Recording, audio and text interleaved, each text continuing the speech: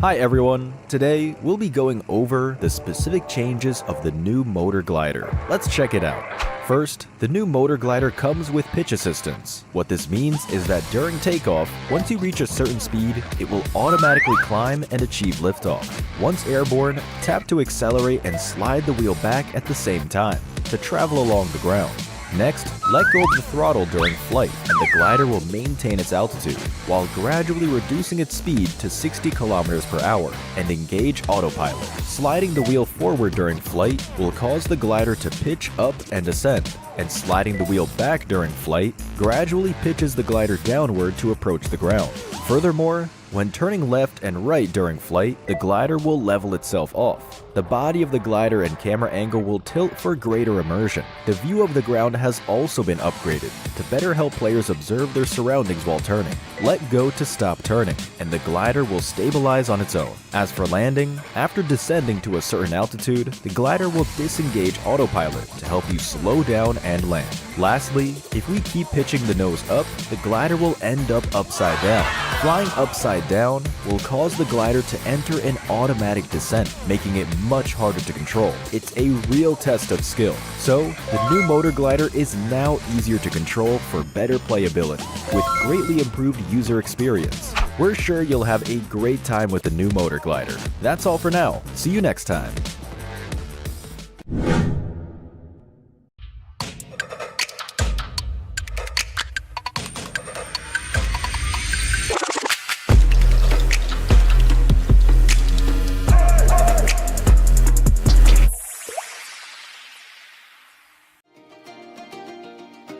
Wow, what a lively sky treasure ship!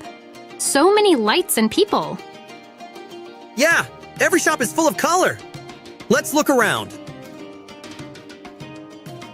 Welcome to the Golden Moon Cloud Market. Haha! You can light the ship's magic lamp each day to get paradise tokens. During certain periods, there will also be a lucky box drop. The Sky Treasure Ship contains loads of great gifts. Come peruse the various stores and go home with your bags full.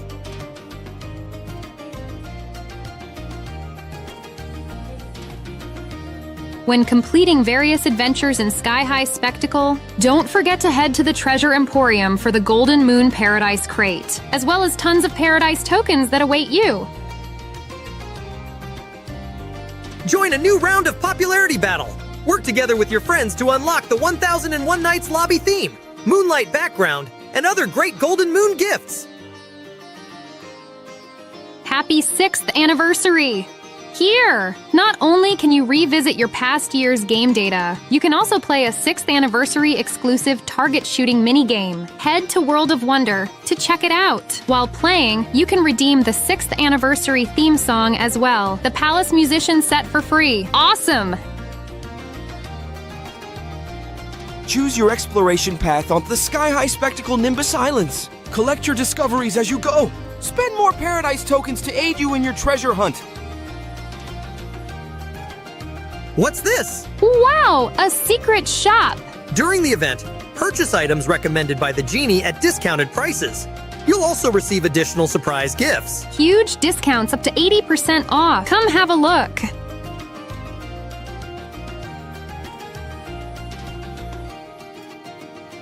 What are you waiting for?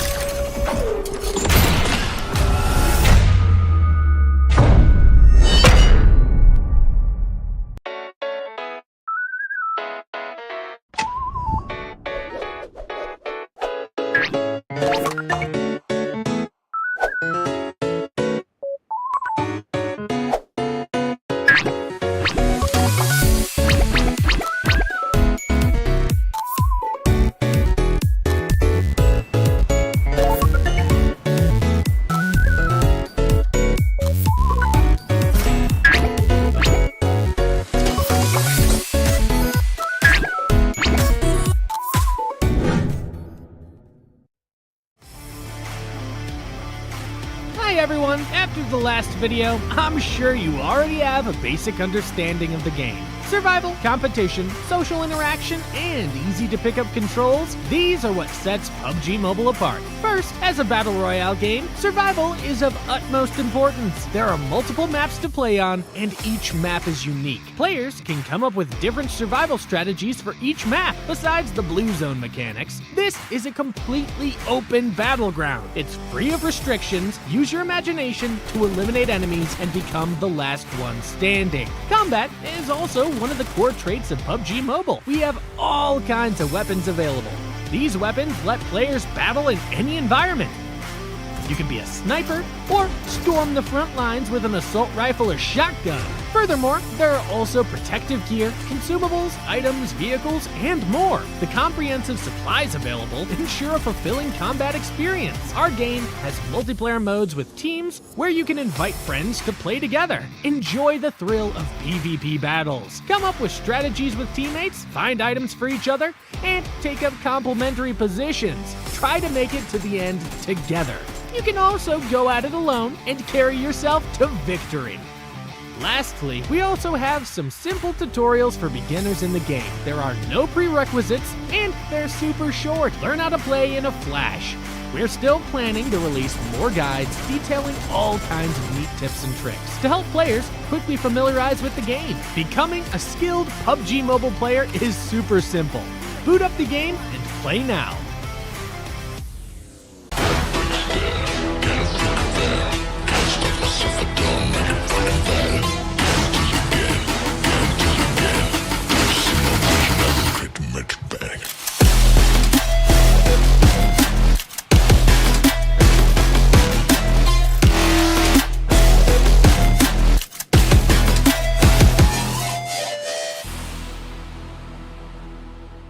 IQOO.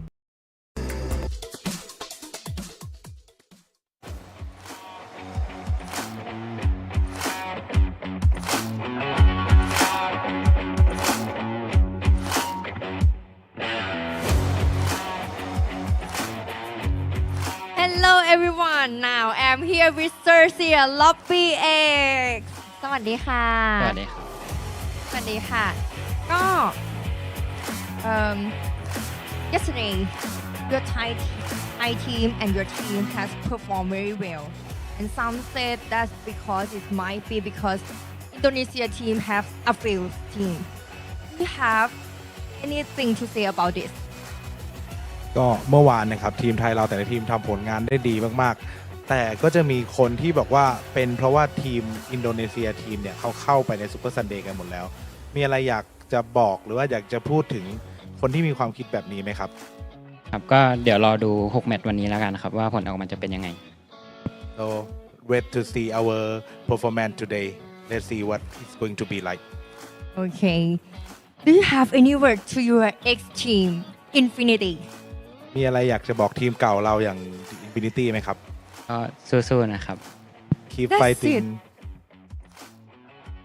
That's it. Mars. นิดนึงอีกนิดนึง Mars.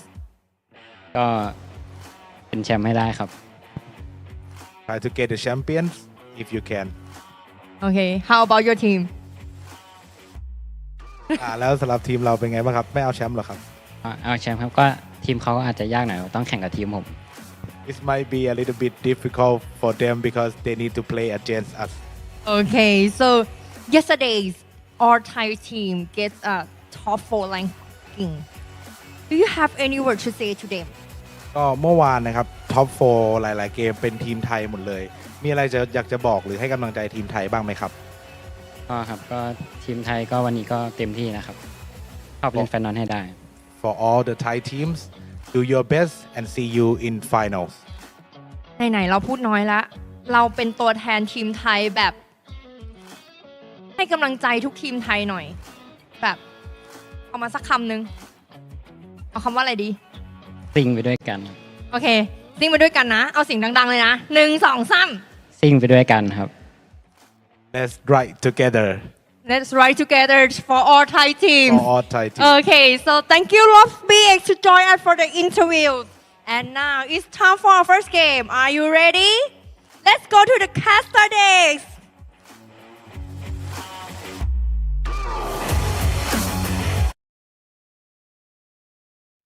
Ladies and gentlemen, and we are at the final day of week number 1. This is the PUBG Mobile Super League Southeast Asia Summer 2024. My name is XERXIA. Together with Juju, will be your storytellers for today. And will the Thai teams be able to overcome the Indonesian giants? Yeah, they're just waking up when it comes to the last chance stage. Yesterday, a lot of rise of the teams has been in slumber before. Now this is going to be very spicy indeed when it comes to our first week Super Sunday. And speaking of which, all the Indonesian teams has been revising the plans of all the teams that played their last chance yesterday. Yeah, so they had the day off, they had the chance to look at whatever that's happening yesterday. But unfortunately for the Thai teams, they need to work real hard yesterday. Well, Vampire Esports almost got it, but we all know what happened there. But that is, of course, in the past. And if you want to check that out, whatever that happened, you got to check out the final day of the group stage. It was epic. But, of course, we're going to start a new day today. All the points will be back to 0. Yeah, but when it comes to the points, today will be the most crucial points of them all, because this will contribute towards the league points overall. And whoever will get the most league point will also have the seed towards none other than the PMWC in Riyadh, which get the seeding to the first to the 4th place in the group stage of the PMWC, and then 5th place will seed towards this survival stage. Now this is where everybody will take up their secret sources and their strategy just to make sure they gain as much point as possible. Yep, and of course for that they have to do well in the grand finals. This is part of getting the ticket to the grand finals, and it is going to be real important. We have seen it before in the previous season, how the starting points in the grand finals will affect some of these teams in terms of whether they're champions or whether they're not, and the points were really close at the end of last season. This season definitely will see a new story, and it will be with these Super Sunday teams.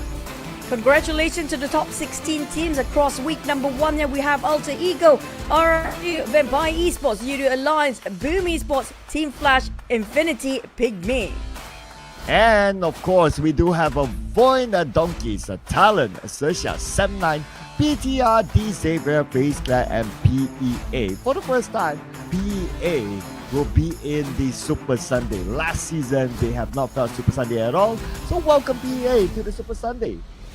Yep, it's going to be nerve-wracking for them. Are they ready for all the aggressive play when it comes to today's top best team in week number 1 of our PMSL Summer Split 2024? But speaking of which, we do have the comparison between two Thai teams. Domination of the Thais yesterday between XERXIA and the Infinity. Yeah, so these two teams, they did amazing yesterday. With XERXIA, well, kind of blocked out MKT, but yeah, it was what it was yesterday. Anyway, they had a little bit more average eliminations as compared to the Infinity, 4.3 and 3.7. Average split some points do favor on the Infinity, so they naturally last a little bit longer. That's why their top 4 rate is a lot more higher, in fact, than XERXIA. But when it comes to average throwables used, the Infinities use a little bit more. The elimination leader, we are comparing Megamind and Godtuni, and it's given slightly to Megamind. Yeah, but when it comes to the overall, now Vampire is back for Super Sunday. They're not playing yesterday because they already advanced towards the Super Sunday straight from the grouping stage. So we're back having Vampires and Team Flash as well. FaZe Clan yesterday has been quite sort of average standard. We're having the except for that clutch by Venturis, of course, and also the Infinity squeezing in as a top frag grenades team. Now, speaking of which, XERXIA and Infinity also very close when it comes to the comparison between these two, because of how Sharper was not in the roster of XERXIA anymore. They actually already transferred Lobby Axe that used to be Infinity now into XERXIA. Now, between Vampire and Infinity, Vampires, I say, they are more aggressive when it comes to initiating fights. Infinity, on the other hand, they're kind of balanced between two. So usually Infinity don't really engage in the start of the game. Yeah, and for Vampire yesterday, they had an easy day. They had a big start. Well, they could have not needed play yesterday, but thanks to Xavier, that just had to happen. And for the Infinity, well, a lot of good highlights here. They were one of the teams that looked prominent to jump straight into the Super Sunday, but unfortunately on their last group day, they did not really perform, but they took back whatever they lost on the last day of the group stage on the last chance, and they easily qualified to today. I think the biggest lesson will be taken by Vampires, how these Avies just overtake them at the very last minute. So today they might want to start strong, coming up for Vampires. But for today's matches, every day is Super Sunday. We're going to have the same rotation of maps, starting off Sanhok, triple Erangel, and 2 Miramars. And the timing will be +7 GMT here, as you can see on screen. So you have to adjust according to wherever you're watching this based on your respective time zone, ladies and gentlemen. Map sequence will still be the same, even though it is Super Sunday, and we will play the same amount of maps as well. So Sanhok will be hot and fast. Every Sanhok so far that we have played, we have always had an early clash in the drop spots, especially Sami has been pretty popular. And when it comes to Super Sunday, since we do have a differentiation of teams and some of them are not playing it, so there will be quite a vacant places at certain spots. So we can assume some teams might actually change their initial drop here straight off the bat. And speaking of Sanhok, I agree. And so far, Sanhok lasts like, what, 20 minutes and it's done. And usually there's always going to be a fight every single second. The moment we drop, the scout is always going to be the first few victims when they're trying to just find something that will be useful or any sort of information for the team. But when it comes to Sanhok as well, it's down a very, very down to circle dependent sort of circle when it comes to the very small map. Now, speaking of the circle, so far we don't have really straightforward circle into Sanhok yet. Yeah, for the most part, it is a tough circle. We'll probably only have one out of the many Sanhoks that we have played that is kind of okay. But other than that, it's always tough circles for this team. So they need to be prepared for all sorts of scenarios, especially Sanhok being a very circle-dependent map. If it goes to one of the smaller islands, especially Camp Alpha, then of course, naturally, whoever drops there has the big advantage. So the biggest challenge is for the other teams to overcome that sort of scenario. So I can see when we can pull out our predictions for today. Now today I'll be very practical. I'll be very analytical as well when it comes to the chicken dinners, right? I personally like since they are on the roll for the side of BU and also Alter Ego, we can assume they might actually score some chickens here and might actually be more than one chicken. Yeah, I'm still sticking to my personal rule of not picking the same team again. So here are my picks here. I gotta put in Xavier there just because of the drama that they delivered to us on the last day of the group stage that pushed down Vampire Esports. As for Sun9, we did see them having a better performance yesterday as compared to the group stage, and that allowed them to be here today in Super Sunday. BTR, well, they're BTR. How can we not have them somewhere on the list? I feel like BTR, the Xaviers, as well as FaZe Clan do have, and even IQOO we add in the fray there, they do have this sort of strategy that that one-shot strategy where they can pull out very different play, very aggressive, and just get those high kill eliminations volume in one single round or one single map. That's doable for these 4 teams that I just mentioned, and BTR is one of them. We've seen them before when it comes to day number 3, if I'm not mistaken, when they got themselves quite high of elimination. Sorry, day number 2.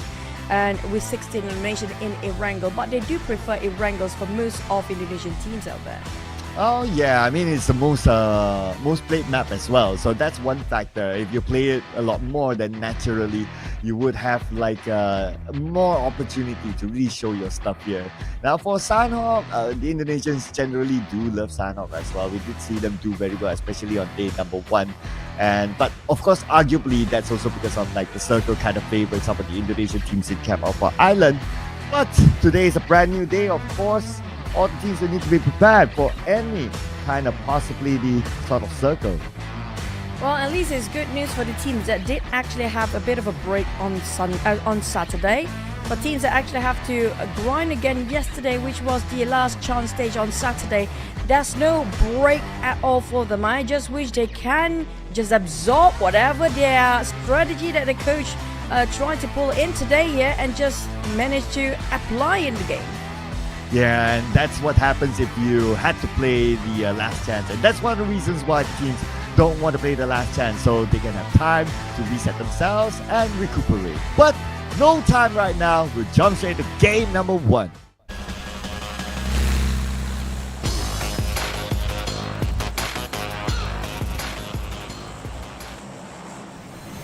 dropping like it's hot. The flight path even kind of in the center as well. It's going to be a beautiful day starting off our Super Sunday here, right splitting the map into the north and the southern side.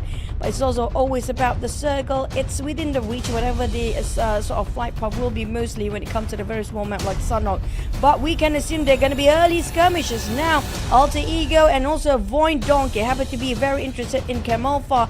And I don't think there'll be third party coming in, since there's only going to be two teams in the smallest of island of them all. Yep, so it's VOIN Donkey and Alter Ego PEA. Sometimes they do drop there, but I guess based on their analytics, it's a little bit too crowded, so they switch to Kampong. Considering that we don't have a quick VIP there or playing here today, so Kampong is pretty open for PEA. But so far inside of Sami, even such a popular spot during the group stage, it is open only to PIGMY, so no early clashes there. And in general, I must say, everything is quite well spread out. Yep, but I have a feeling we might have early engagement here on top of Sami PIGMY versus Sam9. And already trading off, and even an easy execution translate into 1 point quite swiftly done by the side of Sam9, taking our Chul out. And this is a great day, and Sam9 finally waking up. Oh, looks like the overlapping colors. Looks like it blinded me there, but hopefully it doesn't blind these two teams. And as what you said, Sam9 scored the first blood, so it's a great opening for them against PIGMY. The last time around, these two teams butt heads inside of Sami. PIGMY won against Sam9, so Sam9 definitely wants revenge. Well, I say it's actually a good thing that they actually have to play a last chance stage yesterday. It gives them more room to practice and get themselves the chemistry. But the circle do comprise a lot of the Cam Alpha just now. This is going to be a huge advantage for Sam9, but also might be trouble brewing. It means they need to wrap things up quickly with PIGMY or PIGMY against Sam9 here, because we might have visitors very soon. Well, the interesting thing is that the circle is actually at Camp Alpha, so teams like Alter Ego, VOIN Donkey, they do have a big advantage of dropping there first. That also means that inside the Sami, it has to end quick. If not, it's going to be difficult to cut across Camp Alpha Island. Yep, 9 and PIGMY.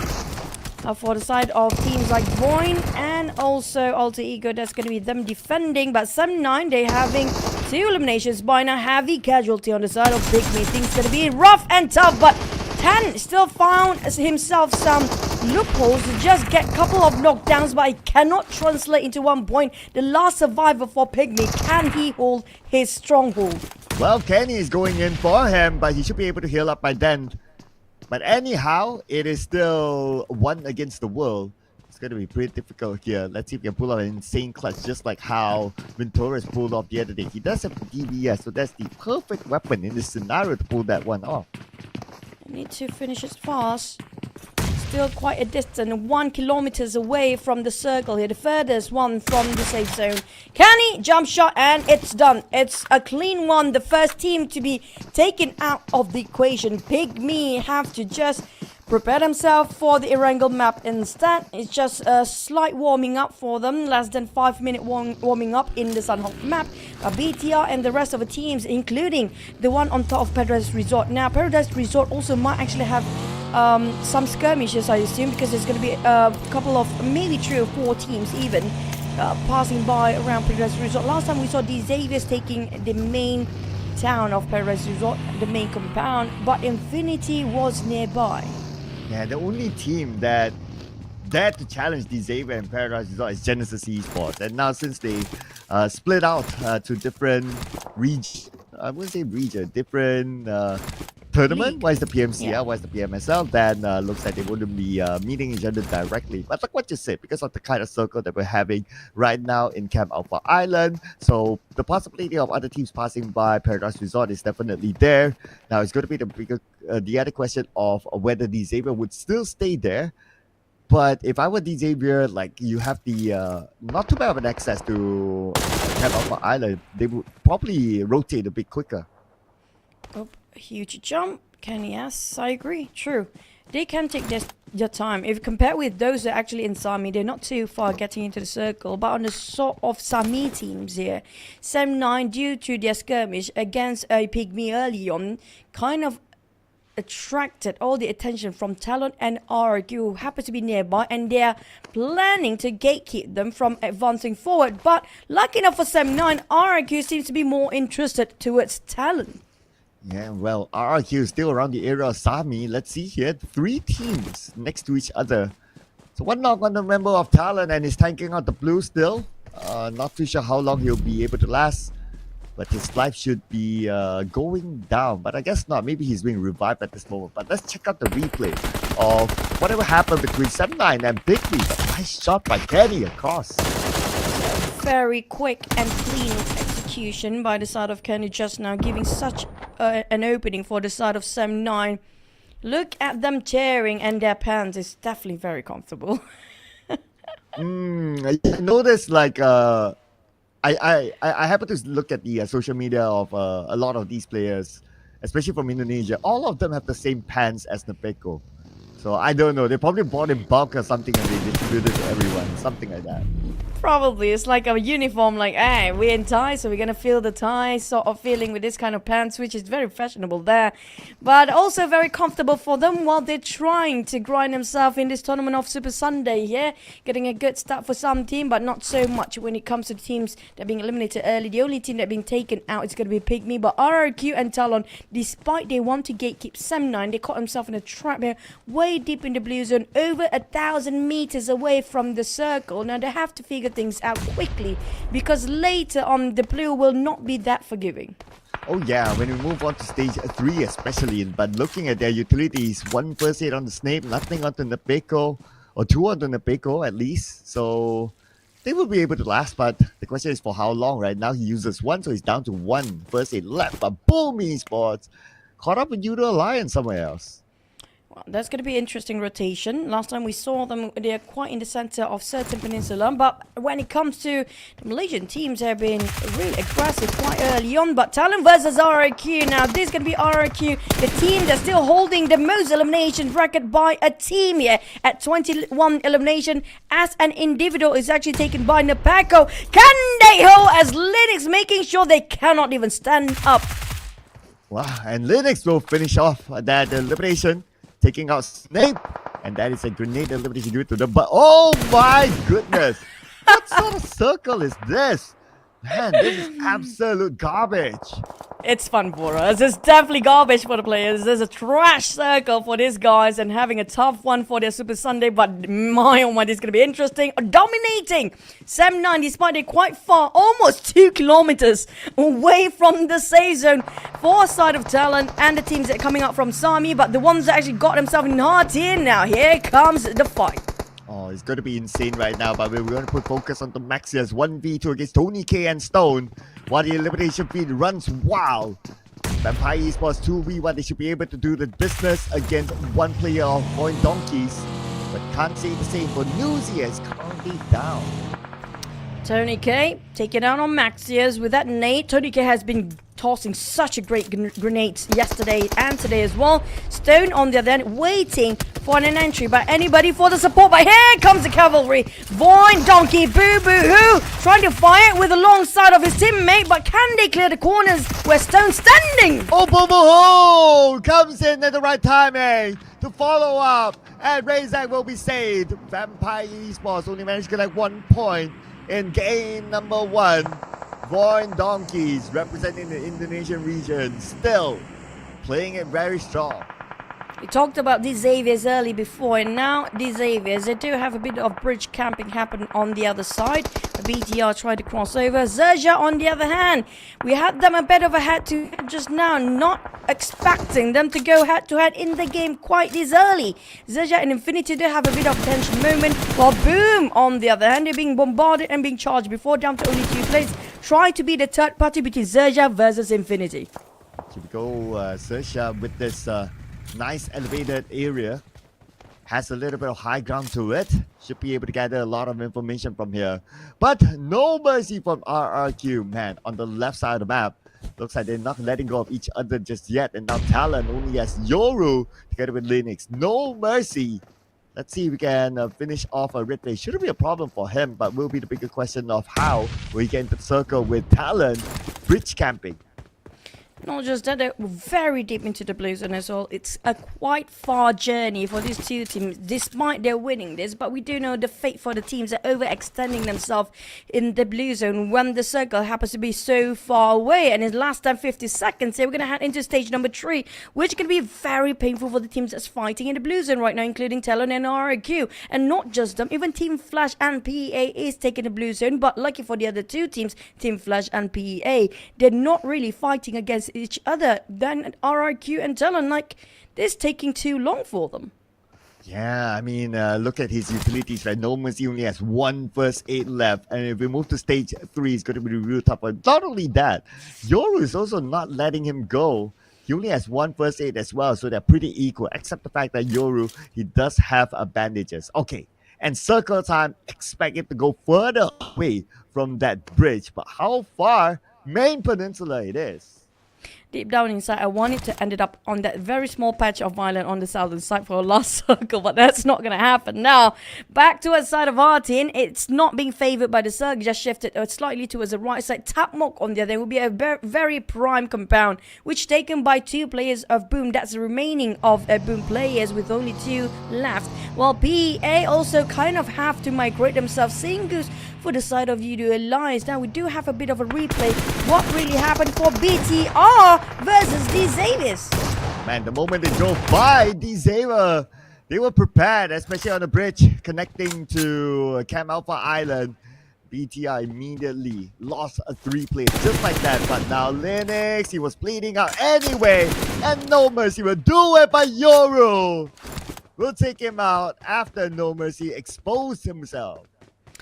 Silence broken, but at the same time, at what cost? A very heavy casualty, and not just that, only 1 player left for the side of IQOO. I think also that's not going to be the end for the last player that is standing right now for the side of the Indonesian team.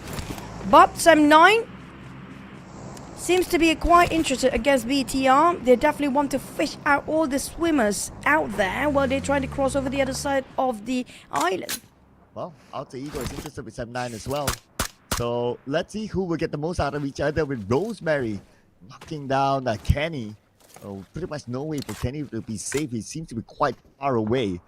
Alter Ego playing by the rim of the circle. This is a good advantage against Sam9.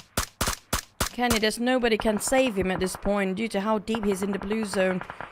And it's going to be almost a minute where we're going to head into stage 4, and it's lesser land right now. Very small patch of land for the players, which we still have 13 teams intact. BTR gatekept by D-Zavis before now not having to move. That's going to be the last player. Sam9 fired back, retaliate against Alter Ego across the other side of the island. Yeah, nice knock onto Rosemary, even though he's behind this rock. So Octa is on to Rosemary while keeping an eye on to Sam9. If he sees depth, shots by the depth. The moment depth gets knocked, Octa is clear to pick up.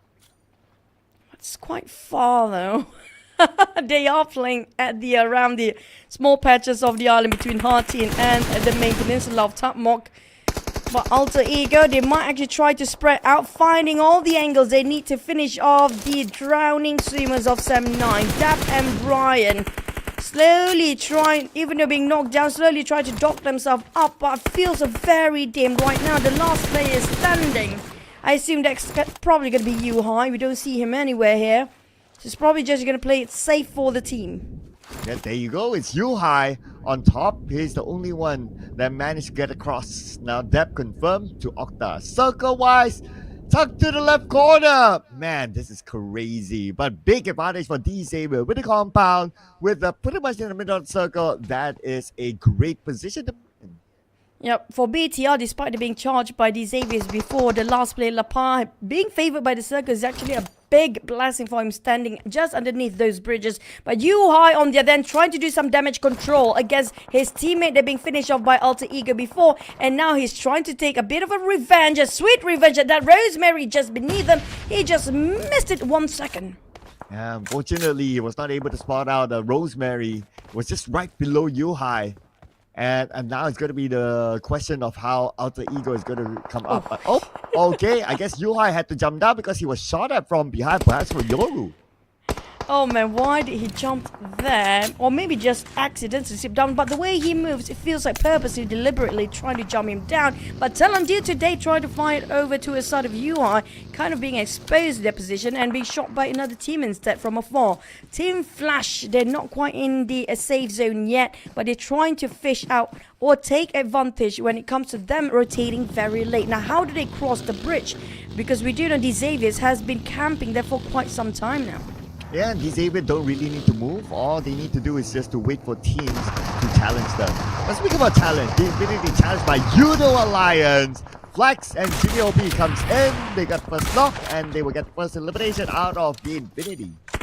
Speaking of elimination, the most will be taken by 6 elimination of Sem9 with VOIN getting a trio in the team right now for VOIN Donkey, having one of the most players. You do Alliance still have a full squad. Same goes for XERXIA and PEA and FaZe Clan, who has been playing for quite some time. Also on the side of Judo Alliance, they're trying to defend their compound with so many gases coming over the other side. And it might not just be Infinity. VOIN might actually join in anytime soon. Oh man, it's just a matter of time now just because of how tight the circle is. But Judo Alliance still need to end the fight. Now Jimmy comes in. Oh, does not connect those shots, unfortunately. The shot from Jimmy's DBS did not connect at all. But lucky enough, Flex is there to follow up. But Jamie OP still finish off by a long range shot somewhere else. Sem9 Yuhai, before he went down, he managed to secure 2 more eliminations for the team here. While the circle will shift, will it be favored by BTR or not? It moves slightly away. Xavier's got the center. They're holding the ground. They're having a full squad. Now Alter Ego tried to take down the last member of BTR, Lapa possibly, while Infinity will be eliminated at 10 and 9 placed by Team Flash. The rest of the team coming up from north is actually more concentrated than the ones coming up from probably south, which will only have 3 teams as well. Yeah, it looks like a lot of teams had the same thought of hugging the northern side to come in, which is okay until everyone else does it. Then it gets a little bit crowded here. So Judo Alliance is stuck in that situation. They have 2 players left, Flex and Leon, but they have 2 teams in front of them. One of them, XERXIA. Etsy spraying over to Judo Alliance, gatekeeping Flax denied their advancements from the blue zone, and that's going to be difficult for Judo Alliance. But despite of that, they still got themselves 5 eliminations, and they're definitely already happy to at least score something out of this. While BTR, that one last play, is holding for his position because he knows for a fact he's depending heavily towards his position points. But Flax, there's no way out at all, so probably he's just going to submit himself towards the blue zone, while maybe try to fight in the very last minute. I'm not sure, but that will contribute towards just 1 elimination point if he pops his head out. Yeah, it's just a matter of time now for Flex. But Mize from PA taken out, and he's going to be the last member. So PA out at number 8 with 2 elimination points. XERXIA playing the patience game, but they're not really putting focus onto Flex anymore. Megamind shredded almost entirely his helmet with level 1 of gears, and Flax still holding on. I'm not sure how many first 8 he has left. That's going to be 1 more to go with 3 hand grenades. Trying to go with band-aids. I don't think it works anymore, buddy, at this point, because it's stage number 5 here. It's either using first aid and you're done. And that's it. He's popping out. Megamind actually not hovering his crosshair towards this side. But couldn't actually advance either way. Flax might actually just go down as XERXIA's Megamind being knocked from afar by FaZe Clan. These Xaviers, FaZe Clan and XERXIA in a 3-way war. Wow, because Flex found another extra 3 first aids, he managed to survive up to a top 6 S-Loft now. Let's see how long more he can hold as the elimination feed continues to roll as well. Xavier Lamborghini got 1 for himself. FaZe Clan quite spreading out, trying to find the members of these Xaviers who's capitalizing over the center of the circle, while VOIN come out from the northern side. Risk and the rest of VOIN Donkey, Boo Boo Hoo and Zeta is still in there. All the high fragger players still alive. Now all they need to do is just trying to open up their angles and gain some information, while FaZe Clan, unfortunately, they don't have those elevations. They're hardly visualizing the other side of a map. It's quite hard to see the other side just because of how hilly this area is. But that also is a kind of like a double-edged sword, right? It also kind of helps them to cover from the other teams, and they can slowly slide into the circle. So FaZe Clan is still A-okay for now. I can't say the same for Alter Ego as they try to dock themselves, but this Xavier is there. Alter Ego trying to dock themselves for the longest time, swimming over the side. BTR Lapa is just following pursuit behind, but hearing those sprays coming from Lambo, he made a bit of a U-turn. Now Alter Ego leaving with only Rosemary standing, playing with the smoke. He got himself covered just temporarily. The moment the smoke dissipates, it's gonna be tough for Rosemary to survive. Oh man, Rosemary. How's he gonna get out of this? Looks like the answer is nope, he's not gonna be able to get out of this. PUBGM will burn him down, and Alter Ego out at number 6. The only team with a full squad and has been conquering the center of the circle just now was the Xaviers. This gonna be it. This gonna be that chicken, and high chance of them finishing it with a big one as well. Now, scores-wise, for the side of VOIN Donkey, despite they're having a lower chance of getting those chicken, but still having a trio, still have a shot at it with 10 eliminations in the bag. Well, the next challenge is to try to get the circle. It slightly ran away from them. As for the Xavier, they probably don't have the circle as well, so time to move. Interesting enough that Lapa from BTR is still alive, but not for long. There you go, spotted out by Shadows. BTR out. At least they got themselves quite a number of position points. They didn't score any due to how they're being ambushed by these Xaviers when they're trying to cross the bridge early on. But for VOIN, Zeta spotted out the rest of FaZe Clan. But at the same time, they've been close by the blue zone first. They have to advance, but no moment. They just march forward. It's a clear view for FaZe Clan to shoot them down. Go, the Xavier, game time on the spraying on the VOIN Donkeys. One of the members of VOIN Donkey coming down, very second trouble dancing around. 50% of health, 30% of health, and now he is stuck and he is out. VOIN Donkey still down 3, but he got 10 eliminations. 2v4, a full squad, healthy and well. Can this be the very clean chicken dinner we hope for the Xaviers? And that's it, chicken dinner, the Xaviers. After the last minute pushing into the Super Sunday, they still carry out the momentum here today for our Sunday games. Nice movement by Xavier, coming out of Paradise so quickly to take the left side out just by the shore. Even though the circle doesn't go there towards the end, at least they can still block teams from coming in, and that's how they gained their first 2 points out of BTR. After that, it was all about getting the circle, and while getting the circle, they were still able to farm elimination, so they got themselves more than 10 definitely. I assume there's going to be a lot of teams ended up with zeros due to how much a couple of 3 teams up there actually got themselves either double-digit or almost double-digit elimination. So that's going to be very tough for the players down there, especially with the blue zone that closing in and the circle that was pretty much having a hot shift day for the start of our Sanhok map. These Xaviers 500 over damage for Lamborghini, but PUBGM 815. Yeah, and he also contributed 4 eliminations. Same goes for the other Shadows as well as Lamborghini as well. So that brings them out to 12 eliminations in this round. 22 points collected by these Xavier. What a start they had. And of course, the MVP is definitely PUBGM. Speaking of which, 28% of the headshot quite high and up there with 17 damage only received. He's hiding himself so well, not being spotted out by all the other teams. But DX, they got themselves the control of the circle. They played very, I wouldn't say too safe, but still taking advantage of any opportunity they can get. And not just that, this is a clean chicken dinner with full squad well and alive. Oh yeah, and besides the Xavier, VOIN Donkeys, though they had a tough rotation, they had to chase the circle, but they still got a lot of eliminations. And their full squad time is only 8 minutes 30 seconds, so it's an impressive round for VOIN and Donkeys. Other than that, FaZe Clan is up here as well together with 7-9, so we have a good diverse amount of regions. In fact, every region has their own representative here in the top 14.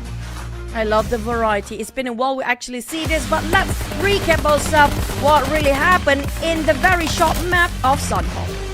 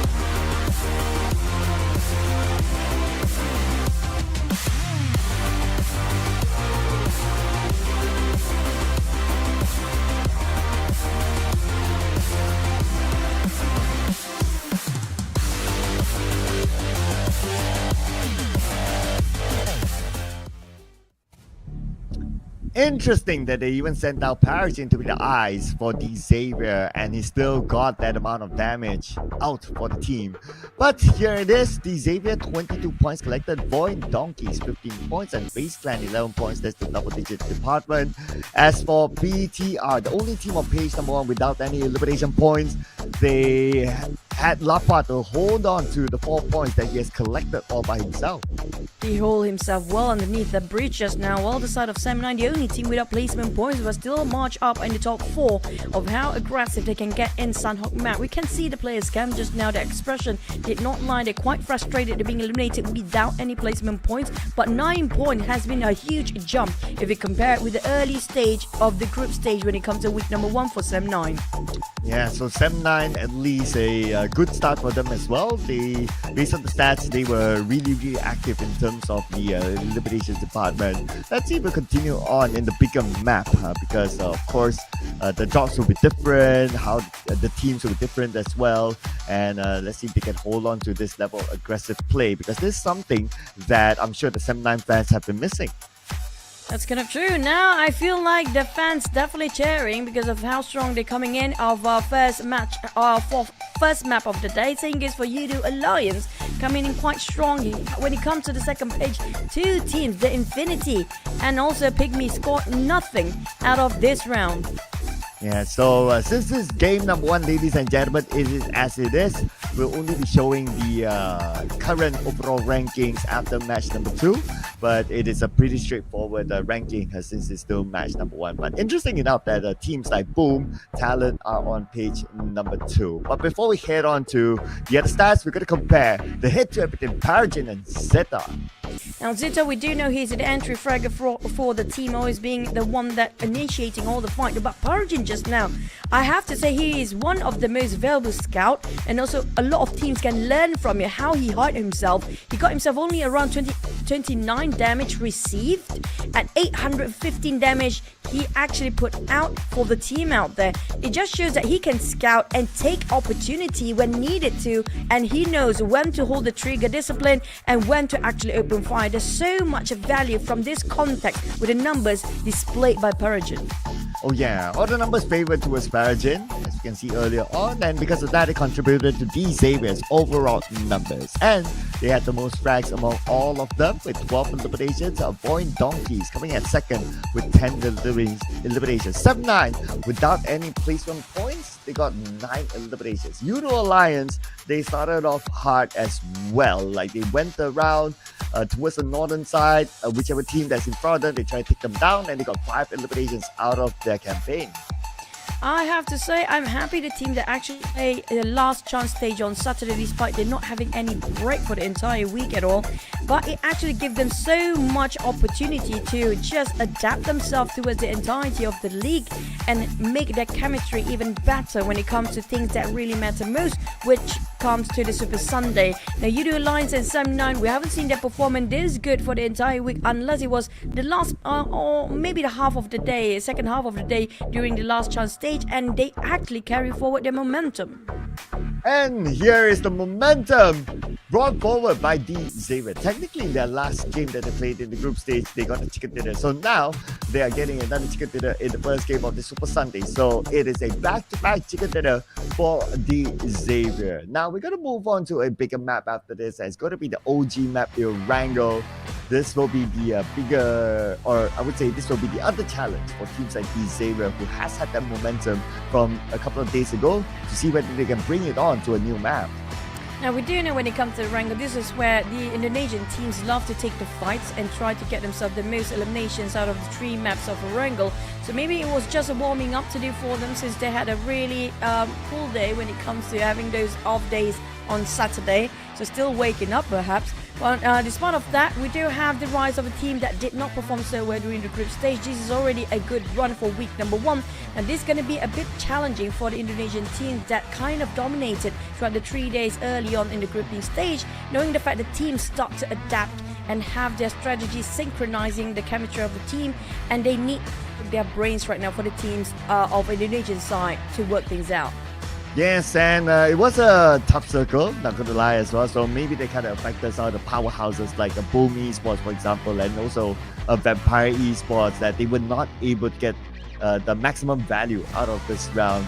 PUBG Esports, we didn't get to see much of them in that round, but for Vampire, they normally drop in ruins. We saw them trying to rotate up north, passing by Camp Alpha and wanted to cut back in, but the circle went away from them. It went to the main peninsula, so it was a really tough round for Vampire Esports, based on the circle, of course. But since after this, we're moving to a bigger map, and it's arguably more balanced, which is Erangel. They would probably prefer to play this map a little bit more than Sanhok. Now we do know when it comes to Sanhok and Erangel map, it's so unpredictable, the pattern of circle this season.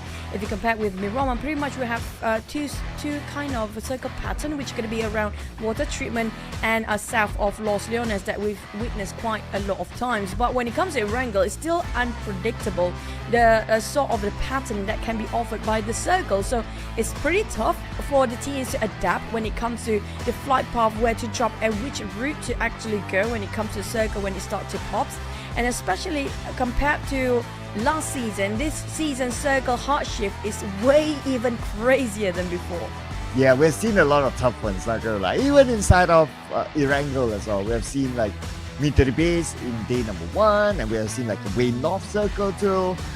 We got a couple of nice ones, yeah, sure. But, the fact that we can still see those kind of weird circles, well, that's fun for us, of course. And bridge circle, a lot of it is actually bridge circle on the left side, and the lighthouse has been taken by a lot of teams, especially DTR. If that kind of circles pop again between the main peninsula and also the SMB, so we're gonna have to wait and see what kind of circle this Erangel has to offer, because like it or not, it's heavily dependent on the circle rotation. Despite they got themselves quite a firepower for the teams, it's the circle that changes the fate for all the players and teams out there.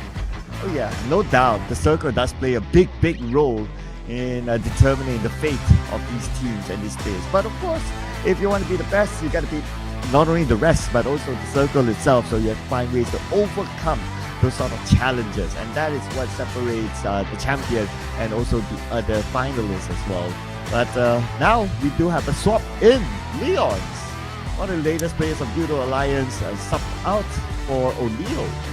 I think Leon's actually being subbed in for Miramar as well yesterday.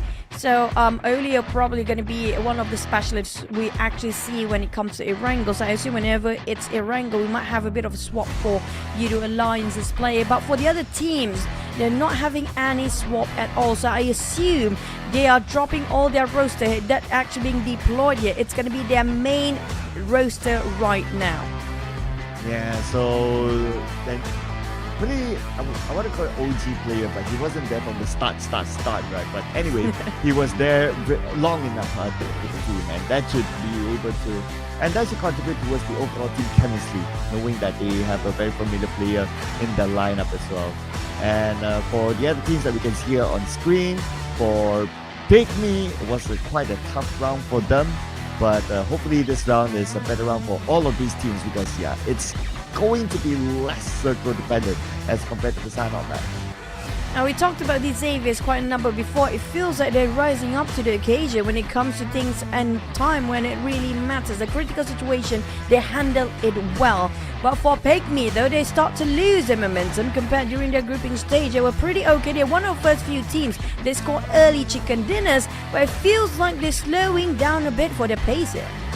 Well, let's see if they can pick up the pace again, because it's only game number 1, ladies and gentlemen. We still have 5 more games to go. Doing teams like Alter Ego, they definitely want to collect as many points as possible. They have a good start. Let's head on to Erangel.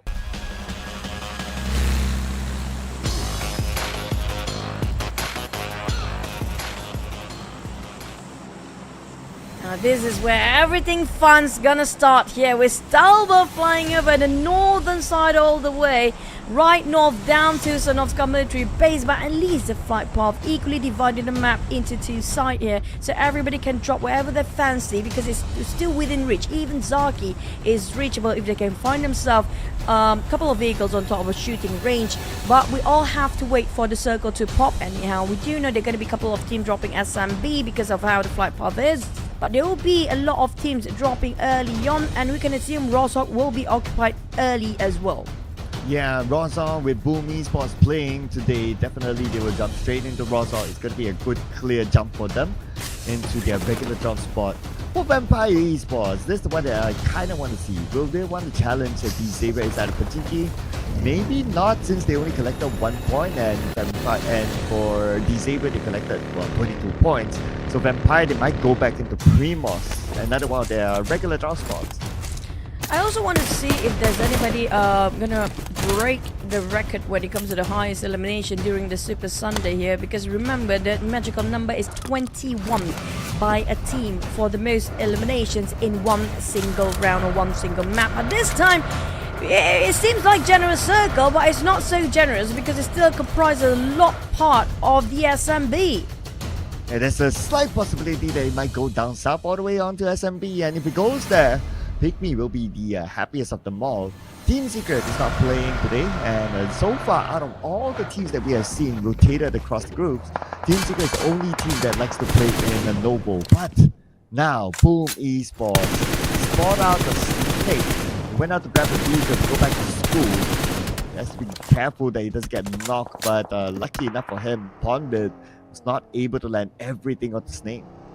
He landed nothing onto Snake. Ball and Brazen, he tried quite a long time to get those at least one bullet to clip on, but it's just too long of distance from that far sort of a spray there.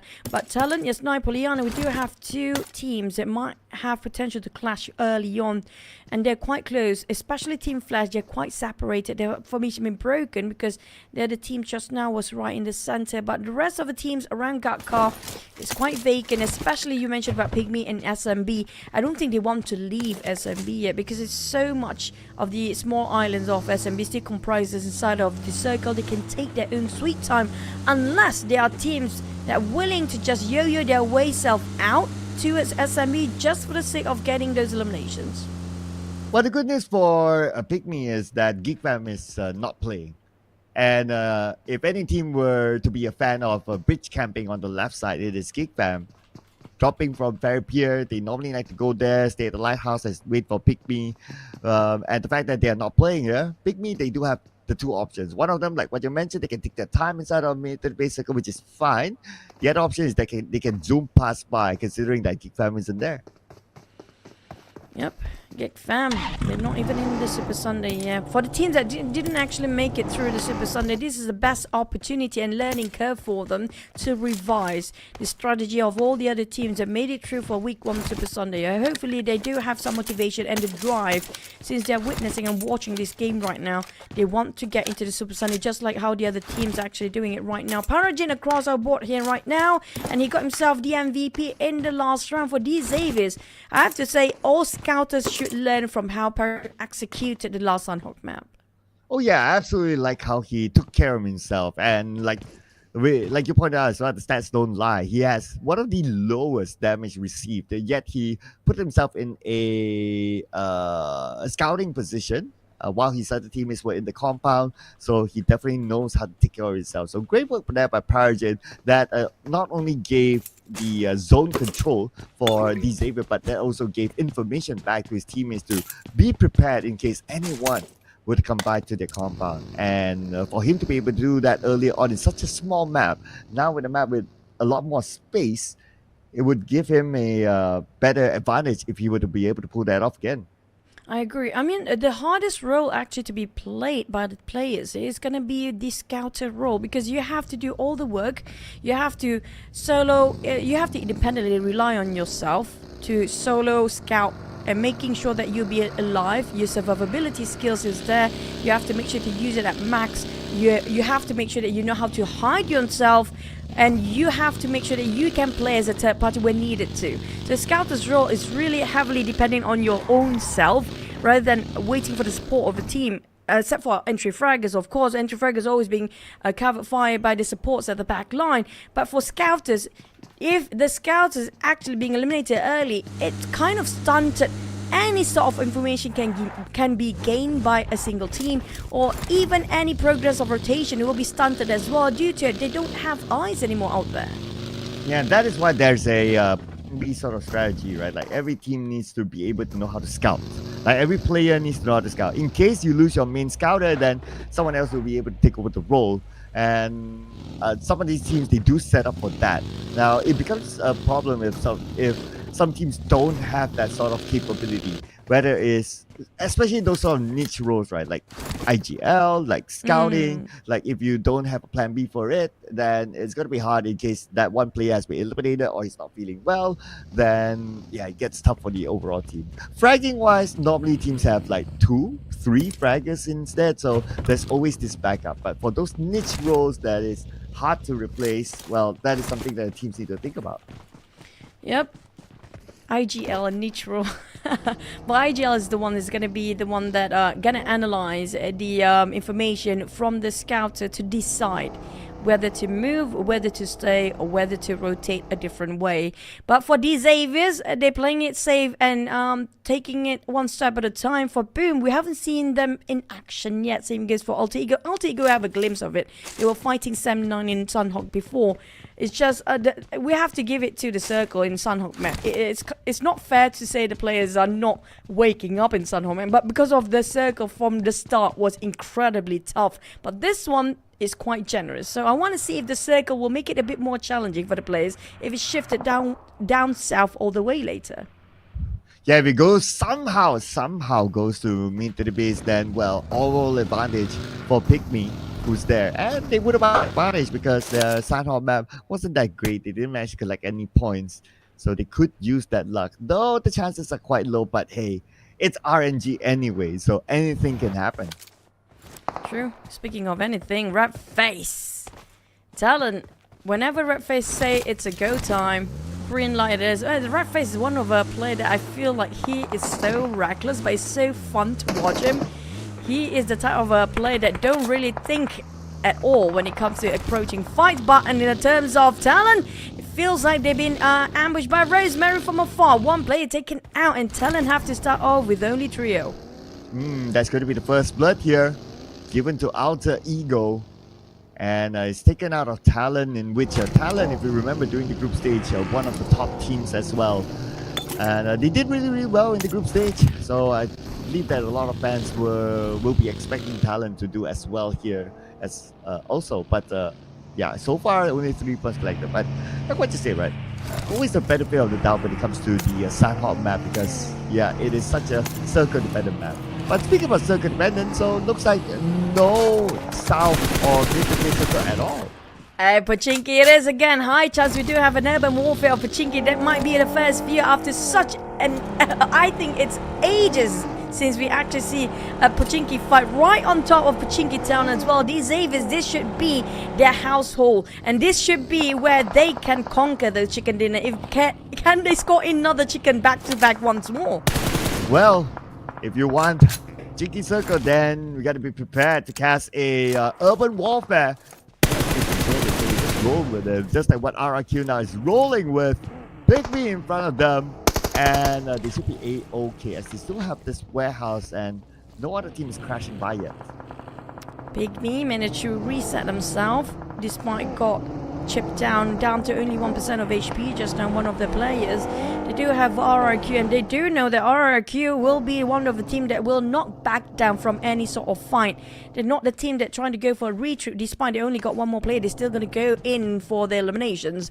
Team Flash taking score, just crossing over by PIGMY, passing by RRQ as well. PA happen to be migrating, just passing school. There's so many teams on top of school right now, but Team Flash taking advantage, looking at Alter Ego spraying over PA just now. Yeah, the high ground on the south side of school. One of my favorite places to be in. And Alter Ego is there. Okay, we gotta see a replay here. Rosemary, very straightforward by him. But it is easier to see and harder to execute that sort of move. Rosemary is on the hunt right now. FaZe on the other hand, slowly and closely watching to a sort of BTR. They got one compound, but not too big.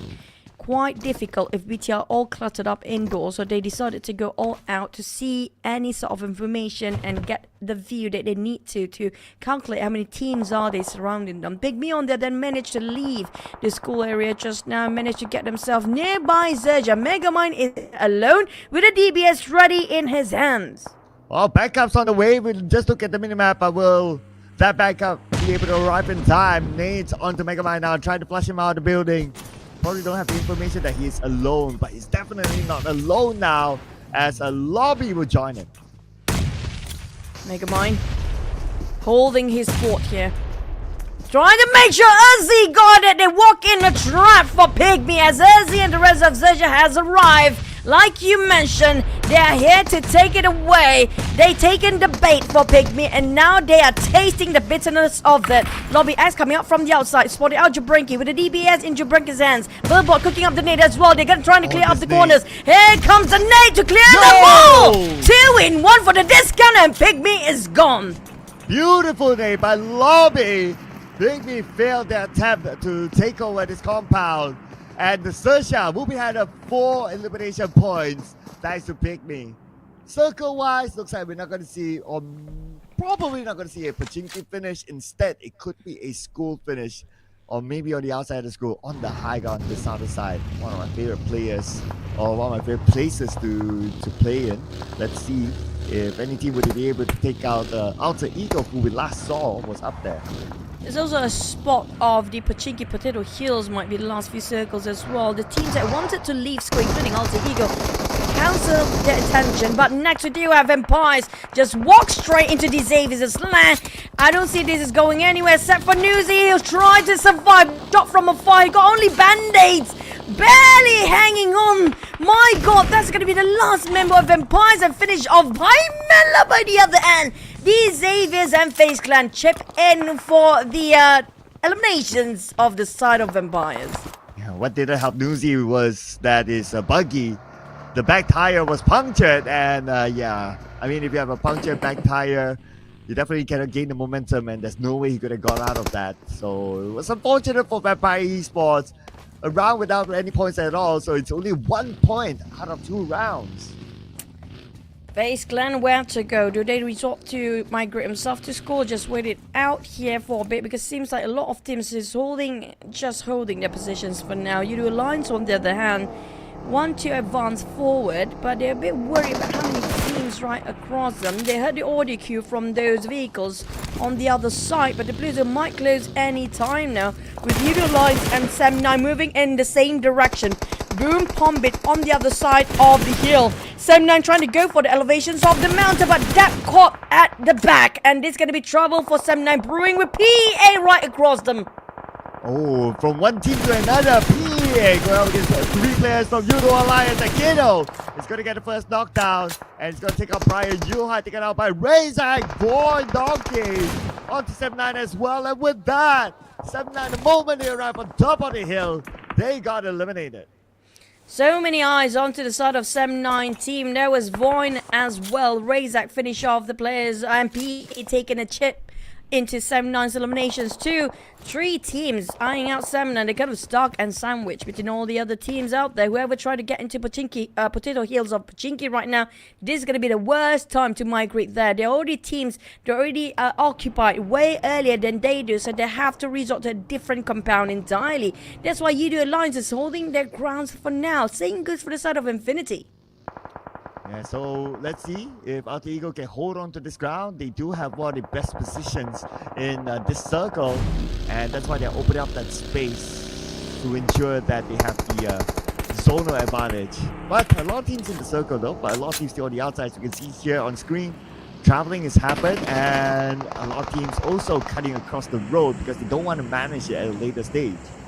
FaZe Clan tried to gatekeep Infinity, but it was a bit of a leak and being breached by Infinity. They managed to cut across, but Logan kind of got stuck at the back line while Mela tried to finish him off. Here comes a nade, but a bit of overtoss by the side of Mela. Did not hit. They assume he's around that tree, but Logan a bit more smarter.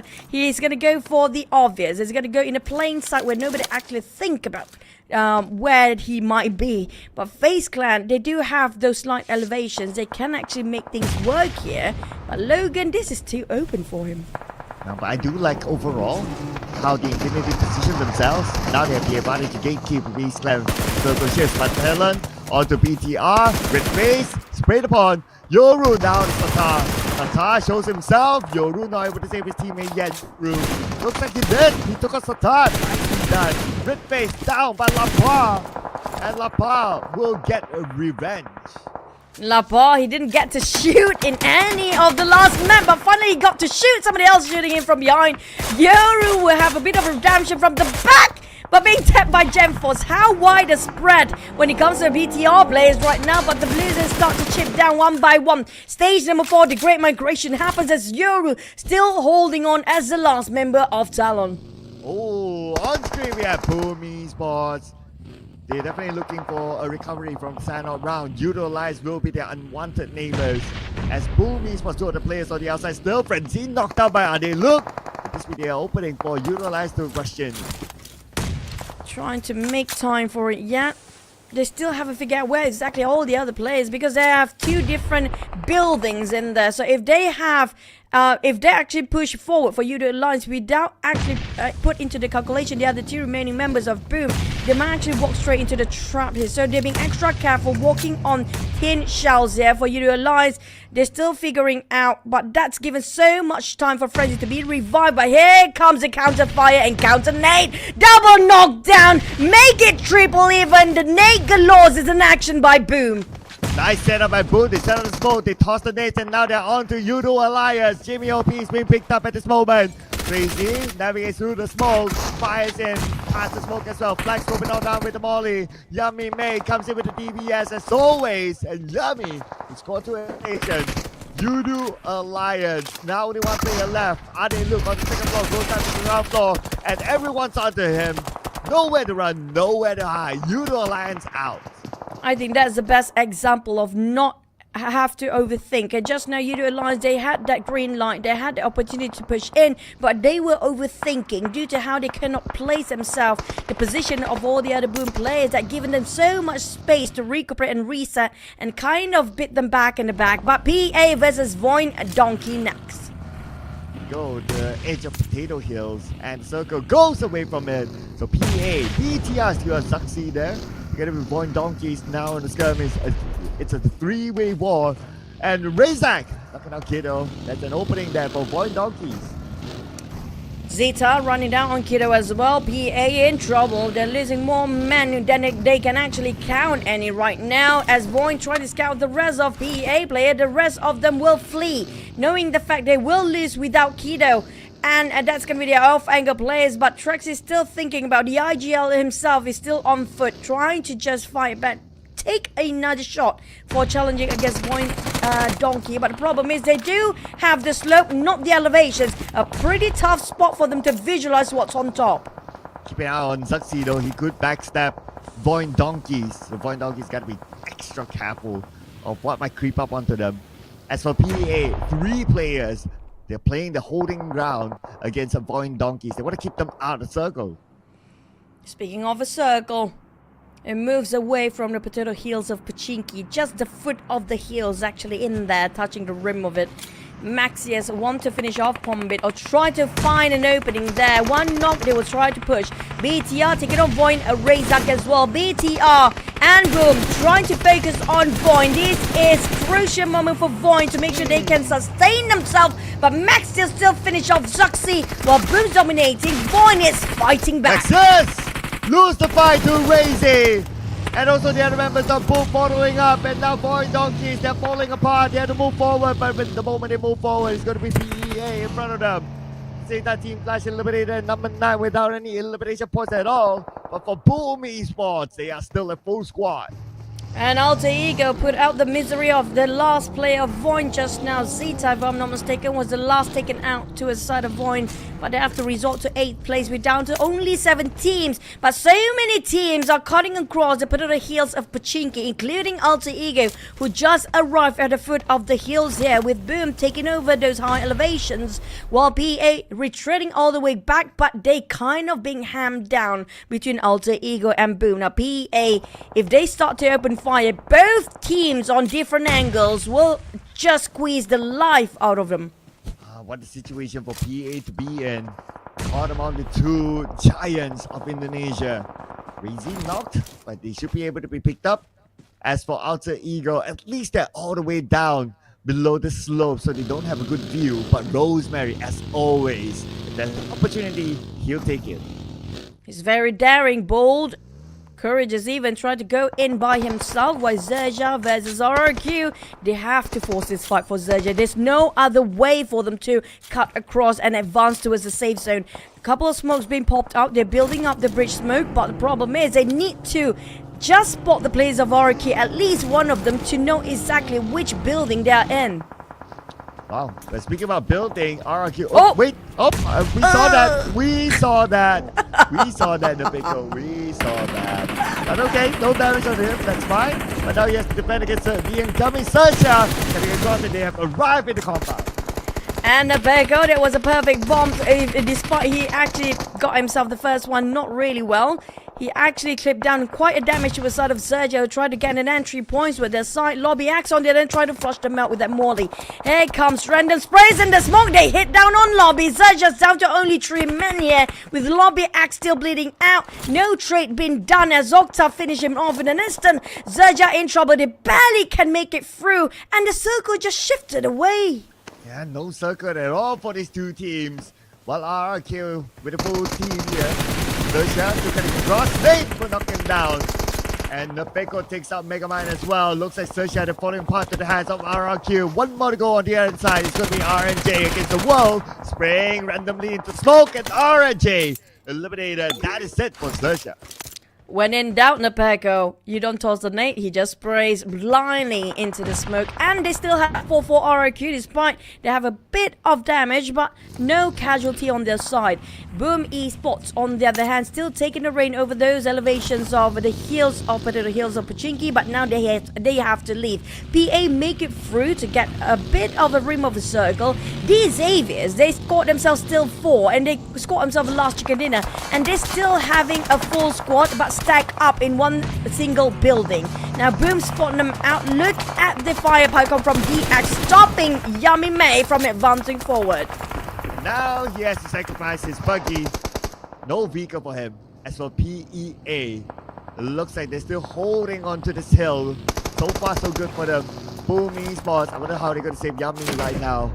As for PEA, keeping their eyes peeled open. The fact that the Boom Esports is there, but Alter Ego comes in onto the other side. They want to close up PEA.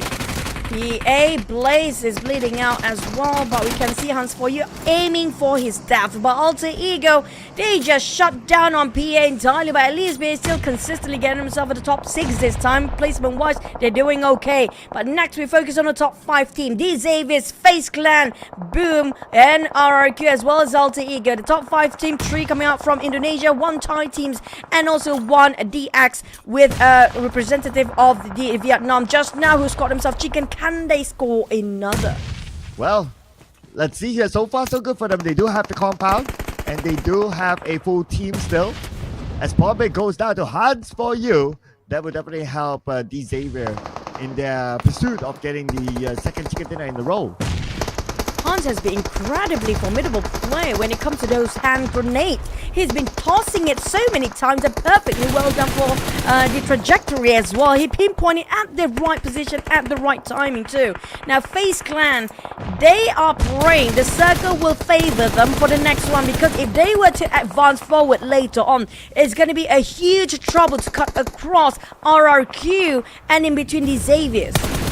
Shadows taking out Yummy, so looks like D Xavier and Boom Esports fighting with each other. You can see that someone on the team map. But now, Snake from the other side putting pressure onto FaZe Clan through the smoke. RRQ, another team with a full squad still, and all they need to do right now is to get into the circle first. But the challenge is going to be big, especially FaZe Clan is there. It's going to be the battle of the slopes here between RRQ and FaZe Clan.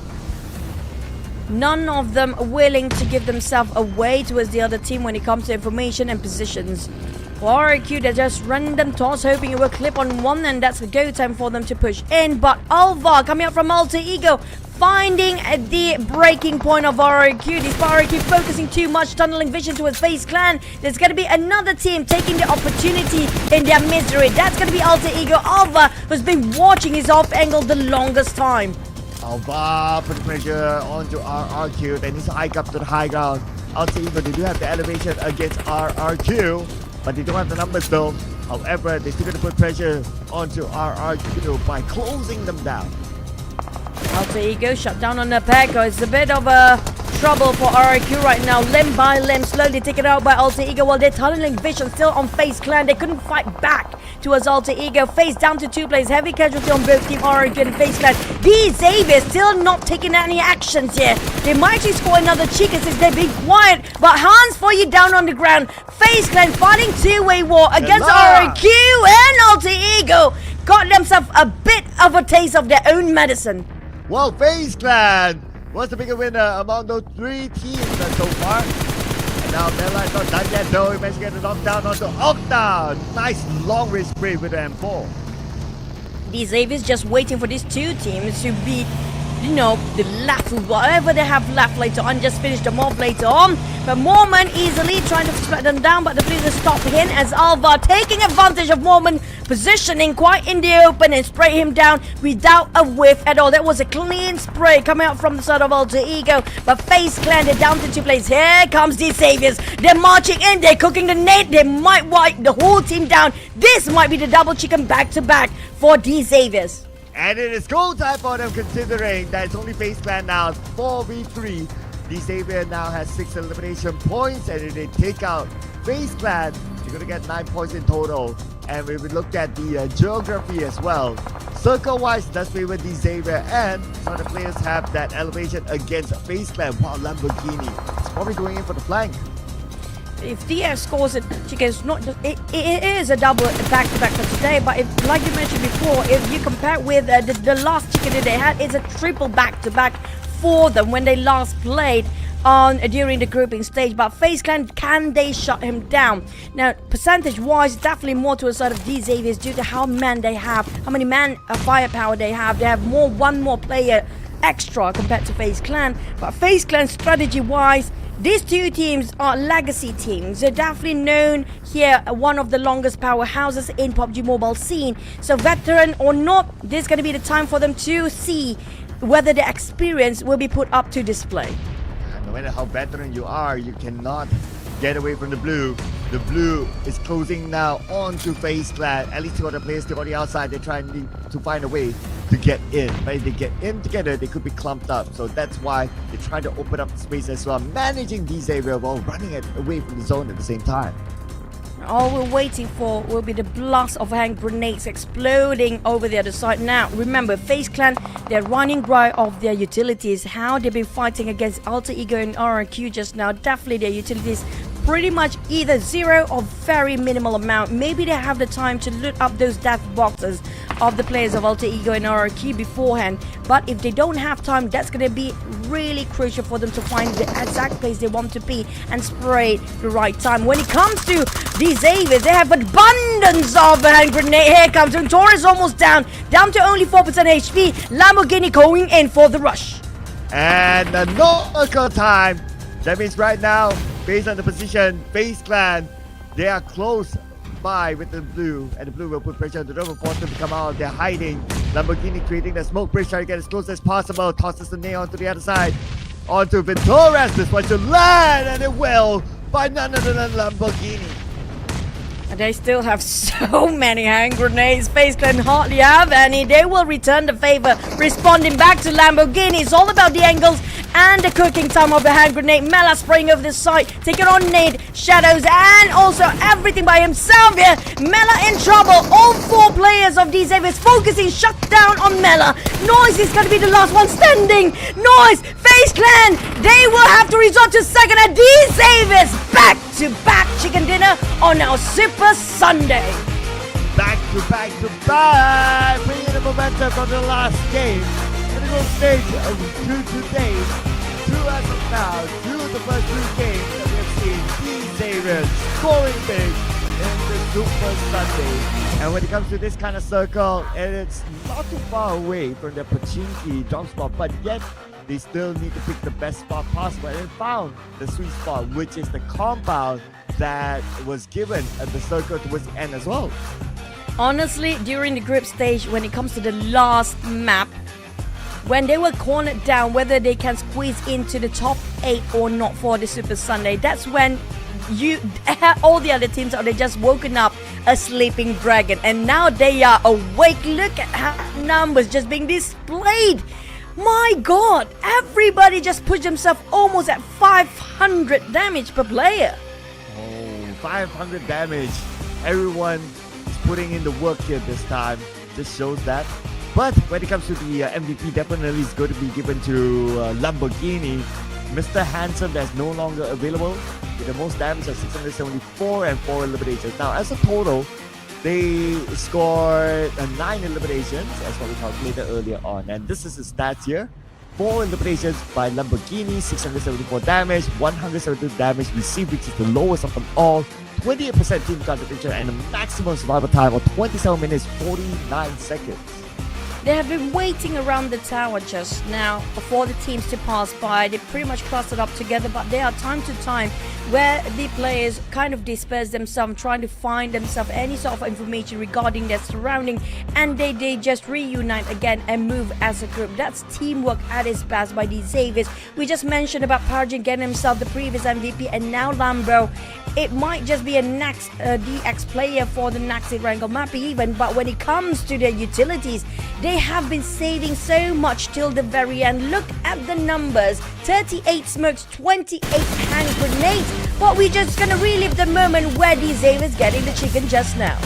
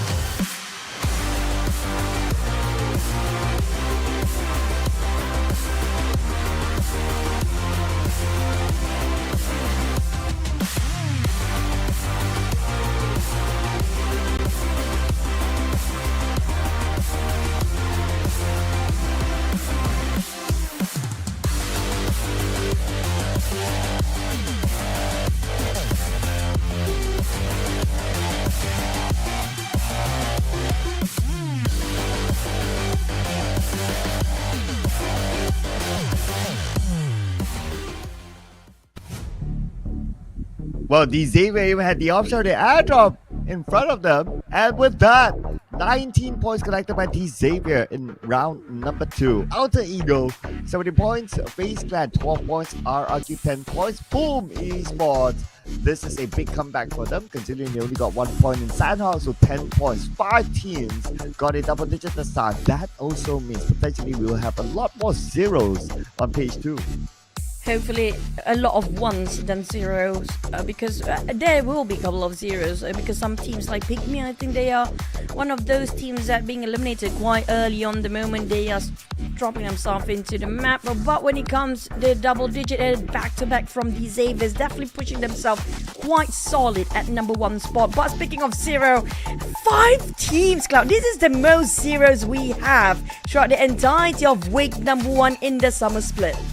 Oh yeah, because all the points went up, and like what you said, this is the most zeros that we have seen so far.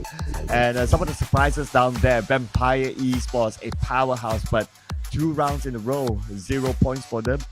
As for Sem9, they came out of 9 eliminations in Sanhok, showing a lot of aggression, showing a lot of firepower, but no points for them this time. Here comes the overalls, 41 points with double chicken. The only team with the chicken here today. We might actually see DX dominate when it comes to the Super Sunday. Alter Ego now pushing up with 22 points tie with VOIN Donkey at 4th place. Yeah, the only difference is going to be the placement points, which could be the tiebreaker between those two. But XERXIA and Boom slowly climbing up at 5th and 6th place. Well, FaZe Clan, well, they're not having those chicken, but the gap between the Xaviers and FaZe already kind of winding up early on. Oh yeah, it's a big gap here, considering that DZ got 2 chicken dinners. But on page number 2, after 2 games, the Infinity and PIGMY, no points at all. Ooh, ouchies for them. Other than that, Vampire Esports, I guess one of the surprise teams to be on page number 2. TALON also one of the surprise teams to be here, as same goes for BTR. I mean, all these teams are amazing teams, and all of them, whoever's on page number 2 will be a surprise naturally.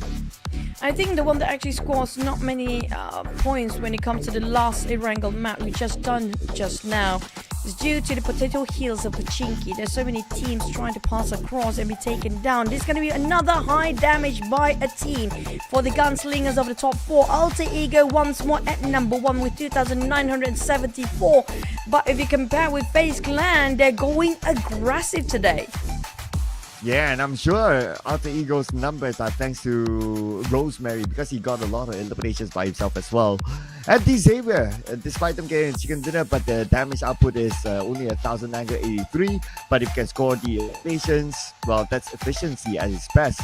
And PUBG Esports coming in at 4 with 1,870-ish damage. But here it is, ladies and gentlemen, in case you just joined us, the Xavier scored a double today.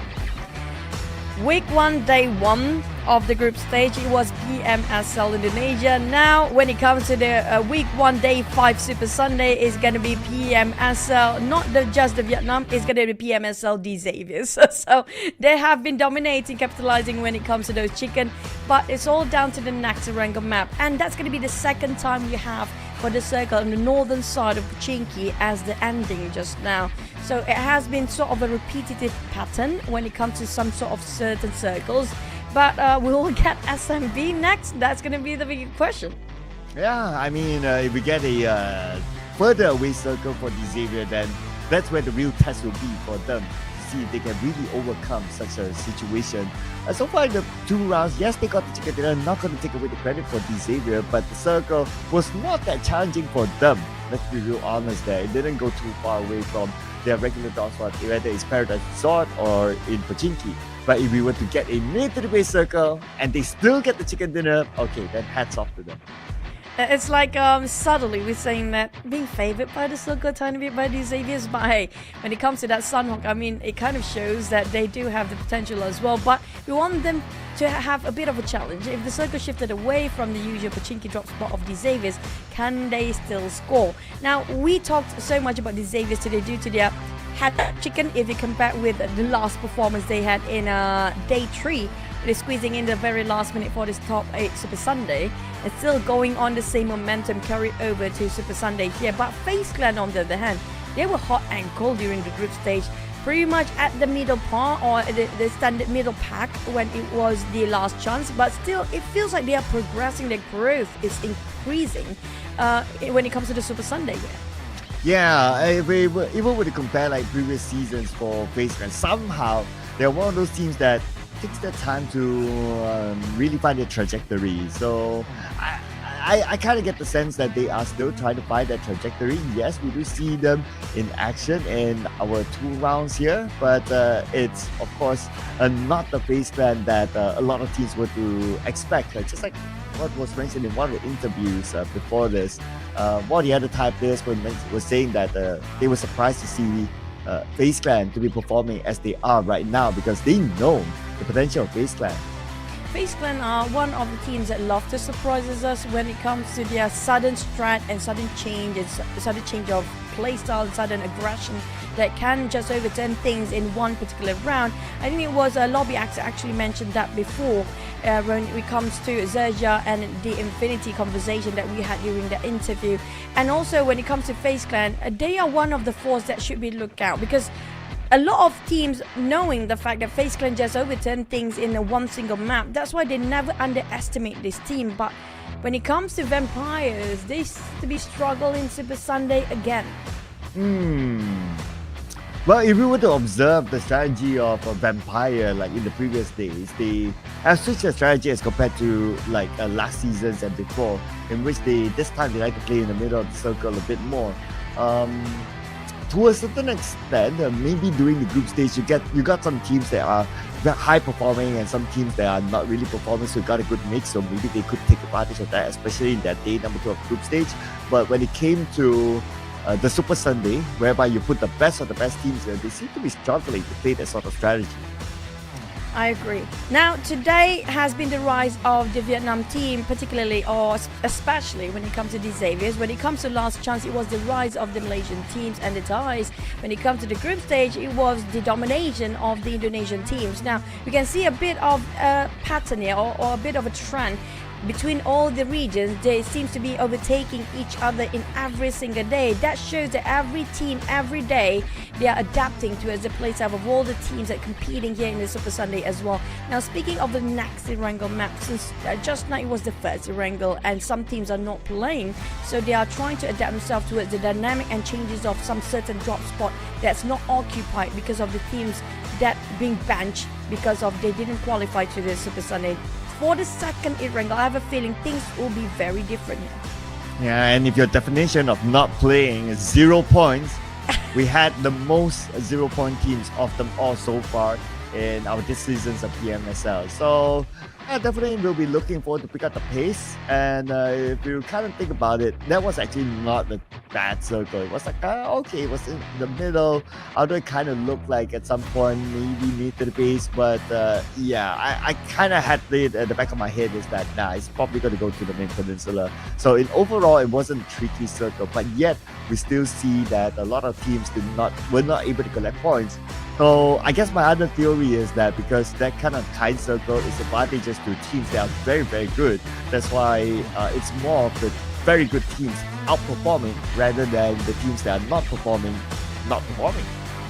Now we also want to see whether the circle just now really is just the circle that favoring the Xaviers, or is it just the Xaviers really so good here when it comes to the Super Sunday. Now speaking of the zeros just now, like you mentioned, it's so tough for them to get into the Super Sunday. Oh, we do have a bit of a swap. Boom, now swapping in Flyboy. Frenzy will have to be benched out for now, maybe trying to change the win of their performance. But also think about the teams. Back to my previous statement. It's so hard for the players to get into the Super Sunday. That's going to be so much grinding, right? But at the same time, PIGMY and Infinity don't score anything yet. So it's already a tough journey for them to get into the Super Sunday, but not having any scores for now, that's going to be really, really painful for them. Yeah, and they were given the opportunity with the kind circle, maybe to give them a new life. At least is to give them a tough circle, because that will also challenge like top teams.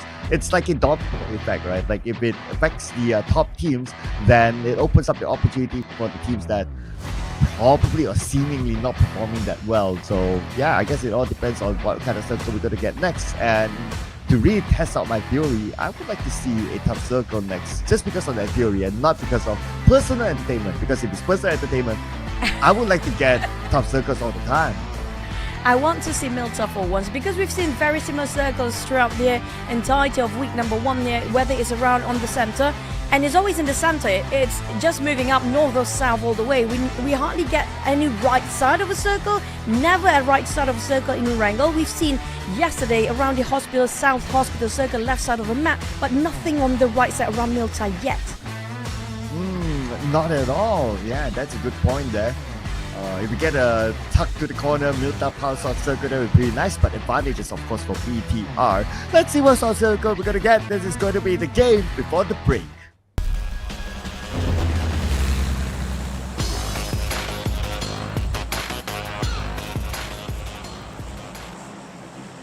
Boom swapping with Flyboy, and he probably going to be the pilot. He is a pilot himself. You mentioned the trivia fact we had before, and now he is playing for the side of Boom. And we do have a very similar flight path, just like we had before, splitting the map into two sides.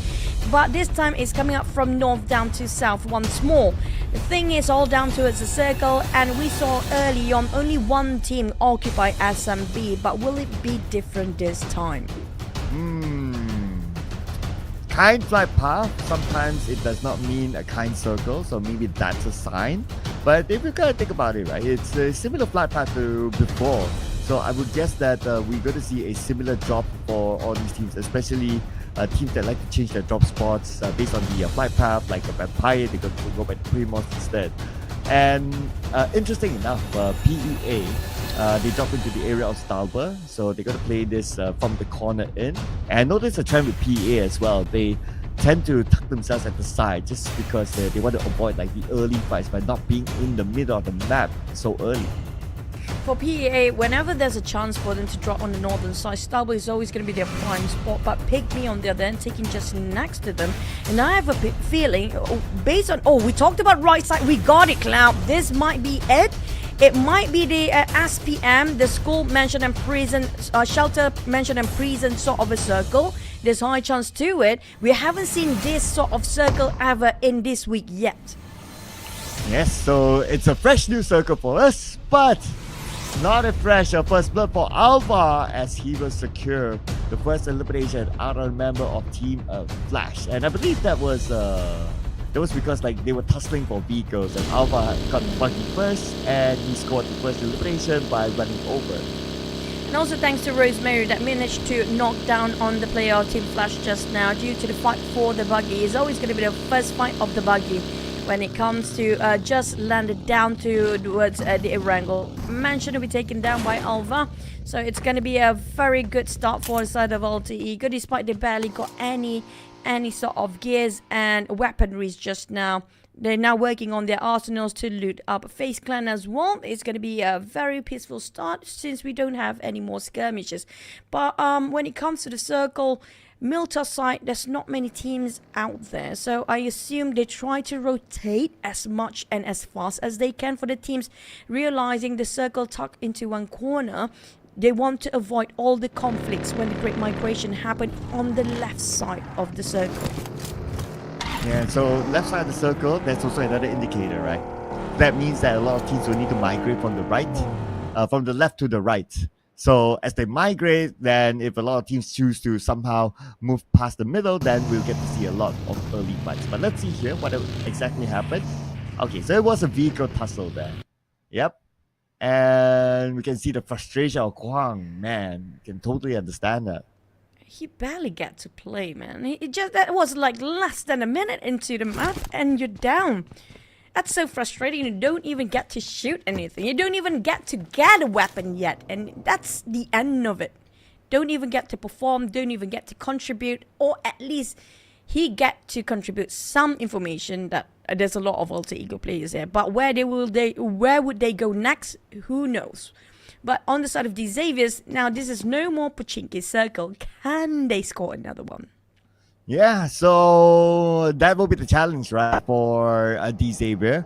The first two games, they got a circle that kind of favored them. Now without a circle that's favoring them that much at least, if they can still score it, then you know what? There's no doubt about the Xavier. Not that we have doubted them before, but then again, we want to see, like, at this stage with this sort of grouping, like whether they can still overcome this sort of challenge. I mean, if they can score another chicken, hands down, definitely they are dominating when it comes to Super Sunday, and nobody can question about their strategy. Because firepower-wise, I think everybody pretty much on the high end standard. Because even the Malaysian teams that kind of having a rough time during the grouping stage, when we look at the stats, when they finally scored themselves chicken during the last chance stage yesterday, the precision of the damage distribution across the player's body, especially the headshot, it was pretty much higher than the other teams out there. But it's all about the strategy and teamwork when they are migrating towards the circle. That's always been the problem. Yeah, a mix of gun skills is definitely key in success for any of these teams. Strategy, gun skills, and all that, because they're playing at the highest level. So none of those elements can be slacked off by teams if they want to be the best of the best. So yeah, landing those headshots are definitely important. And you gotta think about it, it is really not easy to land those headshots, especially when there's so many things happening around you when it comes to team fights, or even like when there's a good, nice, long range clear shot. It's still hard to land because of how far those shots will take to sometimes land onto the opponent. Yeah, don't forget about the zero distance in FPM. So we do know there's also the bullet drop that actually in play these days. If you want to compare with the ancient times, I call it ancient times nowadays, the dawn of PUBG Mobile competitive scene when PMCO started back in the first few tournaments we had. That time we had those aim assists in action. This time we don't have that for quite some time now. It's so difficult for the players to control their gyro, and not just that, to land headshots it feels almost impossible since the aim assist being taken out in the tournament or the competitive scene. It's so difficult for us to even see sort of 20-ish eliminations, but when it comes to driving skills, they are definitely better these days for the players. Yeah, a little bit of anomaly there for Lamborghini, but it's okay. It's okay. He's back up again. But he got back up just in time, because look at the minimap. There's another team trailing them. But speaking about trailing, no mercy. Trailed up by boom. Oh, man. No mercy. The guy who always survives for RRQ eliminated early. Oh no, that's gonna be the lifeline being eliminated for RRQ. Well, for Boom, everybody stack up in one vehicle. A sardine can. Daisy are flying away with Raze being left behind. Oh, Razy. Now they're gonna charge in for the side of RRQ, taking a bit of redemption and a bit of revenge elimination possibly if they want to rush straight into Razy. But Razy managed to flee by. He managed to get out, but there's also Infinity just behind them, and Razy managed to just squeeze out from the very, very constricted area. Now he's A-okay, lucky enough for him. But what's interesting though, normally at this stage you won't see like, okay, 2-3 players on one vehicle. They would have got one each at least. But somehow Boom is still rolling with like 3 players in one vehicle. But they also get the advantage of like, okay, one drives, one focus on the drive, and Yummy focus on shooting, and that's how they got no mercy. So yeah, I guess the stars just aligned for him. Yep, and they landed themselves a buggy just now. I think they scouted another vehicle, but for Lamborghini, average elimination 2.1. Look how different when you compare during the group stage, the last chance, and these Xaviers now. I think that the moment they cornered them down during the group stage, the last map, that's where everything just happened to be turning up for them. It's like a switch on for the team when they've been cornered down to the point where they were so desperate to get the Super Sunday, and they still have the same mindset and just keep it going even better for these Xaviers. We don't want to praise them too much. You might actually jinx them. Whoa, wait a second. What? Are you kidding me? Are you kidding me? What? Oh my what God. is happening today? I know it's Super Sunday, but this is Super Circle. What? Oh my God! The pop guy it is. Alter Ego let themselves already Sunday. Now this is gonna be fun because we have less land to play with, and we can assume there's a lot of players trying to start swimming just to make sure they can sustain a bit longer. Oh man, it's going to be explosive now in stage 2. Can't wait to see what's going to happen. Look at all these traveling teams just next to each other. Yummy still with the 3-man in one vehicle sort of strategy, and they got 1 point out of it. Let's hope that the vehicle don't get blown up. If it gets blown up, then well, it's 2 for 1. Oh, 90 degrees hike with that vehicle. Where is physics? There's nothing in PUBG, but yummy! That's how they actually do it. It feels like a tank, a walking. Wow, look at how they control. Oh my god, Flyboy. Man, they had a lot of fun there, but looks like a lot of more fun here. Look at the amount of teams. Inside the Pop guys crazy right now. How are they gonna navigate through this? With the Beko currently down. Only Asa left for RRQ. All teams are panicking to migrate early due to how little land they have left in this circle, and this is only stage number 2, ladies and gents. And look at how many teams comprises inside of Lopovka trying to capitalize over this, but the thing is, they're all moving at the same time. PA Utilize having a bit of a trade. Same goes for this side of BTR. They are marching here, and Alter Ego Emblem as well. Look at the bombardment. It's gonna be Nate Galore coming in. It's going to be a party, ladies and gentlemen. Udo Alliance on the PEA. Now Ade circles around and they will eliminate PEA at number 15. But PEA still managed to score 2 elimination points before they went out. Now, PA known for their very tactical rotation. This is going to be the first few times they're being eliminated quite early. Infinity, on the other hand, they're resorting to take it a bit slower. Mention taken by Boom and Sam9. I think all the teams like, holy smokes, if we don't migrate now and early, there's no more space for us, and all teams have to be thinking at the same place and same time. Here comes Kenny spraying over Pombi. What a crispy one. Managed to knock on one, but Yummy May pulled over, tried to save him, but not enough time. The moment the smokes popped, that's where Kenny just finished off the remaining of Boom player. This is how much left it is thanks to the circle. Now Razy, everyone onto him. Kenny! On to Razy. The rest of 7-9 will come in to finish him off. But for the other 2 members of Boom, they're still stuck on the outside. One of them caught on the outer side of Mansion, but they still have the vehicle. They will migrate up north. But the circle, man, I'm even more interested to see what's going to happen inside of Lipovka. Honestly, it's best to go for late rotation at this point. So PIGMY taking their own sweet time on the north, but XERXIA next to them on the side of Sam9. They're gatekeeping Mention's entrance, denying the entrance of all the other teams as well. But for Boom, they will try to just scout out for XERXIA. XERXIA, Boom and PIGMY slightly on the northern side of the circle, while the others, FaZe Clan, they're holding at the coastline, the edges where the rock, there are multiple rocks there that they can take covers. And at the same time, if they're not being careful, if somebody bridge into us just their left and right on their flanks, that's gonna be difficult for FaZe Clan. The only thing they can resort to just take a bit of a deep dive. Oh yeah, that could be the most desperate move that they can take. But if they go there, then like what you said, resort to dive, and that's pretty much it for them. They're hoping to hold on for placement points. But for Schweppes now, how long is he going to hold on behind this drop? He's on the outside of the circle. As Schweppes, though he's not the last member for Vampire, but because Vampire managed to only collect 1 point out of 2 rounds, they cannot afford to lose anyone this time. VOIN quite spreading out when it comes to across prison on the southern side of the circle. Water out Vampire's rotation, giving a bit of a spray. Bold Embrace and Boo Boo Hoo. He's a bit frustrated, didn't actually clip for a knockdown, but managed to give enough damage that the Vampires have to force themselves in the blue zone for a bit. Hopefully the driving skills are pretty okay, and it seems like they managed to squeeze in on a different angle to make an entrance there. They got himself first 8, they can manage to reset themselves, but Sam9 is on the other end, not like this! Wait, what? Ow! Okay, alright.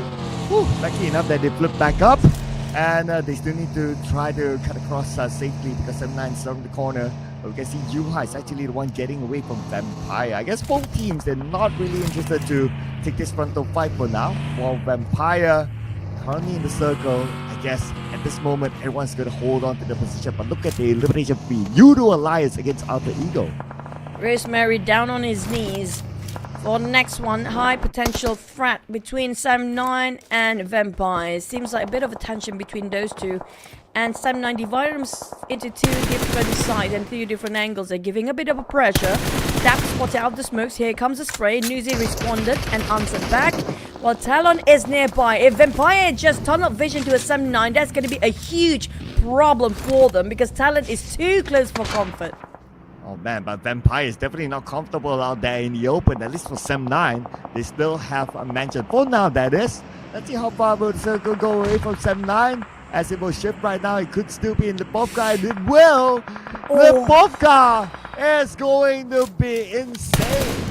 With only 50% of land remains there is, with 14 teams still intact. Now that's going to be very, very few teams can squeeze in into the circle, with all the others being gatekeep and choke by the teams that's gatekeeping outside. Boom taking on XERXIA's player. Here comes Boom Flyboy coming in from the outside. Yummy may easily just finish off Erzi with the BIGETRON, while XERXIA split it out. Megamind and Erangel, their formation's been broken, but these three teams, including the one on the south, they're quite far from the circle. Okay, he knocks down Flyboy. And now it's only Yummy, the final active member for Boom, unless he can pick up his teammate. But nope, Flyboy will be eliminated. Now Yummy is going to be hashtag forever alone. Yummy may. But this guy, we do know that he can pull big clutches needed too. And he is needed, but Alter Ego, they lost Rosemary before. Here comes a shotgun fight between the CTC of VOIN. Razek down, and where is the other VOIN member? They are split at about. Here comes the aid, but it's a bit too late and it's a bit too far. It's been spread as well. VOIN, this is looking grim, but Octa barbecued, because BTR is also here taking on VOIN. Eliminated the entirety. Alter Ego Rosemary is still alive, with getting himself a 4 elimination, spotted out FaZe Clan. And between all that mess, VOIN Donkeys have been eliminated without any points this round. And look at Lipovka, man, it's going to be heavy here. But the nade sent across by D Xavier, that definitely put a concussion to Alter Ego. Concussed and quite a spinning head at a point, but for FaZe, they got themselves quite a solid place to stand and defend themselves. And nobody else can pass by, and nobody else can entry in due to how fierce they are with their firepower, keeping everyone at bay. Alter Ego now building up the bridge smokes, trying to dilute the illusion, trying to make sure that no visualization can be seen by the side of these Xaviers if they were to cross over, but they barely make it through. Speaking of barely, Vampires versus TALON, whoever wins this one can actually get into the circle. Oh, but Tony K knocked down. Two of them. Phoenix now long range. They're trying to take out the other members of Empire Esports, while Sem9 on the other side tries to get something for themselves. And now Sem9, they're moving in. Redface now behind the tree, and he also has Sem9 to deal with. But Redface actually knocked out from the side, and it is Brian running him over. And we do have Sem9 versus TALON just now. Another team bites the dust, and back to it. Sem9 versus TALON. Misery kind of clipped by the blue, burning his back, well and alive still, but for how much longer? Sem9! 2 for 1! And that's gonna be Misery dropping the nade like it's hot, and Sem9 have to do some damage control. Go nade by that onto the high ground, but there's no pressure with the blue at the same time. TALON will want to make sure that the point will not go on to the blue. Instead, TALON will take him out, and TALON, Yoru saving his teammate Linux. Yes, he can put it in the vehicle. That is one of the latest, by this time now, not so latest update, and he should be able to revive his teammate. Took them quite a bit longer time, but at least they managed to get out from the blue as swiftly as they can. The circle still comprises around 5% of water there is, but FaZe Clan, Alter Ego, and D Xaviers will be safe. BTR on the other end, the only team that has not taken any action yet. But look at where GenForce plays himself. He's trying to be the watcher for the side of BTR, gaining so much valuable insights regarding the other team's composition and placement. Oh man, this is gonna be crazy, Choo. The Infinity and Team Flash, both of them not in the circle at all. And they have about 15 more seconds till the zone starts to close in. And the Infinity, what a huge advantage terrain-wise against Team Flash. Or Team Flash, not only as the Infinity, but they have PIGMY as well to take care of. Team Flash with a mini 14. Two teams having a bit of a tension here. Whoever actually wins this one, only one will try and advance into the circle, and it's not 100% safe either the moment they're done with this fight, because somebody else will start to from the inside of the safe zone. Tiger Axe Counter are going to have to leave because the Blues were closing from their side first. Goes to spot it out. The moment he jumps out of it, Tiger Axe already prepared with that Scar L. Oh, Gosu, take it out just like that. And this is the high ground advantage that the Infinity had against Team Flash. Still, the other members of Team Flash on the outside of the circle, they'll be forced to move. And the Infinity, they know that. That's why they're waiting for players like Conti to show themselves. Batman on different angle. That's going to be WOON-T, by the way, same player. PIGMY kind of got himself a bit of a slope of the hill just around the street, but it won't last long. They need to advance either way, but so many teams will deny their entry here. XERXIA is just next, moving in parallel motion towards PIGMY as well, moving in the same direction possibly. But FaZe Clan, look at how great the position is, easily gatekeeping two teams at the same time. Long range, but RNJ knocks down Achol. Now RNJ, he needs to move. He only has one first aid. He is on foot. Smoke bridge created for him to get into the circle.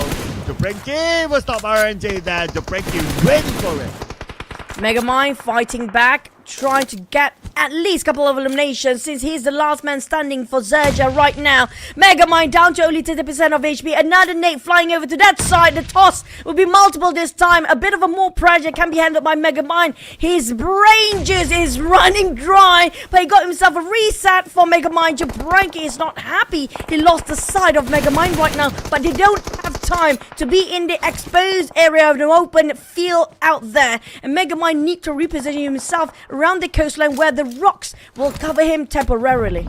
This is probably going to be his best bet now. Takes a little bit of a risk, but unfortunately that did not get off. Megamind out, and XERXIA after all that effort, not getting any points at all.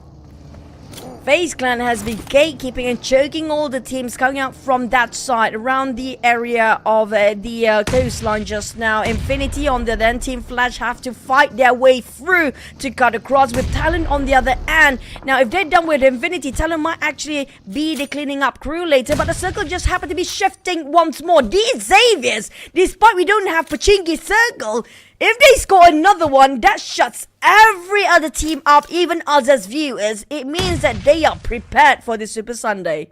Man, these Xavier still got it, and he still managed to get into Lipovka, though, with 3 players, but still, with his on circle, it's still a big advantage for them. But we're going to put focus onto the Infinity now against Team Flash. Still not letting go of each other just yet, as Logan tosses a nade across, but it's a little bit too short, understandably, because Team Flash, they are way, way behind.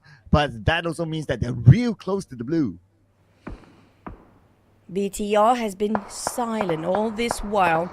Only scored himself 3 eliminations, while FaZe, even though they tried to gatekeep all the other teams, they only secured 1 elimination. A couple of knockdowns here and there did not translate into 1 point. These Xavier's down to 3 players instead of 4 if you compare it with the last map just now. So it's a bit again. Oh, but Batman Logan dropped a huge one, and that's going to be a go time for Infinity to go for the push. Here we go, time's on their side as well, so they definitely need to move anyhow. Let's see, are they going to go in for the elimination, or are they going to go straight and cut across the road?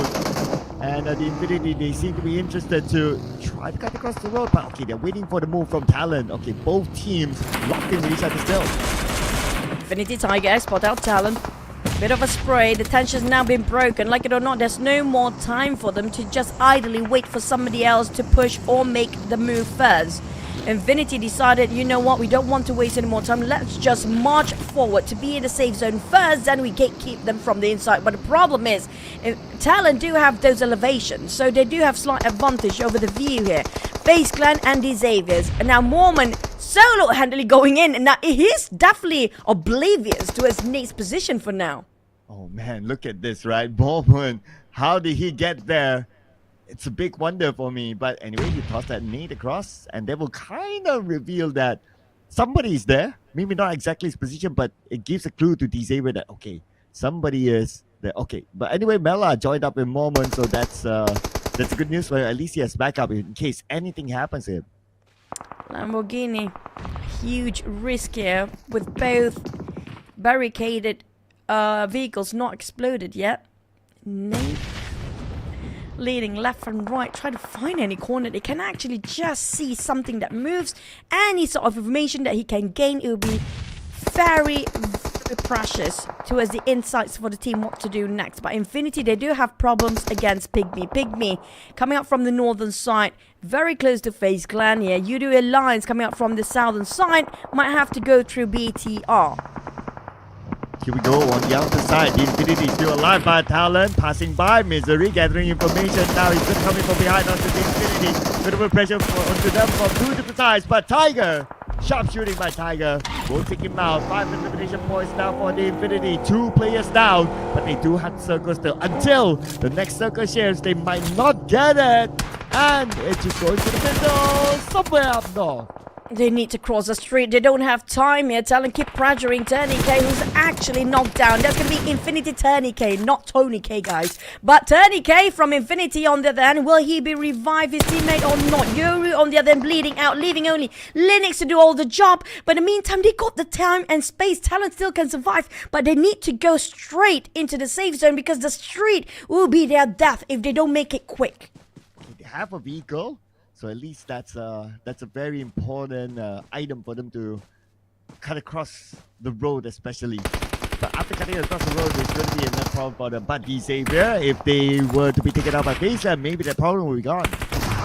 They are the ones taking out FaZe Clan at this point. Mormon on the other hand fighting back, going for CQC. Here comes Nate with the DBS. Mormon still holding his own position inside. Spotted out by Nate, going up the stairs, but they're done. Mormon couldn't make it through as these Xaviers dominating their compound right now. But with heavy casualty, down to only 2 more players left. Blues and closing in. BTR start to move as well. Wow, Lamborghini, although with 10% of health, he's still shot through the door to try to land a shot on his opponent on the other side. Very, very brave on Lamborghini. Now, PIGMY eliminated at number 7, 3 elimination points, and the elimination feed is running wild right now with BTR onto the Infinity. The Xaviers got the center of circle once more. They need to hold their fortress. Can they score another chicken hat-trick at that for today? There's going to be 4th chicken straight for them since the last day they played as well. TALON on the other end taking advantage from the off angle with 10 eliminations, cracking the double digit. But the problem is how to cross the street. Loser coming in, no first aid, Yoru's down. That's going to be the end for TALON. Possibly, and finish off with 10 elimination. It's okay they don't score the chicken, but they still got enough as much as the chicken scores with 10 eliminations there. Yeah, it looks like the score just updated, and that's 11 eliminations for TALON. Still an amazing run for them, considering that he didn't get the circle at all. The circle kept running away from TALON. And now, stage 7, we're down to the top 4 teams here, with BTR still a full squad, so this could be the chicken dinner back onto the Indonesian region. But the Blues closing on their side. Alter Ego going to CQC. The whole cavalry of BTR. 4 charging into 2 players off. Alter Ego here, but it's still fight back. Hunts for you with this shotgun. Now switching over to the M416. Spraying over. Unstoppable. Leaving BTR. Only 2 left. Satar and Gem Force. They had a 4. They calculated it wrong. Hunts down. Gem Force. Octa now. What can he do by himself? Oh, but we got Jet Force! Beautiful spray across to eliminate the final few members of Alter Ego, but now these days we're going to take advantage of it to come in as a third party. 2v1 at this moment, or maybe 2v2 in a little while more. But Jet Force finished off, and that is a quick, slick move, decision making by D Xavier. Hat-trick on the way, down to last player. DX, they want to score, they were denied because of the chicken they got previously because of the circle. They fought their way into the center here, and all they need to deal with right now is gonna be 1 player of Voodoo Alliance, Flax of Voodoo Alliance versus Nate and Lamborghini from the Xaviers. 2v1, and they have 2 different corners covered right now. Flax in the middle of the circle. We still have stage 9. Flex do have the circle advantage as of now, but he does not have the man advantage. Now, both players from D Xavier, look at this. They are so respectful of their opponents. Despite them knowing that they've already collected a lot of points plus the 2 previous rounds, they are still in the hunt and very respectful of the final member of Voodoo Alliance. That's because Voodoo Alliance Flex do get himself the center of the circle with the last remaining compound in the center as well. If you're not being careful, he can just cover himself in the corner. Nate spot him out. That's crucial for the side of the Xaviers. Lamborghini going in for the front. Off angle for Nate. Flax left and right. 2 different angles. He has to deal with himself. Spot it out. Lamborghini take a bit of a corner fight. And that's going to be it. Hat-trick chicken dinner. The 4th back-to-back chicken dinner since the group stage until now. They are on a fire for these Xaviers. Somebody stop these Xavier, ladies and gentlemen. At some point, I thought it was like BTR 4 players. Even if they reset, they were 3 players. But the quick decision making by D Xavier, to come in as third party onto BTR, toss the nade onto the second floor, and BTR eliminated by D Xavier. And then it is 2v1. The rest is history from that, ladies and gentlemen. No doubt about D Xavier's performance today. Phenomenal, outstanding performance. We thought it was just a circle, Pachinki circle previously. Now they get challenged by the circle itself. Moving all the way towards the right side on Lipovka, they fought their way in with also not just 5 elimination, they scored themselves 7 at that, with the most damage output by Lamborghini and Nate. We had Paragen previously as the MVP, and the Lambo got the MVP. This time it's gonna be probably Nate's time as well. Yeah, with the most damage this start, and normally that is the priority stat for to decide who is the MVP. We'll get a confirmation a little bit more, ladies and gentlemen, but if it is him, then it just shows that he's able. It doesn't matter whether it's Paragen, Lamborghini, Shadows, or even Nate, like anyone can perform. My god, there's no stopping these guys. Now there's only going to be Levi, or his new name Shadows, that not scoring himself the MVP for the day. 3 rounds, 3 different players, the same team, the Xavier, scored themselves the MVP with 590 damage. Look at how these guys play. The damage received is way lower with 45% headshot. Nate, that is huge. Nobody else get beyond 30% of damage distribution on headshot. But this guy probably the most precise headshot that we can have across all the teams playing out there. And it is the most percentage among all the other body parts as well. So great work by him. And other than D Xavier, of course, we got to give it to Alter Ego Talon, who scored a lot of eliminations in that round, and Judo Alliance, who survived to a 2nd place finish with a flex. Although they only had a full squad time of 10 minutes and 5 seconds. Judo Alliance really fought their way in. Same goes for Alter Ego. Look at the smokes being deployed by these two teams. Over 30 and 30 smokes between Judo Alliance and Alter Ego. But for the side of these Xaviers, they were smart. They knew for a fact they're quite far from the circle. Go straight into Lipovka, stand themselves in the center, not utilizing all their throwables too early. They're saving it for later. They know when it's so crucial, then only they deploy those throwables. By Talon side, they are one of the teams that furthest away, but sadly because of lack of smokes, that's why they're having a hard time to sustain. But we're just gonna relive the third chicken straight by these Xaviers, a hat trick, a bit of a replay and highlight.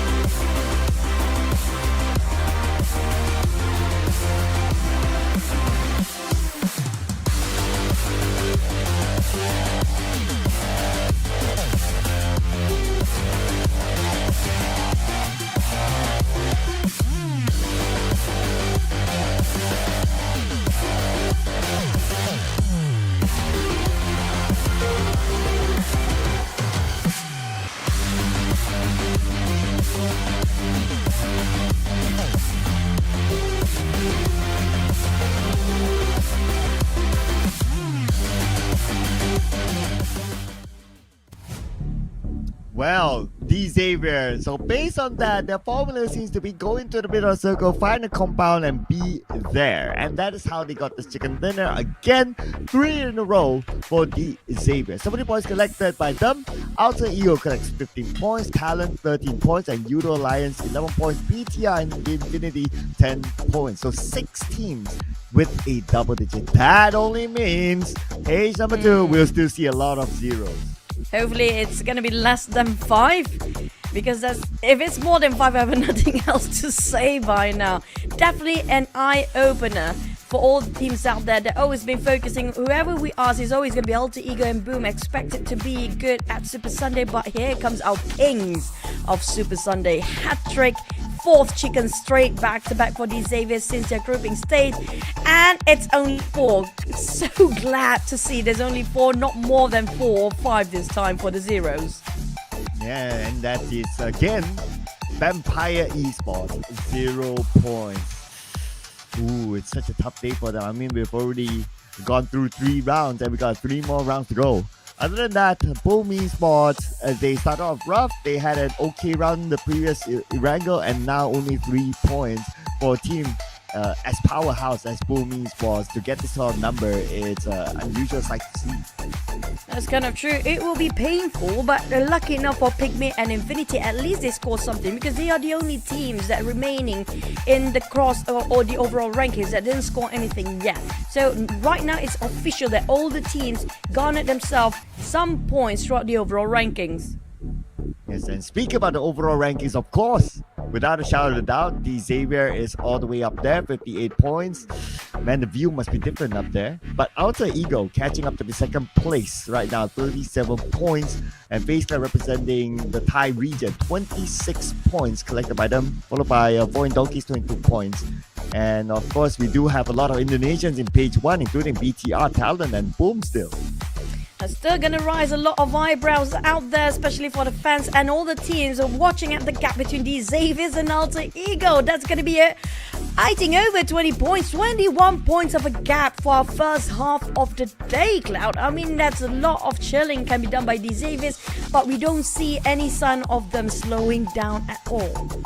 Yeah, not at all. I mean, you gave them a tough situation, but they're still able to overcome it. But we hope for some of the teams on page number 2 to be able to overcome their own challenges. 7-9, no place on points at all, but they got 13 eliminations, so they're up there at number 10. Now, on the other end, of course, Vampire Esports, only 1 point. Collected over 3 rounds. This is insane for a team like Vampire. But a huge shooting up towards Infinity, where they didn't score any in the past 2 maps before. Within this one Erangel map, they shoot up to the 11th place, 415 and 16 previously. With this one single map, they scored themselves 7 eliminations and 3 placement points. Same goes for the side of PIGMY, a bit of shooting up to do at 14th place.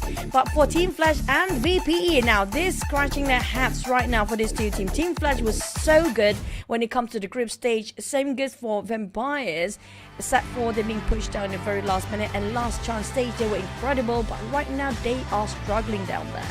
And to a certain extent, this is the true test, because you're putting the best of the best 16 teams out of the 24 teams in the PMSL together. And who can survive? They are definitely, well, I can't say the Crown Kings yet, but they are definitely the teams to be looked out for. Xavier, they're proving it. It doesn't matter how they start in the group stage, it matters how they end. Well, it's not the end yet, but still, they're doing really well. Pretty much we can call them the kings of Super Sundays, since they've taken half of the Super Sundays chicken anyway. It's the PMSL Xaviers. Okay, right now they are dominating across the pages of the maps right now, but we do have 3 more maps to go. But before heading into the last Erangel map of the day of Super Sunday, we're gonna go for the break for a bit. Don't go anywhere. See you guys in tiny break.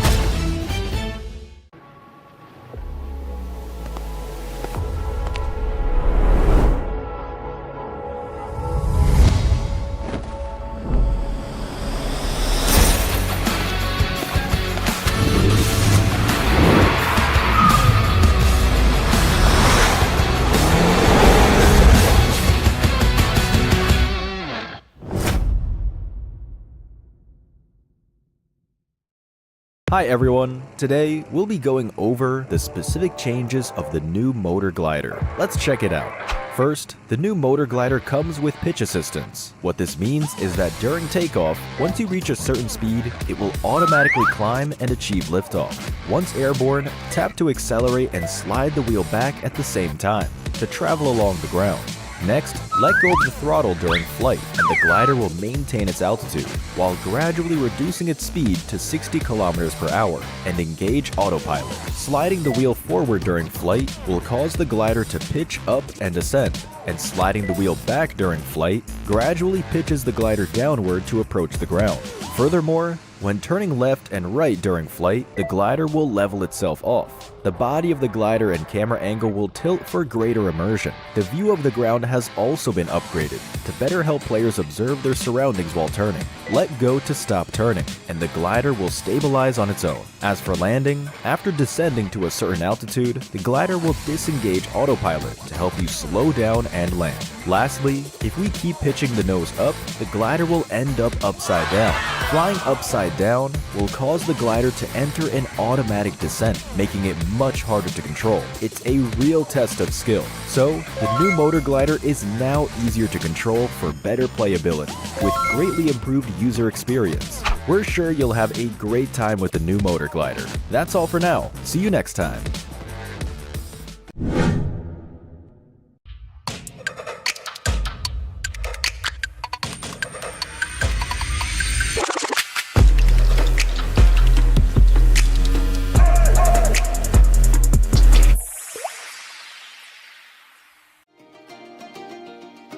Wow, what a lively sky treasure ship!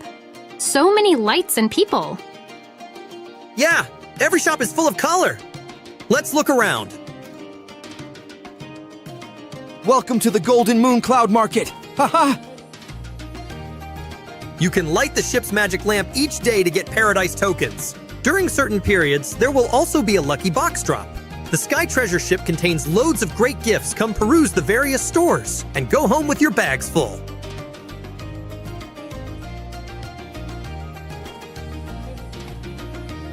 When completing various adventures in Sky High Spectacle, don't forget to head to the Treasure Emporium for the Golden Moon Paradise Crate, as well as tons of Paradise tokens that await you. Join a new round of popularity battle. Work together with your friends to unlock the 1001 Nights lobby theme, moonlight background, and other great Golden Moon gifts. Happy 6th anniversary! Here! Not only can you revisit your past year's game data, you can also play a 6th anniversary exclusive target shooting minigame. Head to World of Wonder to check it out. While playing, you can redeem the 6th anniversary theme song as well, the Palace Musician set for free. Awesome! Choose your exploration path onto the sky-high spectacle Nimbus Islands. Collect your discoveries as you go. Spend more Paradise tokens to aid you in your treasure hunt. What's this? Wow! A secret shop! During the event, purchase items recommended by the genie at discounted prices. You'll also receive additional surprise gifts. Huge discounts up to 80% off. Come have a look.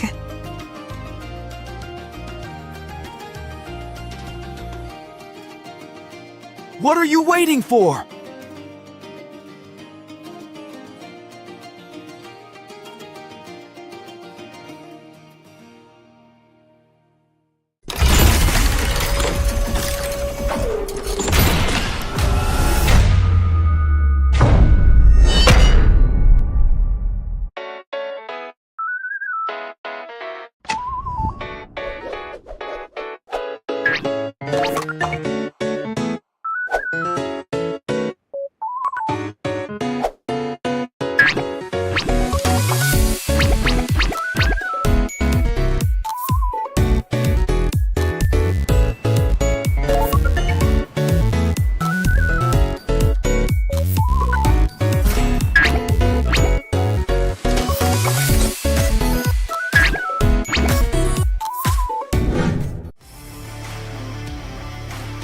Everyone, after the last video, I'm sure you already have a basic understanding of the game. Survival, competition, social interaction, and easy to pick up controls, these are what sets PUBG Mobile apart. First, as a battle royale game, survival is of utmost importance. There are multiple maps to play on, and each map is unique. Players can come up with different survival strategies for each map. Besides the blue zone mechanics, this is a completely open battleground. It's free of restrictions. Use your imagination to eliminate enemies and become the last one standing. Combat is also one of the core traits of PUBG Mobile. We have all kinds of weapons available.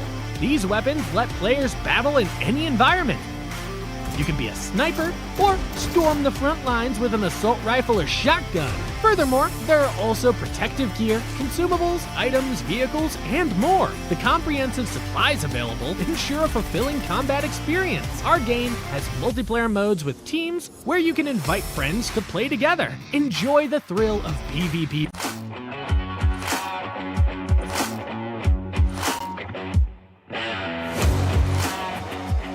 Hello everyone, welcome back, and now I'm with the powerful team, the X Shadows. Your performance today is very crazy. You get 3 winner chicken dinners. That's very good. One of your team, Lamborghini, just got married. Do you see he has been buffed? More love power. Hôm nay đội của mình đã có một màn trình diễn rất là điên rồ với 3 lần ăn gà liên tiếp. Thì một trong những thành viên trong đội em là Lamborghini vừa mới lấy vợ, thì em nghĩ là bạn có được búp bởi năng lượng tình yêu hay không? Nghĩ là có, vì chắc lấy top 1 để tặng cho chị ạ. Okay, I think definitely yes. Like he gonna win the first play, gonna win the chicken in order to give it to his wife. Oh, love power. Yes. Okay. Previously, your ID was Levi, but you have changed your name. In this season, does this name have any special meaning? Okay. Mùa giải trước thì tên in-game của em là Levi, thì mùa này em đổi tên thành Shadow. Em có cái ý nghĩa gì cho cái tên này hay không? Em đợi ánh sáng dần lối. So it's like back then there was dark moment in my life, so I decided to change my name into Shadow, waiting for the light to pave my way. A newborn lucky, right? Yes. Okay, I got that one. The reason that your team decided to replace Natty in the lineup instead of Sure. How do you vary skill and performance when assembled into the current DX lineup? Thế là đội mình đã có cái sự thay đổi đội hình là cho Natty vào thi đấu và thay vào đó là Chua. Thì em nghĩ là em đánh giá như thế nào về kỹ năng cũng như là màn trình diễn của Natty khi mà gia nhập vào DX? Natty khi mới vào DX thì bắn rất là hay và hòa nhập với tem rất là nhanh. I think it is because Natty, when he got into DX, he, catch up really quite quick with everyone. So he played really good too. That's why we want him in the lineup, the current lineup, instead of Chu. Oh, so he is Pixel for your team now. Okay, that's good. So the last one, do you get a winner chicken dinner at the next game? Em có tự tin là mình sẽ ăn gà thêm một lần nữa vào cái trận tiếp theo này không? Có. Yes, definitely. Oh my God, 4 chicken dinners. Okay, hopefully God bless you for the 4 chicken dinners. And thank you, Shadow, to join us for the real interviews. Now, before go to the game, let's go to the highlights and then back to the casters.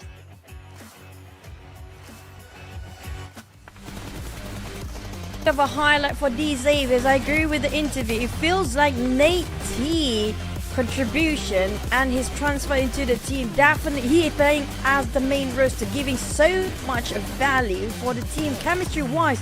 They are a great potential taking his championship even for the entire season, club. Yeah, and love buff for Lamborghini. They just announced to the public that he's married. So yeah, sorry ladies, he's officially taken. I know I talked about that before this, but now the whole world knows. The whole world, PUBG Mobile, that is. But yeah, no wonder I'm not buff. But that's a very interesting highlight, especially on the last game. That last game sealed the deal for me that Xavier is undoubtedly the powerhouse for today. The newlywed buff it is for the people that actually still single out there. It's time to do your stuff. But speaking of alter ego, Is it being single the reason why the Xavier's actually taken over the points and across the board here? But when it comes to numbers, Alter Ego still have more firepower. When it comes to top 4, still consistently getting up there. Yeah, look at the numbers. Though the average eliminations are favored onto Alter Ego, but Xavier, they have more average place on points. That's why we kind of look at the overall score. Alter Ego, they're second place, but they're not too far away from Xavier, despite Xavier scoring 3 chicken dinners. But we also have to compare the 2-star players for Alter Ego and also Xavier.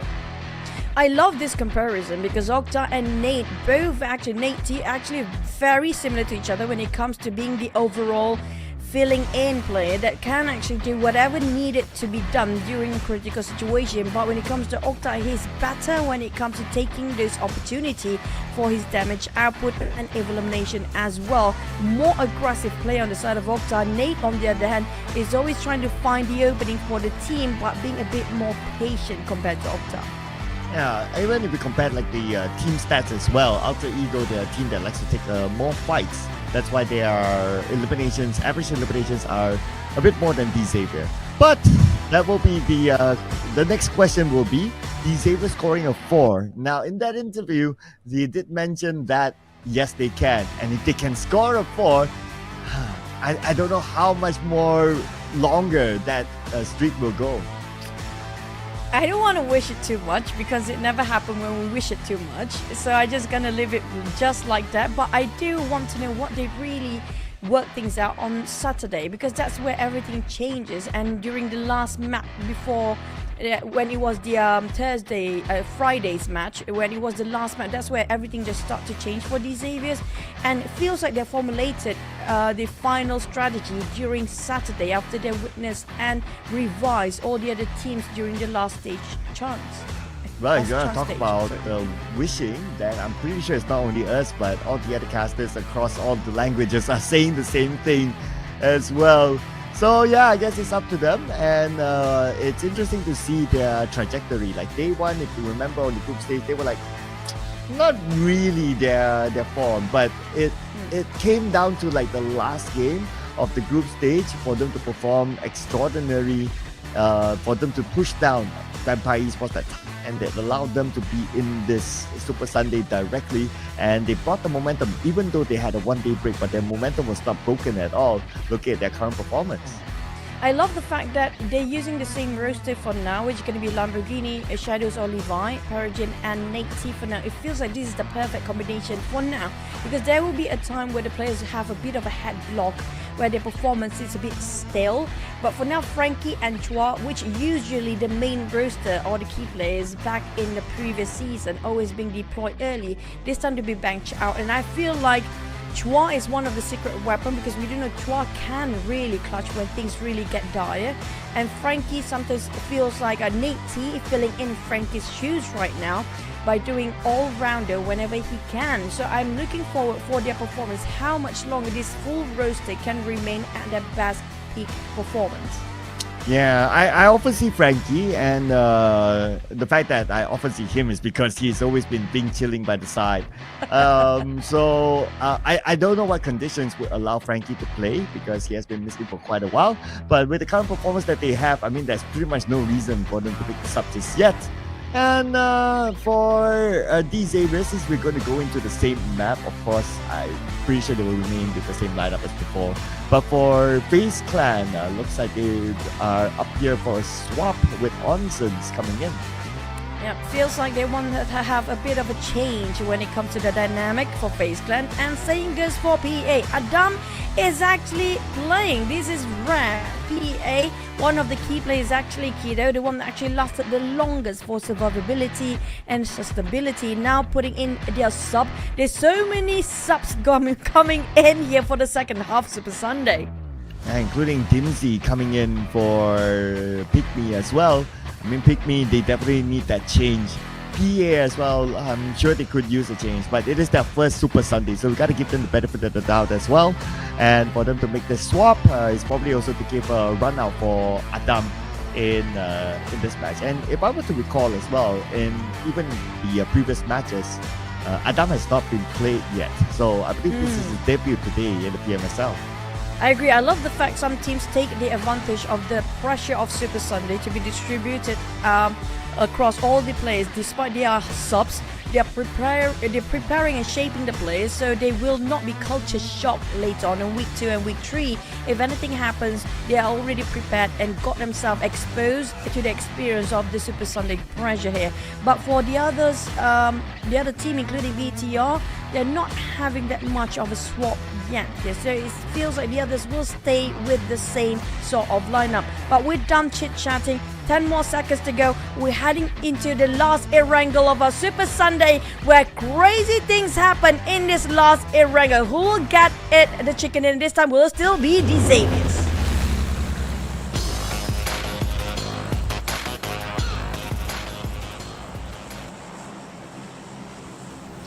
And here is our final Erangel for week 1's Super Sunday.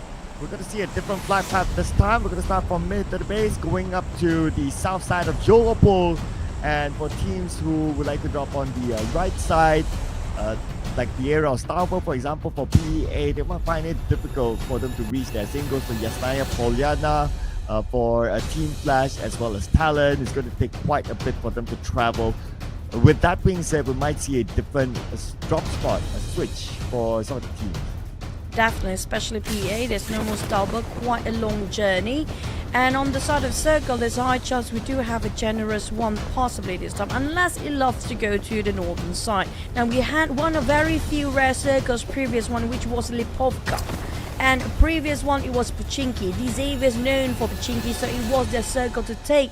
But when we questioned them, when the circle shifted away from their usual comfortable drop spot, they still deliver. Now we do have PIGMY VOIN dropping himself early on Nova Rapnoye. Same 9 as per usual. Same goes for Vampires going for the second or third drop spot here. A lot of usual drop spots for some of the teams, but it's down to the circle. It goes back up. Lipovka still in there, and the teams that usually drop on northern side, devastating due to the flight path, but if ended up on top of just Napolina, now that's going to be fun as well. Ooh, way opposite circle. Other than that, some of the other drop spot change or slight change, I must say, is going to be VOIN Donkeys. They could take Novo, in which Novo normally we do see Team Secret there, but obviously because they're not playing, so Novo is open and the circle happen to be on the right side, so that's an okay spot for them to start off with. But for Adit Luke, ooh, not an okay spot. Oh, but hang that thought for a second. PEA drop on the right side of Jogopol, and now they're up against TALON. Oh, not great. PA then definitely have a lot of work to do when it comes to CQC early skirmishes, yeah, and just shows that they still need those experience. But two heavy casualty Linux with a pistol, it doesn't have any issue with that.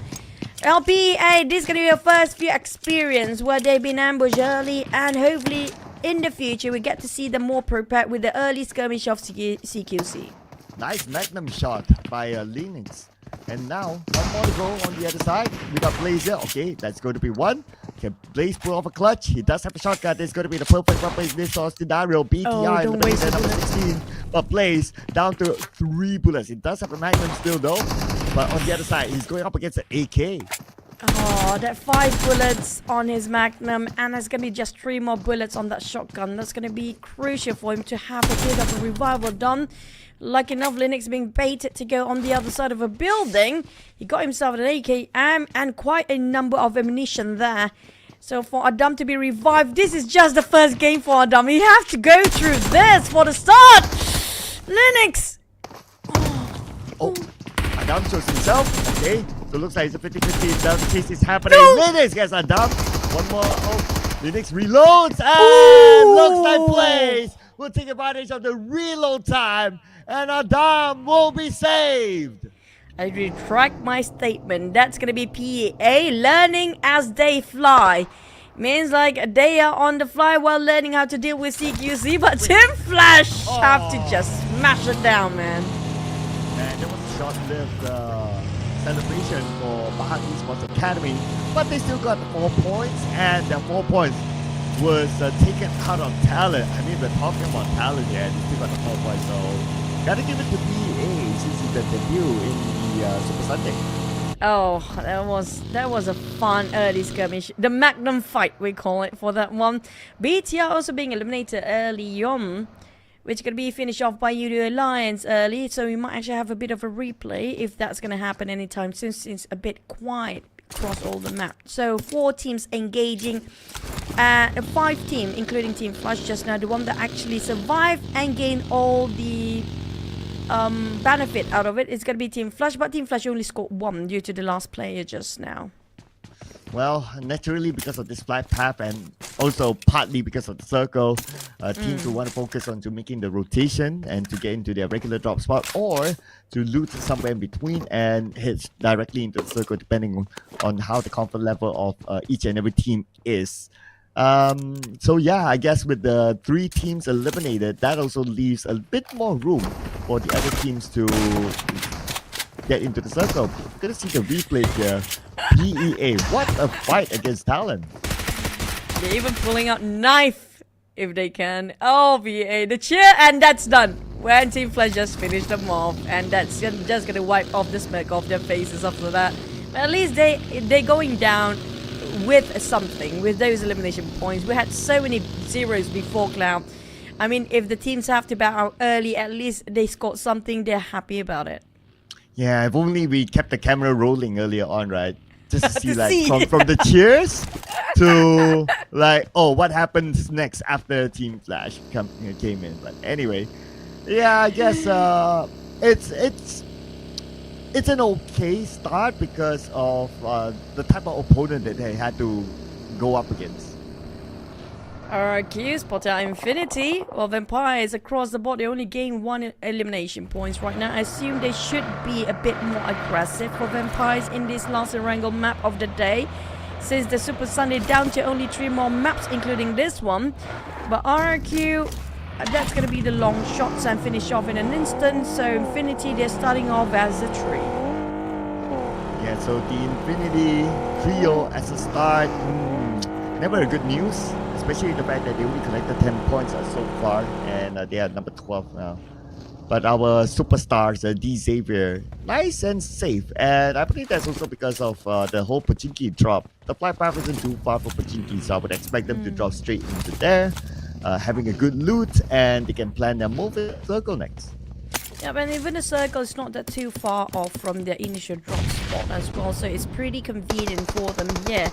And definitely the boost of morale will make them engaging so many fights early on, aggressively trying to approach teams by teams, passing by. Lamborghini seems to be alone. I'm not sure if he's alone or being followed by the rest of the team from the other side of the direction, but probably he's just doing some scouting work and trying to gain as much info as possible. For Team Flash, on the other hand, they're done with cleaning up the crew of PA just now, but happen to be visited by Boom just next to them. Yeah, and I guess Boom read the elimination feed to know that TALON has been eliminated by PA. And that's where they thought that, okay, Yasnaya is open and Yasnaya is closer to the circle. That's why they went to Yasnaya instead. So they could join with Team Flash and they could share Yasnaya together. It's enough to just fill in with 2 teams to loot over Yasnaya Polyana to be shared. It's big enough for that. But if 3 and 4th team coming in very soon, now that's going to be a different story entirely. It won't be enough to occupied by too many teams at the same time, but we have to wait for stage 2 circle. We'll still be generous enough to be in the center of Yasnaya Polyana, or will we go all the way tucked into one corner where all the players are panicking when it comes to that migration, because we saw Lipovka early on, 60% of water inside quite early, and it's just so little land left, but we move up. Yes, this is going to be a good circle for most of the team. Ooh, especially for XERXIA, they came from the northern side in, and Sem9, and if only like Sem9 still was using the regular drop spot of Silverny like back in the day, back in like the Yudu gang days and post Yudu gang, Sem9, they would have this kind of easy entry. But hey, it is what it is. You wouldn't know exactly where the circle would pop, right? But what we do know is that our star player here, Nate, average eliminations of 1, not that big, but then again, it's a teamwork effort by D Xavier. I have a bad feeling for the team that actually have their subs coming in. Like Onzen's just gonna debut for this map of the day. When it comes to Super Sunday, even the side of FaZe is struggling against Team Flash. Kwang coming in from the back, giving the support that needed. But Mela will be executed in an instant. Well, goes to spot out Ventores, but Ventores being fight by RRQ on the other end. Oh my, FaZe Clan, two-way war it is. It just didn't work out right for them yet. Oh, Conte, the moment he traveled, got knocked out by Nepeko from the sniper tower, and he will be eliminated for sure. Nepeko now knows that they have the man advantage. They will go all in on Team Flash. RQ flashing out towards a flash, a very small compound. Kwang next. D-Saviors is here to take the advantage from around the corner. Far distance there. We can see D-Saviors taking a bit of a tap. Levi coming in. The rest of D-Saviors will join in as well. Waiting for the right time to queue straight towards this compound. While RQ try to flush things out. They're cornered down. Snape being a big one. There's going to be go time. Just spray in the smoke, man. Yeah, trying to hit his target, and if he can get a hit marker, he knows where exactly his opponent is at. But now they gotta be careful of their back because D Xavier is around the corner. Snakes and the rest of RQ need to wrap things up quickly as D Xaviers and XERXIA happen to be interested in this fight as well. Now, taking a long time for Snake to just clear up the corners while Team Flash managed to have a bit of a revival. No more hand grenades for Snakes, so there's no flushing out. So RQ, if they extend this fight, they might actually digging their own grave here. Oh man, but for Team Flash, like they are holding on strongly against the members of RRQ. Team Flash now managed to reset to a trio. But like what you said, RQ is really taking their time. While we look at the minimap, there are other teams around them that can come in as a third party. 3 teams eyeing out from the outside. It's gonna be VOIN, it's gonna be D-Saviors, and XERXIA here comes Gosu with the Bison sprayed over, taking down on Snake. They are fighting back after they managed to have a bit of a time of reset, but XERXIA is here. Now this is what we talked about. VOIN and XERXIA will shut down on RQ from the outside, and D-Saviors as well. Team Flash and RQ both will not benefit from this fight. Oh, no mercy went down, so this is what you talk about. Other teams coming in, and RRQ eliminated. The final blow was by Team Flash, but then again, they got a lot of help from the other teams around them. Here comes VOIN. Max is going in for the push. And for the side of Team Flash, they need to respond quickly. They need to reset. There's no time to even reset. They cannot even loot from the death boxes laying around. But Max, at the moment he popped his head, he got knocked down instead. And Kwang making sure they will hold their fortress. The small fortress that is. Work things, all the corners covered up. Ooh. But the nade was right in the face of Batman. Zeta got the opening. Oh man, third party. This is going to be the gameplay this round, ladies and gentlemen. D-Xavier, we can see them traveling across XERXIA, but Lobby don't have a good clear shot. We're back on to VOIN and Donkeys. Now it looks like they're going to come in to back up each other to finish up the job against Team Flash. Zeta trying to play around this small shack. Even the buggy landed like that, but Zeta being surprised by Gosu from the back with the Bison spray. Kwang as well. Oh my, things didn't work out as they planned for the side of VOIN Donkey, and they definitely will not be happy regarding now they are parting ways, knowing the fact they are walking straight into the death trap. Boom is there as well from the pan to the fire, and now on the side of VOIN leaving only with 1 player left. But Team Flash, what a defense! Oh yeah, I know, right? 2 teams back to back and managed to defend. Oh wow, amazing stuff by Team Flash there. Already collected 8 elimination points from all of that. But for Yummy, knocked down by Sam9. We don't even see Sam9 in a view. Probably a long-range dog. That means Yummy is up for grabs now. But problem is, PIGMY is in the way. You do alliance by PIGMY. Sam9 can have a bit of a revival. Vampires on the other end. There's so many shots and taps flying over the side of PIGMY. You can see the pressure from the side of Vampires possibly that keep an eye out to the side. Boom! Just gonna respawn back, answer to the side of Shrubs. randomly spray around the smoke. Now the blue zone is quite near to the side of Vampires. They need to move slightly towards the safe zone. Of 5 teams already being eliminated in stage number 3, less than 25 seconds away, the blue zone will start to force the player out of their hiding spot. Yeah, but speaking about forcing out the hiding spot, Boo Boo Who has nowhere to hide. XERXIA on top of him. And with 2 members of XERXIA, it's a straightforward elimination. And VOIN Donkey's out. Swear to God, VOIN definitely regretting their decision to just push to a side of Team Flash. They thought they couldn't handle the heat, but Team Flash ready for the CQC fight. XERXIA and the Xaviers got themselves around the circle, but XERXIA's in the center. But the side of the Xaviers, they can farm as much as they need and gatekeep that one, while Boom taking out on Vampires. What a cluster on the southern side. Oh yeah, so many teams here, including Vampire Esports. So far, they managed to only get 1 elimination point. If they go out now, it's going to be only 1 point for them. But Team Flash, already 10 eliminations. Man, dominating. And we're only like, what, stage 4? And Team Flash said, if we are from Vietnam as well, we'll join our compatriots today as DX taking a super chicken. They want to show what they're made of, but boom! Now randomly just tap it over the shotguns in this mode. It works well as the Udo Alliance being eliminated, but here comes the reset. But Team Flash is here. They are stuck in between for Boom. Oh, look at this long range pressure on the Boom. Not only Team Flash, but also Vampire Esports. Oh man, Boom kind of sandwiched between 2 teams at this moment. But at the same time, D Saber in action against them by taking out Brian. A bit early engagement by the Xaviers this time. It just shows how confident they are after the triple chicken of the day here. While Team Flash taking a bit of a heat to a side of Boom, while they try to shut down on Flyboy, who happen to be stuck in between Vampire and Team Flash. Boom, they are clustered by all the teams up there. 3 teams are happy to be in the triangle fight, and the one in the center is going to be Boom versus Flash and Vampire at the same time. PIGMY, are they interested to join in here as well? Oh, nice long range shot there from Boom. And now they are overtaking the position of Team Flash. Team Flash will lose goes to 2 more to go on to the other side. While the other members of Boom playing as a trio. They want to finish up the job. They have to do it fast because right now the zone will start to close. Batman almost chipped entirely down to his Flyboy. Razy going up further flank, but Pomit hit by Batman. Vicious. Batman's nades coming in, hitting a nugget down, but PIGMY, here comes their interested. Definitely taking away the knockdown. Oh, they take all the hard work by Batman from Team Flash before easily just translate into their points as well.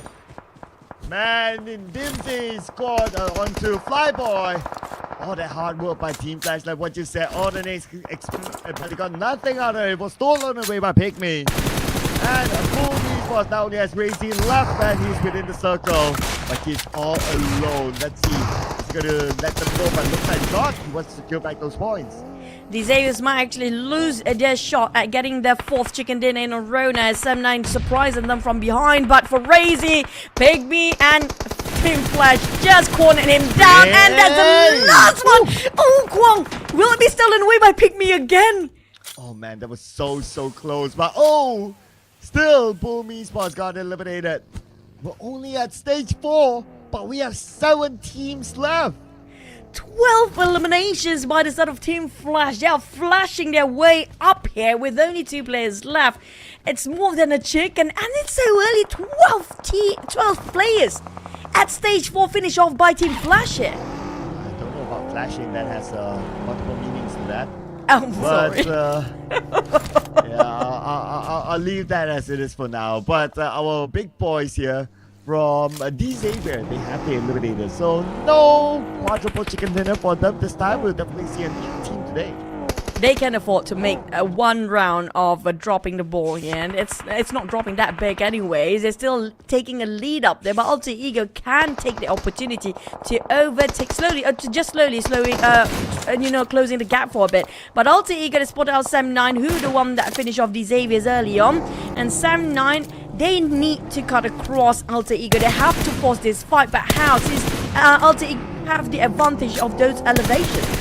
Now, if Alter Ego can score big, as in big, like RRQ big, then they could probably take over D Xavier. But with the amount of bodies left, it's not going to be possible. But let's see how far can Alter Ego go, because they still have a full squad and they managed to get themselves in the circle. And now they will be the team to try to block Sam9 for coming in. It's arguably one of the fastest Erangel we're actually watching here, Cloud. Yeah, thanks to the flight path and also the circle, everyone just go insane. And we're not stopping yet. Rosemary blew up Kenny's vehicle. Oh, Yuhai shot down by Alva, and the spread coming out from Alter Ego is super strong, gatekeeping Sam9 from advancing. Next it's going to be probably XERXIA for their target, and Sam9 only down to Dap to do all the work by himself, but he's leaving, abandoning the ship, knowing the fact he's going to go for the survival points instead, but he might walk straight into Infinity. He has to go for the pick. Whether XERXIA is going to be the poison or is it going to be Infinity? And it looks like Depp is going to be ping chilling here in the middle of the circle with this house. So he'll be here for a while. But information sent to XERXIA though. But XERXIA, they seem to prefer the high ground anyway, which is a better spot. So they're going to hold on to that for now. As for the other side, looks like PIGMY, they're falling apart to Alter Ego. Oh, Alter Ego, this is a prime spot they got their hands in. Definitely have a clear view about who's rotating to which angle at this point. They can see Flash coming over, they can see PIGMY, they can even scout out XERXIA, despite they do have a bit of elevation, but just next to them as well. PIGMY on the other hand kind of stuck and be choked down to his Alter Ego and XERXIA's here. Hard to go and advance unless they have abundance of smoke to build up the bridge of smokes to just slowly pushing forward, but I don't think they have enough or no smoke at all for most of them. Yeah, looking over at some of the players, okay, some of them do not, but Alpha has. So let's see if he's going to be able to make the best out of it. He's going to go straight on to PIGMY right now. Alpha passing by. Alpha didn't notice someone behind him. Oh, a little bit too late for Alpha. Response coming out from the side of Japranki, and the rest of PIGMY is a bit way faster. Now they did not calculate this well. Alter Ego at the brink of death. They tried to push, but they got knocked down, and the failed attempt is obvious as PIGMY triumph over with 8 eliminations now. It was too bad for Alpha. If only he was aware of that one member of PIGMY behind that tree, he would have reacted first, but that wasn't the case. But for Team Flash, they're still on the roll right now. Knocking down one member of PIGMY and looking for more. Billboard gets away. XERXIA have a shot at getting those chicken dinner. We're the only team remaining as full roster right now, and Team Flash still aiming for the hunt. Despite they only got 2 players left, down to only 1 right now, which is going to be Kwang. 14 eliminations. Can he break the magical number at 21? I think it's going to be a long shot. But still, despite they only have 1 player, being at the top 5, plus a 14 elimination, this is definitely going to change their rankings in the overall later on. So I want to point out that Let's Go Page 2 teams. This round is meant for teams from page number 2. Even for Team Flash, before this they only had like, what, 4 points? But now they got 14 points already. Definitely not enough bodies to... wait, is that enough? Okay, technically there's still enough bodies for them to overtake the record set by RRQ. But yeah, with 2 players, not 2 players, with 1 player, it's going to be pretty hard. But RNJ spotted our Infinity. He got himself ghillie suit, but he's using it indoors. I don't think that really works at this point. But for the side of PIGMY, they want to go for the numbers as well with 2 players left. But you break it down to only 50% HP. RNJ is in here. They try to flush them out. Here comes RNJ trying to clear out the corners. But they spot him out yet. And finally down. Here comes the support as well. RNJ 2v1 at a point. PIGMY in shambles, but they will be happy because they got quite a number of eliminations. Nice quick check there by RNJ. And now XERXIA, after all that action, they're the only team with full squad. 4v1v1v3. Stage 6, 4 teams left. Beat that record, PMSL. Infinity 3. XERXIA.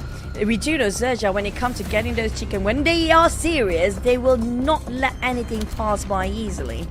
They will be watching all the players like a hawk tighten their leash onto the grass of all the players down there. With Team Flash still survive, if they land second place, it's going to be a huge jump for Team Flash later on. Oh man, yes, and we still have Kwang here. So previously he was the first player out of Team Flash to be eliminated. Now he's the last player to survive. Let's see how far he can go to try to stay away from the other teams. knowing that he's the only player left. And so far, so good for Kwang. The moment you mentioned it, we kind of jinxed it. I feel like XERXIA definitely knows exactly where Kwang is right now. 7-9 last player, so we'll have to solo-handedly deal with this, which is going to be DAP. Always going to be the last remaining member of for 7-9 is always going to be DAP for now. But XERXIA, the full squad coming in with that firepower, warning shots from afar, making it so difficult for the other teams to even have a pick on it. Kwang have to be careful about two very different angles here. I don't know if you can swing it, but the moment Infinity pop their hat onto this, I say intimidate kind of ground, which is the middle ground, it's gonna be tough for Kwang to just be careful about XERXIA from the back and Infinity on the other end. Well, I can say all the best for Kwang, because for him to survive the next circle, he has to hike up this hill. DAP, he had the house, he had the compound, and he has the circle in the middle of it. And because here Kwang is struggling to even get past by this tree. So I don't think he'll be able to get past by the top 4. Yeah, Kwang just hugging the tree for now.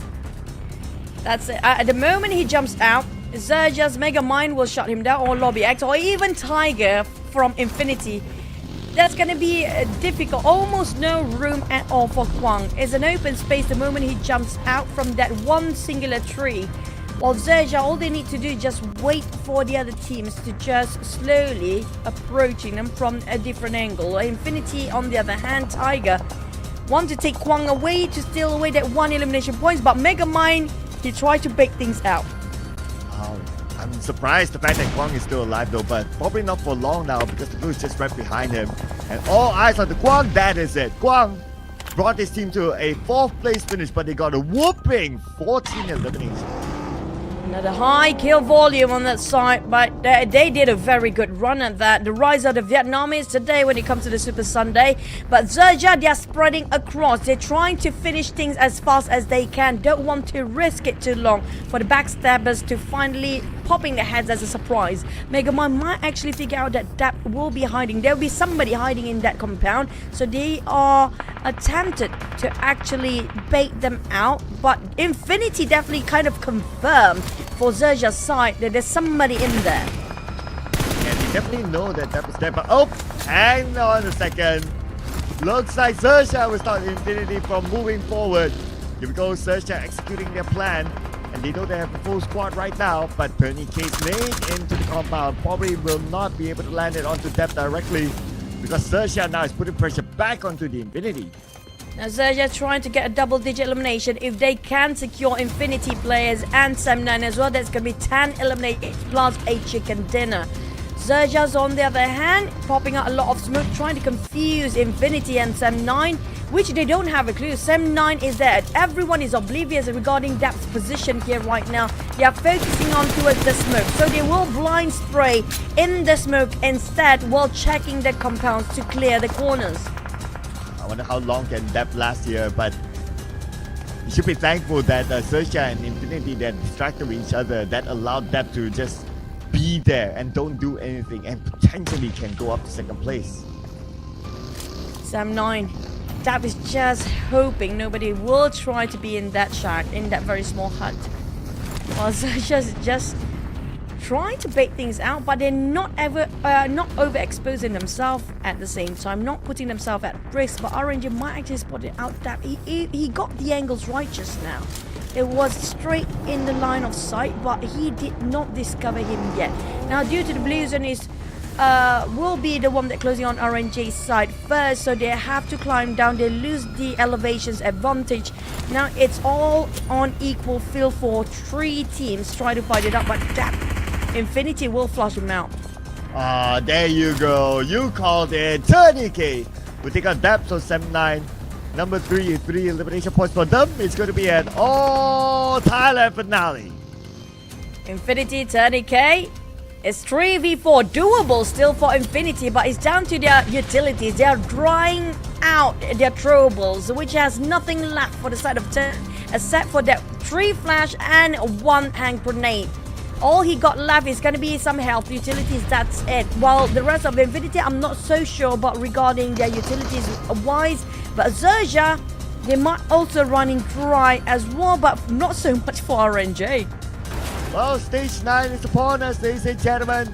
And this is where the zone will close entirely, with XERXIA having a little bit of a elevation against the Infinity. That's number one. Number two, they have numbers.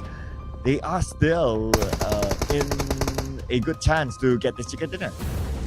A high chance they're definitely going to secure those chicken dinner. Whether it's going to be a flawless run or not, that's the bigger question, because Infinity, they will be pressured by the blue zone, and this is going to be super painful. 3 ticks of the blue zone is more than enough to shut down the entire team here. Turney K got himself cornered up against this building, this very small house. But in the meantime, XERXIA is pretty much slow and steady. They don't even need to move. Infinity is the one that have to push themselves forward. Yeah, at this moment it feels like a 50-50. Okay, shots being fired between two. Lord BX will go down. Turney K counter fire upon by XERXIA. Turney K finish off by XERXIA. Alright, so now it's 2v3. Let's go. Can they secure the double digit for XERXIA? Down to only 2 players with 7 eliminations in hand. That's going to be the most 9 eliminations. They lost 1 player of Infinity towards the side of blue zone, but Mega Mine, a bit of a pig lid. Big Tiger exits down.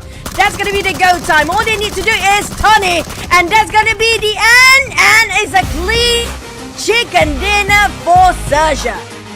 Welcome back, XERXIA, the team that broke the streak of this area. Scored the chicken dinner for the whole round band. XERXIA representing Thailand scores it well against the Infinity. Emotions just displayed by the players here. Definitely they are super happy regarding the performance here. But outside of these Xaviers, due to Alter Ego being eliminated early on, the gap is still wide enough, but maybe less than 20 points in between this first and second place. Well, I wonder what was the last count of the eliminations that they got, but we'll get to know the numbers right now, ladies and gentlemen. And they scored, let's see here, 9 eliminations in this round, so that is 19 points collected by XERXIA. And the one that dished out the most damage is RNJ, 919. Wow, that is a big gap between him and his teammates. He got himself the AMR for quite some time, plus a ghillie suit, so nobody can actually spot him out when he tried to camouflage himself with his surrounding.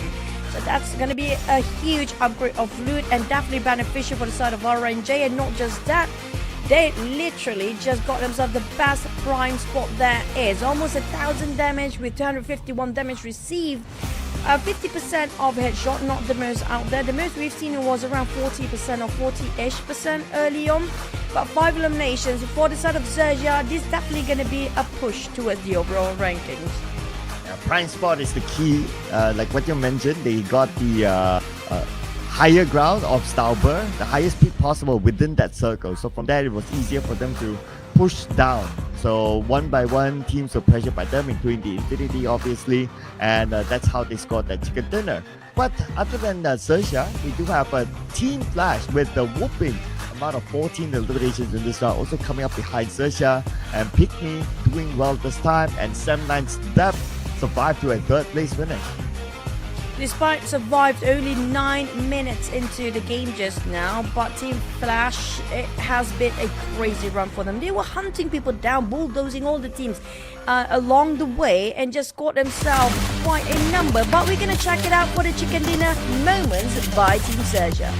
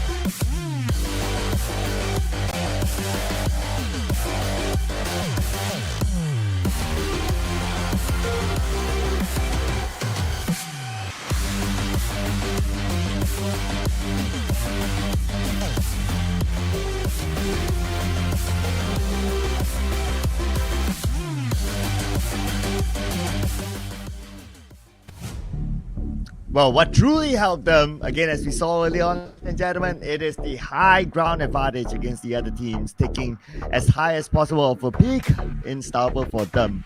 And the score here is 19 points for XERXIA, but Team Flash, 14 eliminations, 18 points total collected, and PIGMY is a significant improvement from the first half of the day, 11 points for PIGMY.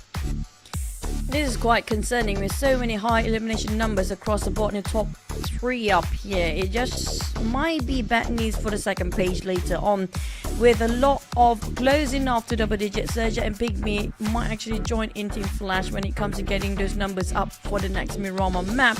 Sam9, despite they lasted long enough, but they did not score too much except for the Xaviers that they wiped out early on. And the Xaviers, we saw their rotation just now, but because of Alter Ego didn't score too much, so the gap is still quite wide in between them. So two teams scored 0. FaZe Clan, I feel sorry for Onzens right now, and BTR scored 0 today. Yeah, 0 points for his round debut today, and also BTR 0 points as well. PEA, we know where the 4 points came from. That was from the very early fight before Team Flash came by.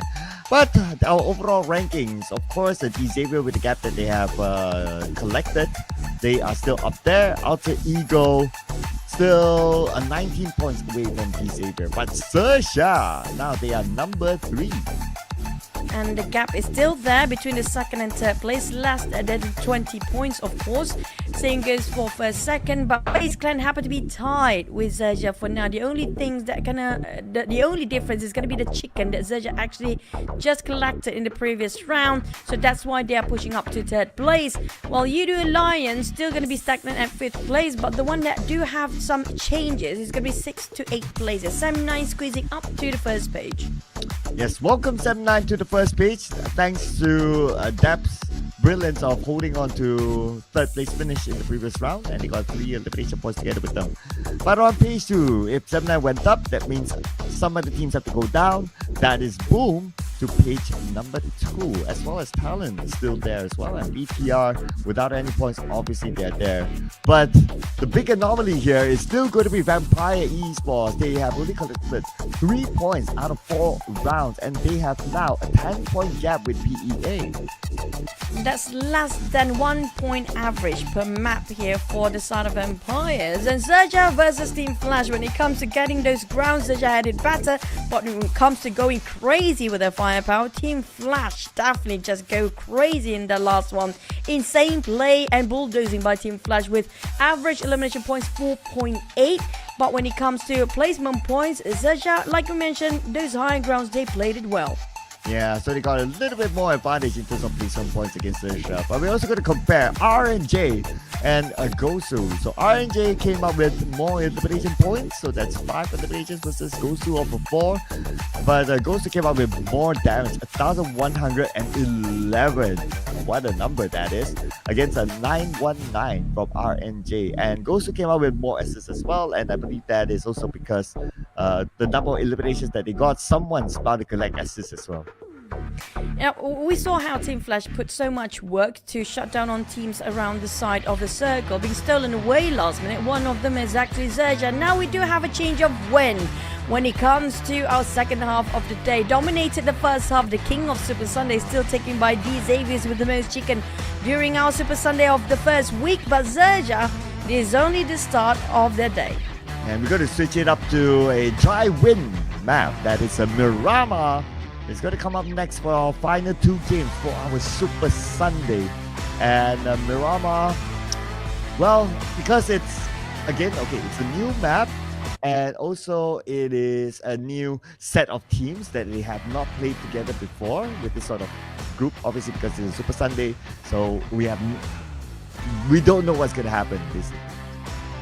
I agree, and also when it comes to the next map of Miramar, we will anticipate regarding player swaps once more. Now, I feel bad for Onzens. The moment he just jumped in for FaZe Clan there, he couldn't actually just perform any actions. He's been bombarded with so many shots and coming out all of a sudden in the ambush of all the other teams out there. So I assume will FaZe Clan still gonna stay with the same lineup, or will they start to change again? And also coming up from the other teams that we had a bit of a swap early on, especially when it comes to like teams like PEA. Adam just entered in, pretty much in the same boat as Onsen's previously. So we might see some subs going in and out once more. Yeah, at least Adam had a moment. But for Onsen's, too bad for him. So yeah. But let's see. I believe they should remain with the same players that has been just subbed in, like Onsen's, like Adam. Because yeah, I mean it was a short-lived round for them, so they didn't get the chance to really show what they're able to do. And from that round, some of them, I wouldn't say it wasn't their fault, but it was just situational, right? Based on the flat path, based on the circle, and so happened other teams were there. So yeah, I do hope to see them remaining in the lineup for the following round. At least we get the chance to see more of them, hopefully. Yeah, it's actually a good practice for the players and also for the team to have a bit of a learning curve. Mistakes can be made in first week anyhow, but they need to know what works best for the team when it comes to the following week for week 2 and week 3, because there's no more room for error later on. So this is where they get to experiment, where they try to get new strategy implemented into their lineup. But so far, these Xaviers, the only thing that's stopping them just now it was Sam9, who coming in from behind. They did not expect that to happen, and maybe because a bit of overconfident, they happen to be a bit slightly reckless with their rotation just now. We don't see them being that active in the previous 2 rounds or 3 rounds prior, where they got themselves those chicken dinner. After they got those kind of boosts, they might actually got super hyped that they were overexposing themselves towards all the teams out there. Well, it was also that the circle was like, right, but of course if you want to talk about like, well, the both guy was the same case then, well, but it's also very situational, right? Because the thing about PUBG Mobile is that you have like 16 teams and it's hard to tell like which team will do what. If like you're like one team versus one team, then you can kind of like have a gauge of like, okay, what they're gonna do. But you have 16 teams, like what? 5 teams change however they normally play, and that's good enough. And that's only one factor from the team itself. You have the circle factor, you have the flight path factor, you have like the loot factor as well. They will also determine how fast are they ready to move on from their regular checkpoint to the next checkpoint. So yeah, a lot of things to really consider. And the fact that they did not score this chicken dinner for these area, I guess it's absolutely fine for them. It's all about the points at the end of the day. Yeah, it's not too detrimental on their side, and still quite a gap between Alter Ego. But Alter Ego can switch things up if they want to, if they suddenly want to go aggressive, because we're heading into Miramar map where the record-breaking number usually happens here. We did it before, we saw it before when our IQOO Pego scored the most eliminations. Also on that was Erangel if I'm not mistaken, but we have very high elimination volume when it comes to Miramar map with a 14, 16. That's going to be the numbers that pretty standard in Miramar these days. And also when it comes to Team Flash, they happen to be rising up from their slumber just now. They just woken up knowing the fact, hey, these Xaviers are performing, like they're doing incredibly well today. Why are we sitting on our hands? It feels like it's a wake-up call for them coming up from Vietnam representatives. Yeah, sometimes it could be an inspiration, right? Plus you came from the same region, so that's how we can see that Team Flash probably they're fired up at the fact that, oh, okay, they can do it, why can't we? We're from the same region, we're from the Vietnamese region as well. And despite us scoring the chicken dinner, with the amount of elimination points that they got, I mean, that is already very, very good. True to that. But so far we're waiting there's any swaps here when it comes to roster. Seems like nobody actually having a bit of substitution swaps. So like you mentioned previously, Cloud, they might actually stay with the same lineup here. And a bit of discussion regarding Team Flash when it comes to the next Miramar map. Feels it feels like they're thinking about what to do here. Yeah, final preps though. So yeah, I guess it's good that we remain the same lineup, right? Because like it's only one game, and you gotta give them a good run out as well, just to get themselves in tune and all that. But it seems the players are kind of chill, relaxing, and I guess that's also in preparation for the Miramar match, since it's going to be a new game altogether for all of them, and expectations on Where are the regular draw spots for some of these teams? As much research as you have done, maybe things could change when it comes to this game. Now, Boom has been very quiet when it comes to the Super Sunday. They were quite loud when it comes to the grouping stage before. It feels like they're trying to figure out what the mistakes that need to be rectified first. PA will stick with that, I assume. Seems like a bit jolly and a bit happy for now. Hopefully it won't be the case when it comes to the game itself. They won't be that devastating later on, because they learn a lot for PA. Something that we confirmed here with the CQC they had before, which they never have to deal with it any time first week, but finally have a bit of a learning curve to deal with early Magnum plays and shotguns way in stage 1. Yeah, Adam, who looks like a Voki 2.0 or the younger version of Voki. Yeah, so yeah, I mean, we don't have Voki this season. Yeah. He left Crit VIP during the transfer window, and at least we have Adam, who looks like Voki, so at least he still has that Voki vibes with him in the PMSL. But for BTR, on the other hand, they scored nothing just now. Definitely a bit disappointed with their performance. Same goes for the side of TALON. I assume TALON, it feels like a very different teams here of an Indonesian side when it comes to Super Sunday. Thanks to the last chance that waking up so many teams when they were just snoozing around during the group stage, and now finally the real heat has begun, and we get to see the best of the best performance here during the Super Sunday. But when it comes to getting the Miramar map, it's totally going to be a different story, the biggest map of them all. Yeah, and I don't expect it to be as fast as the previous Erangel. It's probably going to be like a regular match sort of pace, since because of the size, obviously. So, hotspots, I would say, oh man, we haven't seen too many hotspots inside of Miramar, maybe just because of how big the map is in previous rounds. But if there were any regular hotspots, I'm thinking of like maybe Chumacera will be pretty hot as well. 7-9 would normally drop there, or at least around that area. So let's see if any team were to take some of those hotspots and try to take it over out of the hands of some of these teams. But across all week, when it comes to week number 1, we only had one Chumacera circle, which was yesterday. Now finally the swap's happening. Razak will be swapped out with Maxis. I personally do prefer Razak in the side of VOIN, because he's one of the key players that we witnessed throughout the entire week. He did so much contribution to the side of VOIN. Oh yeah, so we were wondering if there were any swaps. So okay, we got it. But Razak has been performing well for team.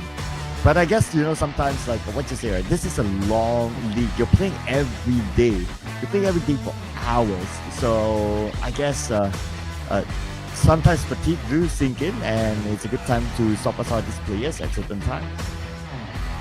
True.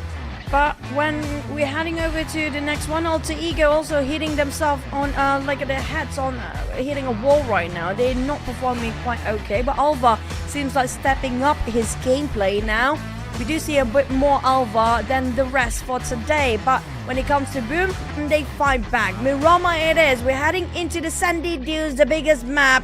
Will it be crazy? Will it not be so much? We're heading over the second last map of the day, Miramar.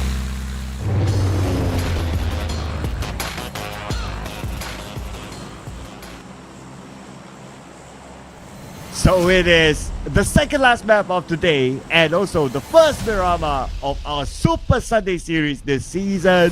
Flight path is going to be kind of okay. Could start off with Minas Del Sur up onto Terra Bronca, so a lot of these teams are able to drop into their regular slot. But another area that I'll be interested to see is going to be Impala. Since we don't have Geek Fam in the Super Sunday, we may see other teams taking it over, and there might be 2 different teams potentially taking Impala.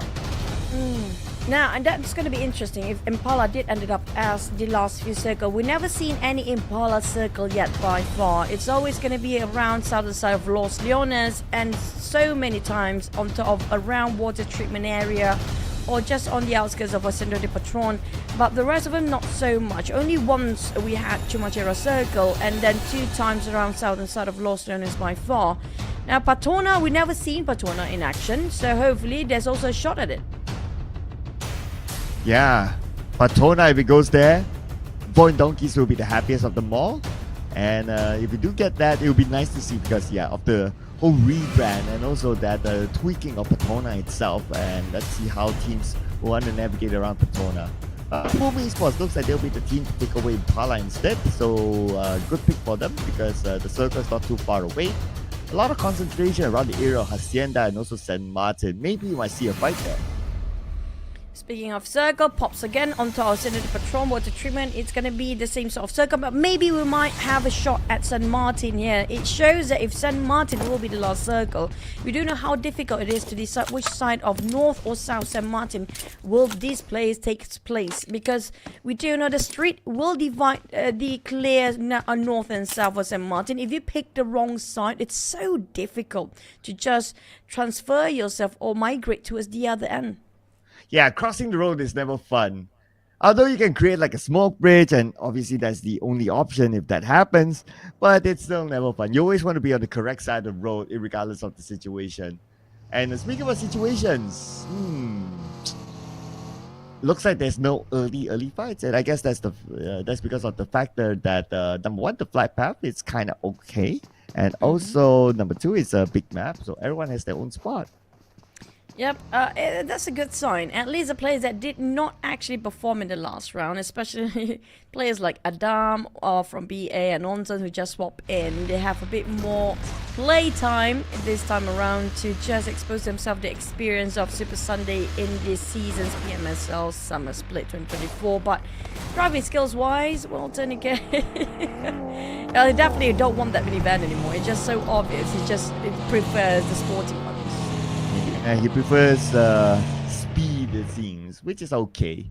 It's a matter of choice at the end of the day, right? And not like they really need bunkers at this point. So if they can go for speed and they can get into the circle safely, that's absolutely fine. And plus the Mirado, it can also cover like the top. So as long as you have a top cover, not like some of the UAZs, then that's an okay vehicle to have. It's just that control is the trade-off with vehicles with speed. That's the only thing. I'm kind of curious how the composition and the dynamics will work out for PA, because I do know Kido and Mizi seems to be inseparated, which they love to partner up together. Now, Adam replacing Kido, how do Mizi respond to this? How will they actually work out as a duo, or will be a different sort of duo, and Mizi will probably gonna pair up with a Blaze instead of Adam in the state? So we're gonna have to wait and see, because PA maybe they are subbing into as swapping Kido, probably just trying to test the firepower of Adam. Can he actually have more firepower at this stage? Because PA, the only point they're lacking right now, their strategy is solid, super solid when it comes to rotation-wise, placement points, average in top 5, top 6, almost in every single map. But firepower-wise seems to be slightly lacking there. Yeah, I do agree that is a area that they need to bump up on, firepower. They were great when it comes to placements, especially from the group stages to the last chance qualifiers that allowed them to be here in the Super Sunday. But Sunday is where you want to collect as many points as possible. Number one is, of course, to secure the spot in the grand finals. Number two is to have the best or the most comfortable start in the grand finals as well. And the only way to do that is to really bring in the combination of placement and also elimination points. So PEA, whatever that they're trying to do, I really look forward to seeing whether it will bring them a versatility in terms of switching up what are the objectives they will undertake when it comes to the points. Now, also, it was a sound opinion regarding you mentioned about the points to be carried forward later on for the grand finals. Now, some of you guys still skeptical about it regarding, maybe they do have more points than the other, do have slight advantage when it comes to the grand final, but it's such an impactful carry forward points based on last season. I think it's a lesson learned for most teams out there, probably all of them, regarding how Boom managed to take away their title of championship away from the side of Alter Ego, despite they got back-to-back championship previously. because of the extra points, that's why they managed to secure that number 1. But finally, we do have some actions here. Yeah, there was a slight boo-boo there of a toss of a nade. And that not only gave away the position, but that also unfortunately did not give the opportunity for them to either hurt the members of BTR or to knock anyone down. And because BTR now they are alerted and they have the high ground against Team Flash, they will not back out of the fight. Nook and Cranny, just so many corners here for BTR to fight against Team Flash. Quite difficult for them to land those shots and those grenades. Look at that, it's just so difficult from below upwards for Kwang to toss those nades. Same goes for GenForce due to how many corners there is in between these rocks. But Kwang and also the side of BTR, if they realize this feels impossible, this fight is going nowhere, I think it's best for them to resort to just go for retreat and just doing back to their own business here. Yeah, so it looks like they're going to let this one go for now. Plus, they know that they're on the lower ground, so you don't want to put yourself in a disadvantaged situation. And I guess someone needs to check their driving license. Yeah. Oh my god. It's 2 vehicles stuck into one. Look at how Ref is just trying so hard to flip things over, but I don't think it's working out, man. Okay, somehow it magically did. Yes, magic, ladies and gentlemen. Magic. Now they just need to flip over this one. Okay, they're fine. I didn't know that Thailand has been practicing their magic tricks during the off-season. Oh my god. I think Linux really have to go and check his driving license 2 times, 3 times in a row. He got himself stuck in between one tree and then one vehicle. Talon is quite concerning regarding their driving skills here in Miramar, because it's been a while we've seen some accidents in any tournament these days. Yeah, not like a major one, right? Like you flip and then you turn over like in the middle of the battlefield where everyone's looking at you. Yeah, not something like that just yet. But hopefully it doesn't happen to any of these teams. If it happens, then well, it's going to be one of the worst scenarios to be in. And yeah, it's definitely going to be comical, and everyone will be clipping that. Every social media, even the official PUBG Mobile, might clip that as well. So you don't want to be highlighted because of that. The one that actually is still memorable is going to be the FVE back in the days when that happened. I think that's still one of the top ones. The worst timing to have an accident during that time. But the circle shifted all the way north. We did mention water treatment multiple times here. So the circle seems to be still favoring water treatment. The only one team that coming up from the northern side is going to be PEA. Now, if they hold their fortress up there and their stronghold, if they can defend it, they will actually gain so much advantage. Not just getting those eliminations, they might actually resort to getting themselves the chicken dinner. And the direct access for PA was also thanks to the fact that they like to drop all the way up north. So when the circle shifts up north like this, then they would have an easy entry in. Oh, we're looking so many accidents here today, Jimmy. Lucky that it didn't get stuck in between. You realize now moving himself. A lot of migration happens when the second circle just popped on the screen just now. So a lot of them are realizing the circle moving away from most of the team. So everybody wants to be in the center, knowing the fact if they are late, they'll be gatekept by a lot of teams. Well, speaking of gatekeeping, not really vampire gatekeeping though, because of this terrain. But the fact that Judo Alliance, they seem to be the type of team that's not going to back out of fights. The moment they saw that, okay, vampires there, let's try to go for a crash. Oh, vampire left. Okay, now let's try to go and chase them. Maybe they might chase, but looks like that's not going to be the case for now.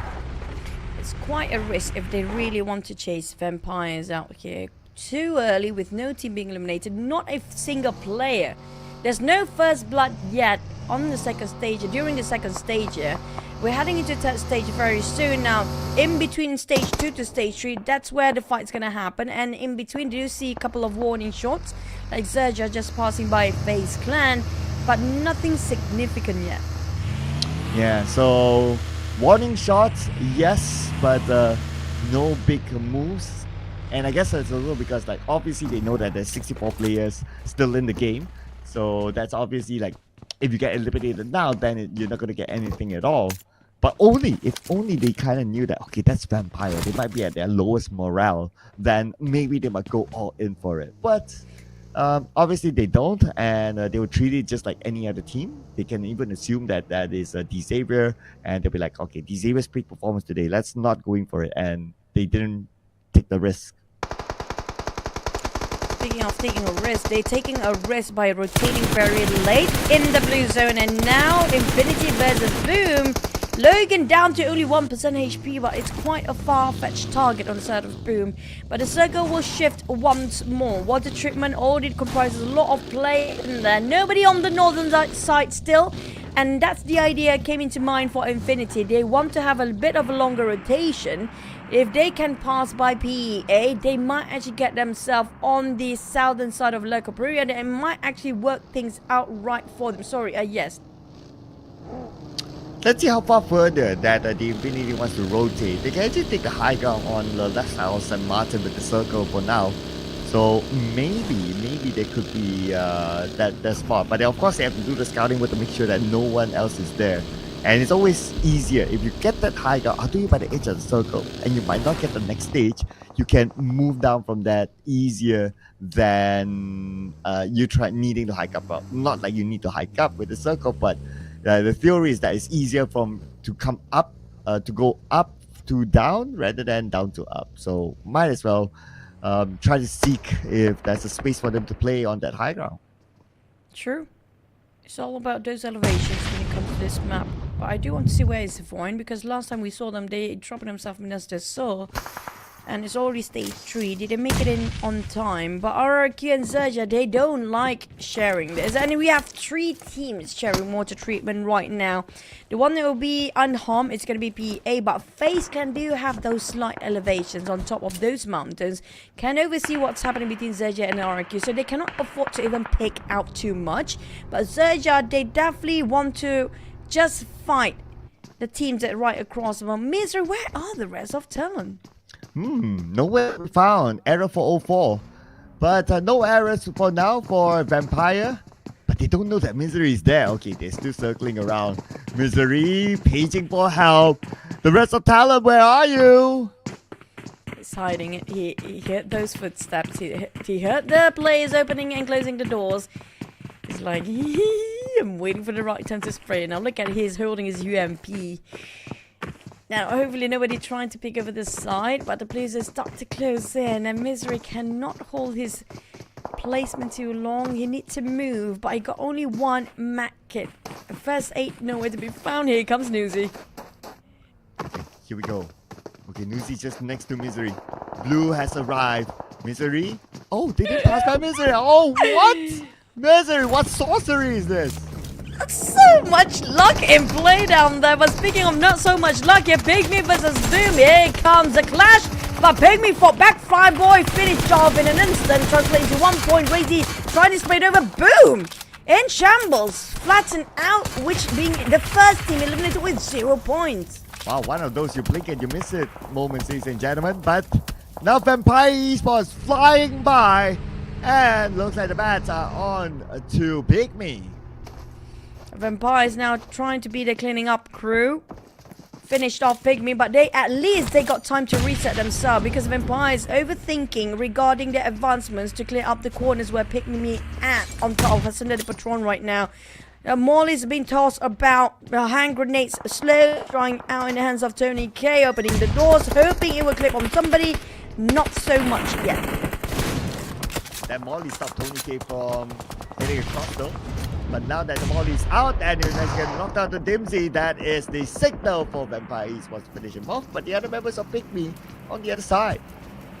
Branky spots out Newsy.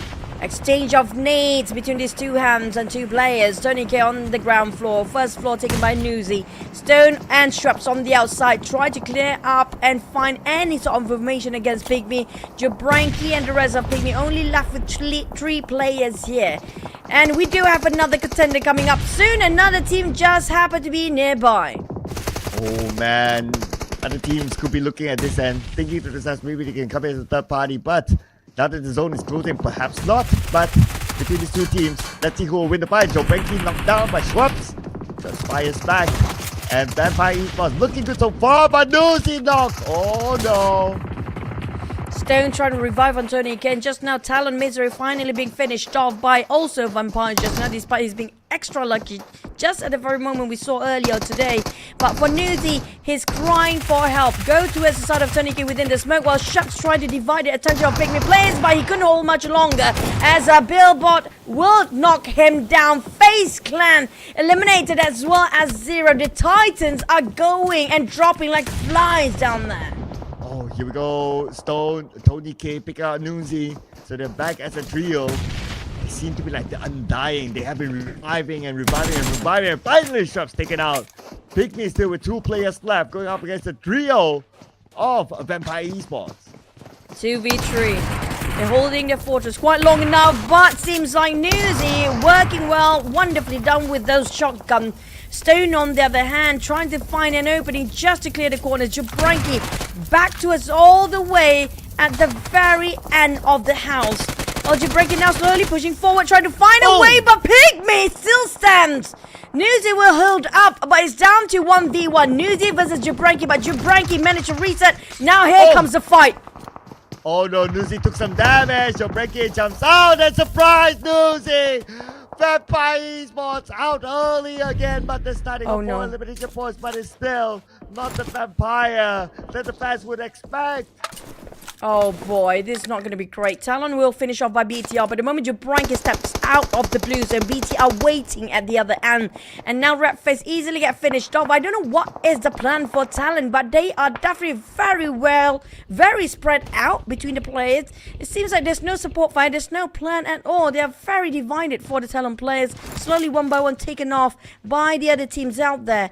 Was Infinity and also VOIN, even DAP having a bit of an eye set up for Infinity and VOIN, feeding all the information towards the rest of the roster of Sam9. PIGMY Jabranki made it out alive. Somehow he did. Somehow. That was insane there. But that was also quick decision making to take out Newsy. Oh man, he took a bit of damage from the Molly, but that was a risk well taken by him to take out Vampire Esports. Now the question is, Yoru, how is he going to survive this? He's taking out the blue at stage 5 in Miramar. And while Sam9 is above him, so not the situation that he wants to be in. But here, we do have an Infinity and a VOIN Donkey. That opening fire tried to clash the hats between VOIN and also the Infinity here, forcing them to fight while the rest of Sam9 on those elevations, repositioning themselves, waiting for the opportunity as a third party to rush in between the fight of these two teams. Now also Xavier's got himself in the center. It shows that Xavier's might actually score another chicken, who knows, but Dap taking the advantage. It's gonna be Boo Boo knocked down, and Infinity spotted out where Dap is right now. Yuhai going for the off angle, but for the side of Infinity, they cannot reshift their focus towards Sam9 because of how close they are with VOIN. Oh, speaking of VOIN, looks like the smoke bridge that they created, now they're going to make that move. But nade after nade tossed on by the Infinity to try to stop VOIN.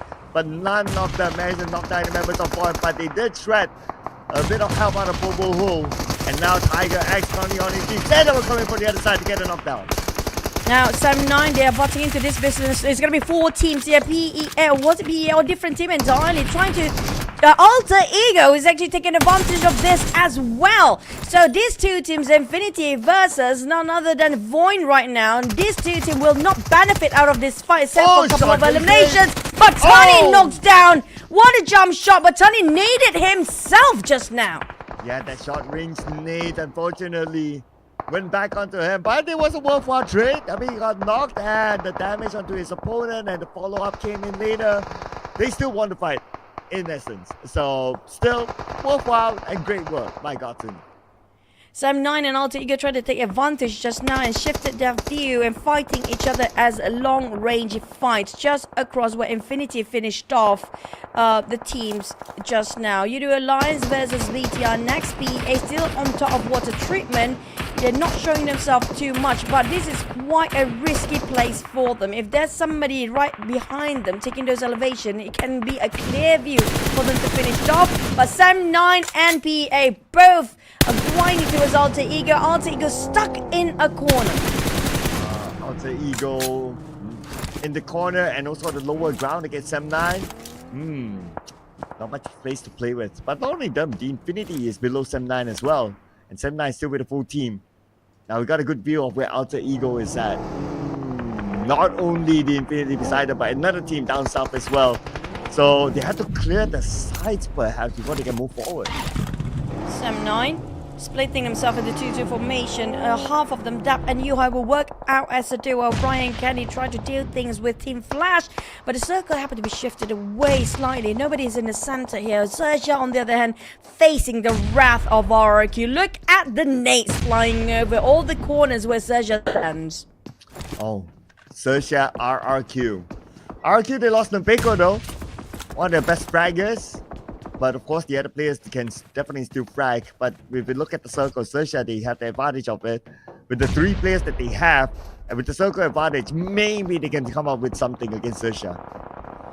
PA, they need to advance as well. They cannot just sit still and wait for things to happen. But these Xaviers, they got their center, but the problem is how to defend with this open space. Very small shack for them to take covers from. And BTR do have a wider angle to work things out and more space to play around. But Team Flash is just behind them and they barely got themselves in the circle here. BTR, how to climb down and cross that very vast street right across them. Oh yeah, it's a big gap here. But at least they have the high ground, so maybe they're going to clear the left side. But because GemForce is all alone, it's going to be pretty tough. Plus, he's up against Team Flash right now. Team Flash wants to clear the 6, and they go all in on the GemForce. GemForce eliminated, BTR out. At least he scored himself through elimination, down 0 like the previous one. Some improvement there, but RRQ, XERXIA's cornering them around, boxing in RRQ up to the point it only left with Snakes to do all the work by himself. The Scar will try to do whatever he can, but what a double jump shot between these 2 players. Teamwork at its best for XERXIA. Now they need to reset, but PA, despite they heard those gunshots early on, they're not engaging towards XERXIA. Didn't take the opportunity because they are a bit too focused towards Alter Ego. Numbers prevail, ladies and gentlemen, and XERXIA won the fight. But now PA is in action. Trixie knocked down and take it out just like that. Thanks to Poisil. And now the other members of PA try to fight back against Alter Ego. Poisil is pretty low at this moment. Minzy tries to land a nade onto Poisil, but a little bit too short. I'm surprised Sem9 let them go for Alter Ego because just now early on we saw PA and Sem9 both eyeing out to a side of Alter Ego, so they removed themselves from previous position, trying to go slightly into the blue zone, reposition themselves on the northern side of water treatment where PA has been waiting the longest time here. Now PA, this is not the best spot to stay and sit quietly. Well, they need to move as well since Alter Ego know exactly where the position at, but Alter Ego Boychill will try to shut them down, but the terrain is so uneven. It's such an impossible task to land those shots. I know, right? Look at how rough this terrain is. It's insane just to even get a view. All the nades lock onto Adam, but look at those nades. It bounced back up because of the terrain again. So Adam is still A-okay, but his teammates are way behind him. So he's pretty much all alone now. The best that his teammates can do is provide cover fire for Adam. For Alter Ego, there's no way out for them except if they want to take the fight against either Infinity or XERXIA here, but at least the circle's still with them. But less than 3 seconds, we get to know who will be taking the chicken dinner away. Will be still these Xaviers. Yes, they still got the center of the circle, and also Team Flash just marching behind them as well. The 2 Vietnam team that actually in the Super Sunday both getting themselves the circle, but Infinity look at the nade and drop down on one. Can he get himself a Kobe? Oh, you definitely secured the one against 30k. All the nades onto 30k. 30k is out. Gotuni is still A-okay in the smoke. But now, unfortunately, Gotuni is alone here. Yuhai aiming nade into the smoke. Gotuni, he has to move away. Gotuni shows his 75 spell to Yuhai. Yuhai gets knocked down. Kenny comes in. But the other members of Sem9 got it, and the Infinity is out. This is quite dangerous for Kenny as to reposition himself in the center of the road where it's too open, too exposed, nothing much to cover. But here comes the fire shot from afar. It's going to be Team Flash. Kwang spotted out somebody taking the bait of the airdrop. They make themselves covered. But Kwang also spotted out the 2 players of these Xaviers in the small shack. And this is going to be Kwang taking the prime spot to see what is happening across the other map with this rooftop working well for him. But So far looking well for Jimmy OP, but no! Alter Ego had to spoil the party. Jimmy OP, he almost got a couple more eliminations extra, but now FaZe is in trouble. Pressure by the blue at the same time. He might give himself up to the blue, and yes, he will. He would deny the point against Alter Ego. PEA, at least they're consistently getting top 6 all maps around. Alter Ego on the other hand is going to be their waking up call. They want to close the gap between them and the Xaviers. Look at the numbers of eliminations. 11 right now, despite they got only 3 players, 1 HP very low, but the problem is how to get to the other side. They've managed to finish off XERXIA that clears off their path to get themselves to the center of the circle. Alter Ego, no Rosemary, no problem for them. Winning as a trio, but you're able to collect this many elimination points. But for Yuhai, Vigo blown up by Batman, knocking him down. The other members of Sem9 on the left side, but they cannot go and pick up Yuhai that easily. If not, they might be the next target of Team Flash. Now Dap and Yuhai has been working out as a duo, but he will try to reach out to Yuhai as fast as he can at the risk of his own health. And the entirety of the survivability of Sem9. Kwang on the other hand, making such a trouble for all the teams just beneath them for Team Flash, but they are not inside of a circle. Now these Xaviers, they have a shot of getting those chickens again, but will the second place Alter Ego will overtake the Axe as Shadows? Boy Chill shutting down by Shadows right now. But the problem is these Xaviers, they don't have those elevations. Oh yes, the elevation does favor Team Flash now, and they will easily get a knockdown onto Paragin. The Xavier, how are they going to counter against Team Flash now with this sort of situation? Is pretty hard. Okay. Maybe the one thing that could really help them is the blue push down Team Flash because they don't have the circle at all. But the problem is these Xaviers don't have any covers. There's nothing in between there. There's just plain dry land, except for smokes of course, but the moment Team Flash have to move, they easily can shoot down while they run and gun at the same time. While these Xaviers, Shadows spotted out Alter Ego, they are in trouble. Right now that's gonna be the last of them. Kwang taken out with Gosu. Team Flash, they are on a rampage. Themselves quite a number of elimination with their prime spot just now, and Lamborghini spotted out. Gosu shot them straight in the face. These Xaviers, they're holding on for their 4th chicken of the day. Well, you asked how these Xaviers gonna do it. Looks like they're answering right now. With Nate taking out Yuhai. Yuhai is eliminated for the side of Sem9, and now Dep is in trouble with Kwang still on the high ground. Moving guy onto Dep, and these Xavier, though on the lower ground, they're not gonna go down without a fight. Got a small shack to take just a temporary cover. Kwang on the other hand, he needs to slowly crouch and push forward, worming himself up, snaking it down, but Dep spotted him out.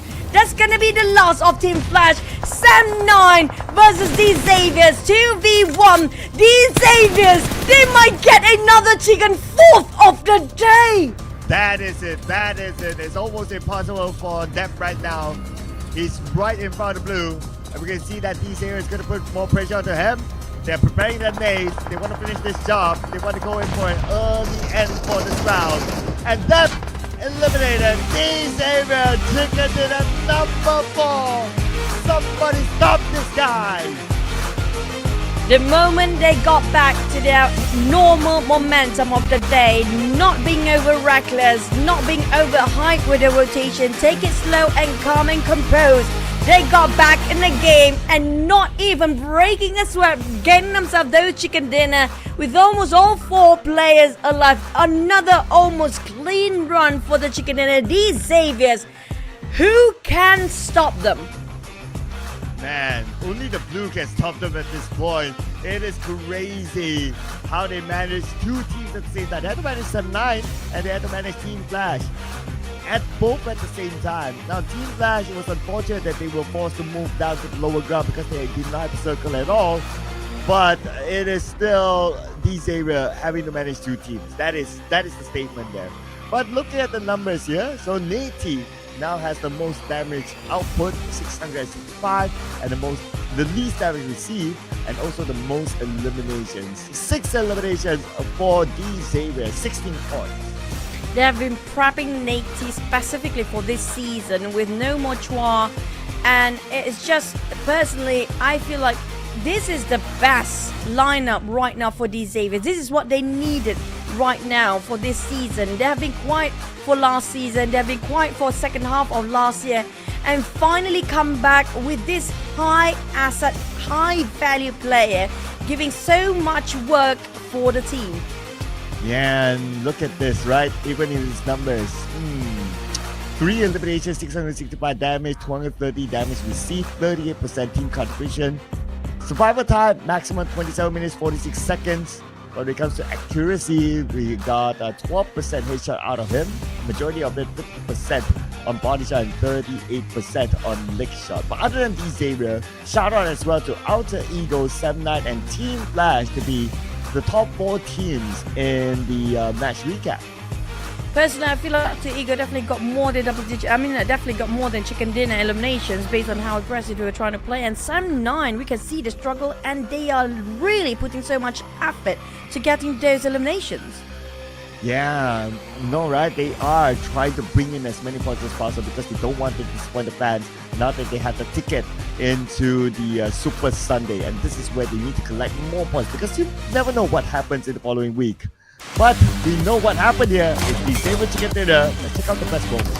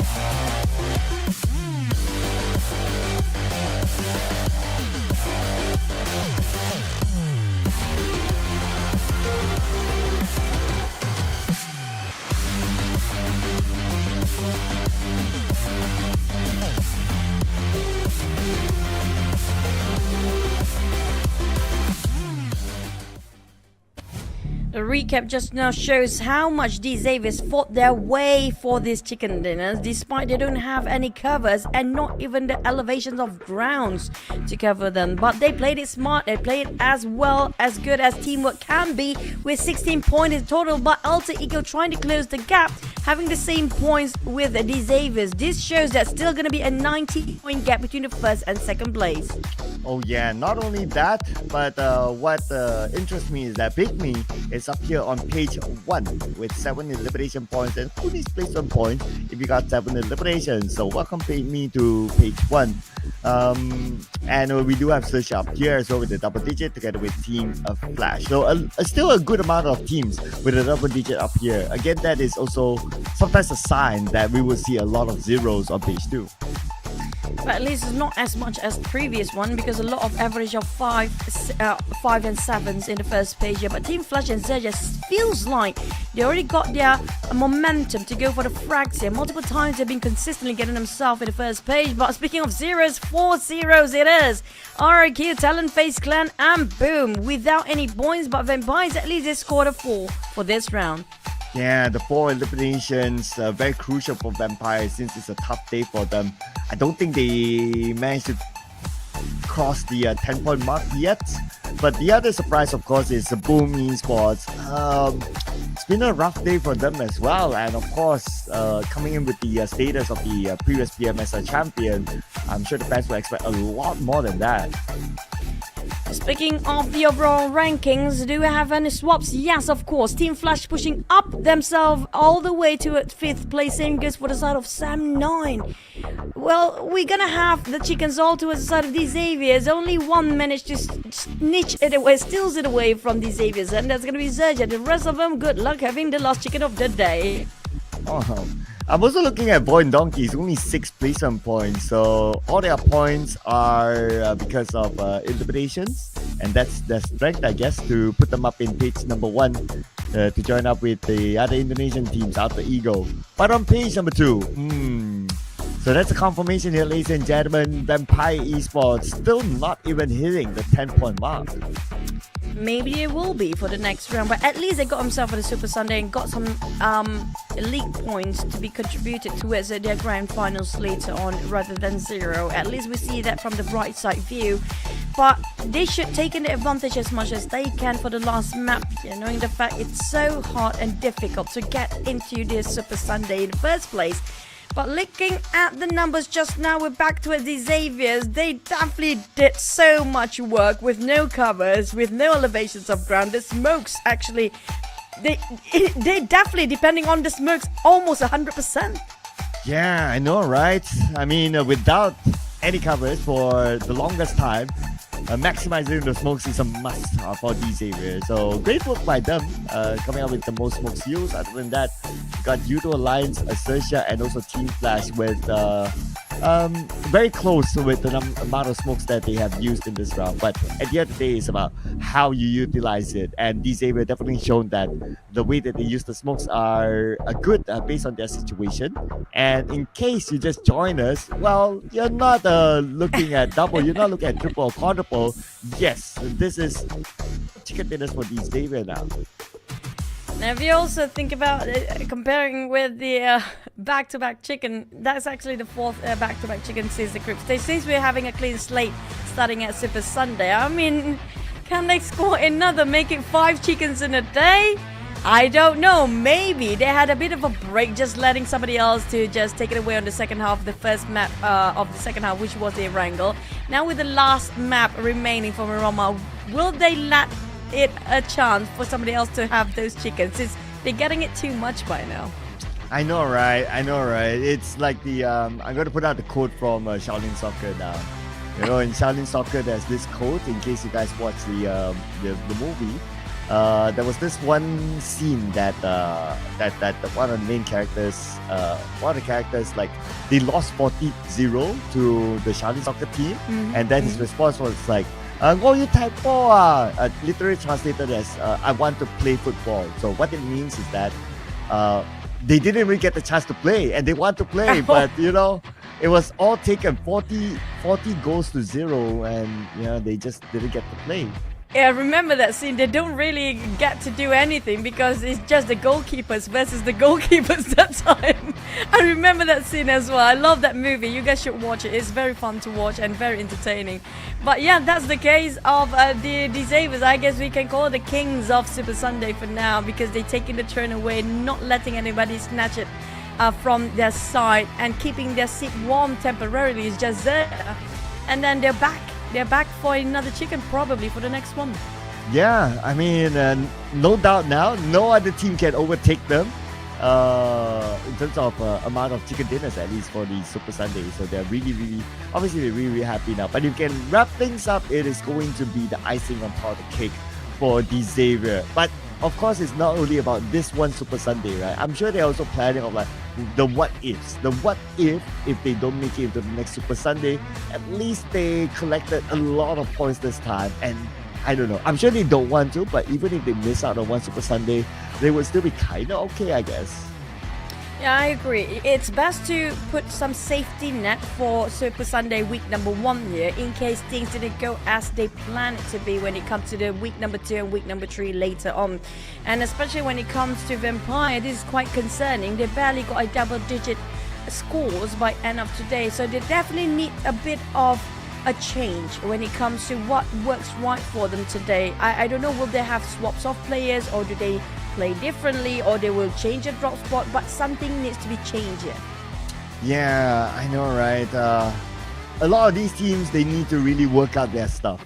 Like Boom Esports, like Vampire. I mean, these are multiple title teams, and yet to see them like on page number 2, it's very difficult.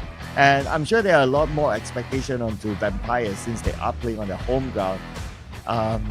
I mean, it would be a big nightmare in case they don't move to the grand finals.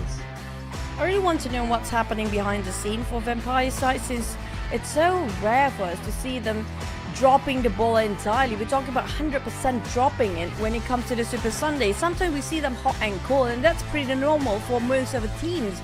But speaking of which, they are one of the legacy teams, one of the big powerhouses in PUBG Mobile. To see them dropping everything on Super Sunday, it's just something so tough and hot to watch. At least they should have those double digits by end of today, right? So they're 3 points away from the double digits. So, I mean, if they can't score that 3 points in the last match, then I'll have a lot of questions. But speaking about questions, we always have the interview with the team that does well. I guess this is for once. I want to see an interview with the team that did not do well. So if we can invite, Vampire Esports to be interviewed, whoever it is, I think that is something that the fans will be curious to know of what's happening. It's like putting salt into the when you're rubbing it into their wounds as well. Trust me, they will not want to take that interview, because I always wanted to interview these kind of teams and I'm always hosting on ground. Usually they will reject it because they need to have their head focused in, and they're definitely devastated. I mean, for the netizens out there, or you guys viewers out there, definitely nobody wants to be at the very bottom without any points here. Sometimes things just didn't work out. Sometimes things just really don't turn out as they're supposed to be, or they plan. So it's just so difficult for them to even deal with their own mistakes for the players. So I assume even the coach kind of want to keep the emotions in check for the players at this stage to make sure that they still can keep it going, because it's still a long journey here. We're talking about week 2 and week 3, still a lot of time later. Oh yeah, speaking about the coaches, so we have not seen a single coach being interviewed. So I don't know whether it's the arrangement that, okay, we want to put more focus onto the players, or maybe the coaches are like, okay, I don't want to do it anymore. You guys do it this time. Maybe there are so many possibilities to it. But yeah, I guess if there is any chance, I guess that will be my wish list. Although I kind of doubt that will be an arrangement, but I'll take any chance that I could possibly get. I wish we can actually get interview with Satanic, at least for the sort of Empires. I don't know, is it something to do with them being pushed down in the last minute during the last chance stage that actually kind of demoralized the players at this during the Super Sunday? But we do have Frenzy back. Flyboy, that's going to be him. Enough warm seating for the side of Boom. So Frenzy is back for the last map of the day. So do we have any more swaps then? Well, here's your answer. Razak is back into the lineup, replacing Maxius, who took his spot earlier on. We're going to see Razak for the final round as well. So 2 swaps at least that we've seen here. Don't know if there are any other swaps, but looks like maybe not unless it's officially announced to us.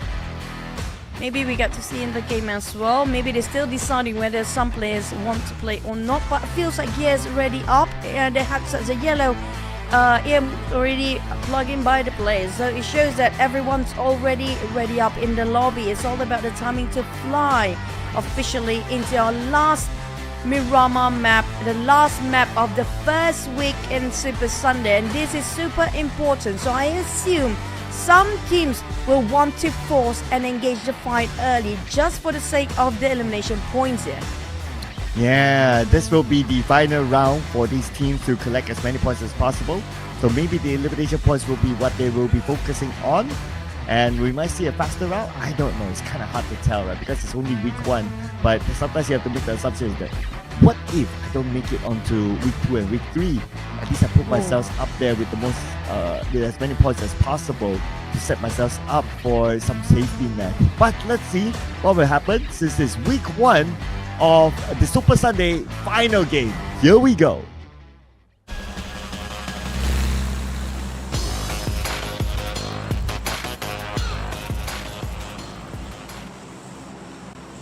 Now that's going to be a scary thought, Cloud, especially if you are in the shoes of Empire Esports. What if they could make it to one of the week or both week of the Super Sunday? That's going to be detrimental for them, and it's going to be a tough fight later on. But when it comes to the teams that are having themselves a good day here, these Xaviers, can they score another, the 5th chicken, the most? So far, I think this is the most chicken we have throughout the PMSL in a day. And it's a Super Sunday event. Absolutely. Whether it's a day, whether it's overall, this is a new record now of chicken dinners collected by a single team.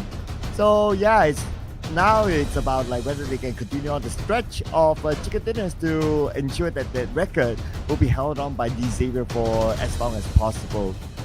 But looking over at some of the drops, since we do have the left side skewed flight path this time, Alter Ego, they changed their drop spot to Patona instead this time.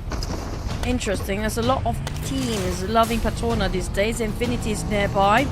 I can see Rosemary a bit further than the rest of the lineup, and we do see that he have so much information regarding Boom Esports and the Infinity as well. He might have early skirmishes here, and unfortunately, how? Oh, he even injured still Tiger X, but unfortunately for Hans, for you, that's going to be the first blood, and we're going to see a crazy round since we do have early first blood this time. Well, that's an unfortunate clash there. I guess the intentions were that for Alter Ego to be like, okay, we want to play this safe this round. That's why we dropped like at the edge of the map. But unfortunately, the Infinity was there and they were prepared with the M16. So Tiger X was the one to win the fight, and his opponent did not have anything at all. But looking over at how they're traveling, they're actually going to Patona as well. So they might meet with the other members of Alter Ego. Oh no, what a cluster down south.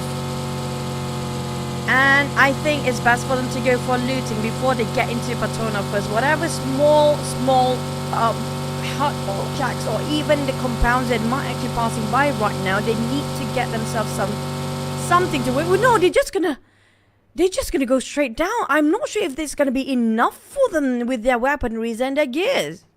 Well, looks like they're not going to go to Patona. I guess they changed their mind along the way, and they are heading towards the right side of the map instead. So it's a matter of whether they want to go to areas like Impala to maybe loot there. Perhaps. So at least they kind of gauge that, okay, if there's someone there and no one else is around, maybe Patona is where Alter Ego went. So they had a good sense of like, okay, are we ready to go there? Because by the time they arrive, Alter Ego would have been looted up. So it's not a worthwhile fight for them to take. And if that's going to be the case, then that is good game sense, I would say, from the Infinity. Yep, for the side of the Infinity, well, they want to go aggressive. I think they kind of spotted out like 2 or 3 teams dropping nearby them just now when they eject themselves from the flight just now. So they definitely have some information. There's going to be a full two squads coming around their corners. But on the side of Vampires, they need to be slightly aggressive this time. They have been taken by surprise by the rotations of all the teams here. It just shows that some teams surprises them with their rotation. They not see that one coming. Hopefully, they have a bit of a group talk and slight discussion with a very little time that they have left just now before this map started. Now, on the other hand, we don't have any other exchange of bullets so far between the teams. Things has been quite peaceful for now. Yeah, I guess that will be the only early clash, and it was just unfortunate for Alter Ego that they had to lose one player early. For the others, similar pattern like before. Like before this, also in that Miramar match, everyone had their own drop spot, and we don't see any early clash other than, well, there was no early clash previously. But this time, we got a tip. Oh, wait, hang on a second. Xavier just got their 4th chicken dinner as a Vietnam team in only day 1, and it broke the record of PMSL. Oh, okay. So I guess when they say broke the record PMSL, this is like the entire PMSL, including the previous season. Yeah, and we actually gave the tips to you guys way earlier, and so we are definitely way in the future now. But for DX, if they score the 5th one, I mean, that's gonna be blowing off our minds definitely for today. I don't know what happened during the Saturday break for them, but it's something that's so pleasant and so good that they just performed so well. They are in cloud 9 right now. But I wonder how about the teams that don't perform well? Yeah. That's gonna be only one team down there that's not actually on par.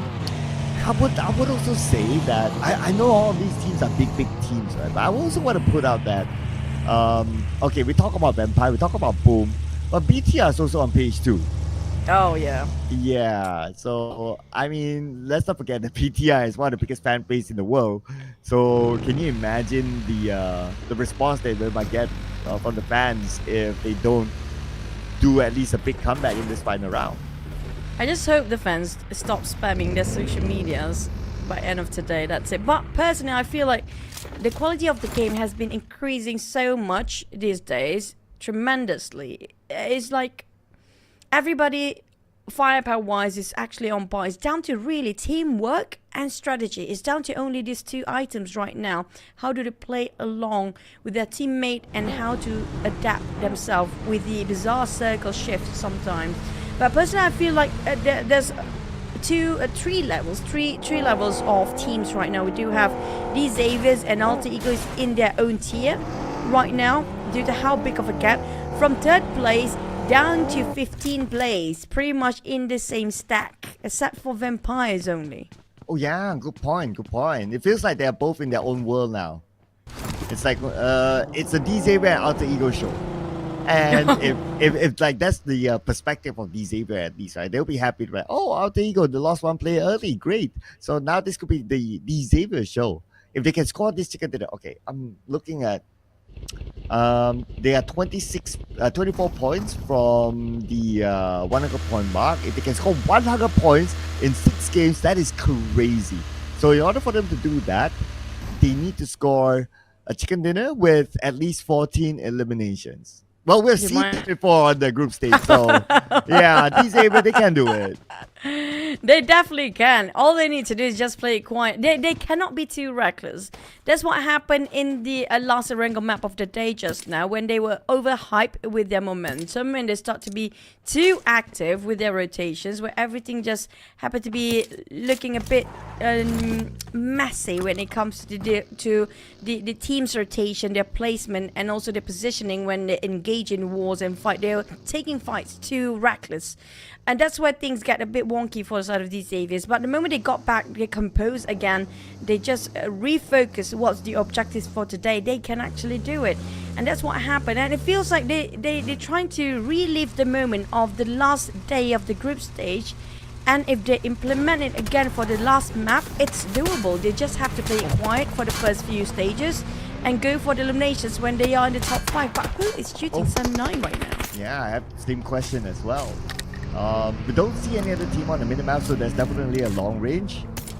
The circle time towards the right side, El Azaha. Interesting. So Boom, they also need a bounce back, and Vampire Esports definitely needs a bounce back as well. Both of them in the circle, so at least that's good news for them now. Now they have the circle. It's all about how are they going to manage that next in order for them to at least have a comeback in the final round.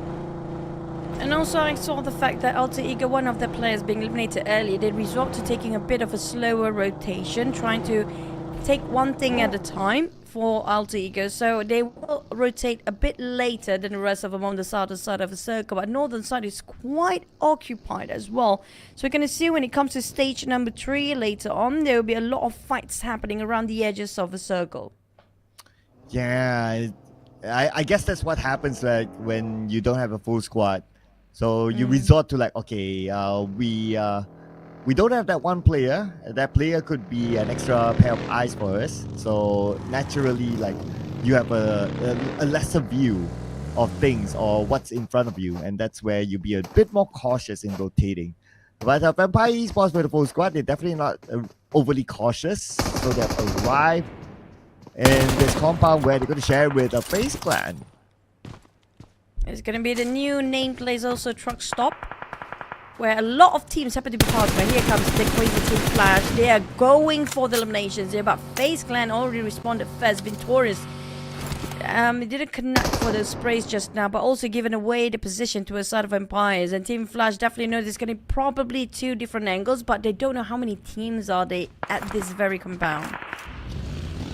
Okay, from our view, it's 3. Everyone taking their own corner.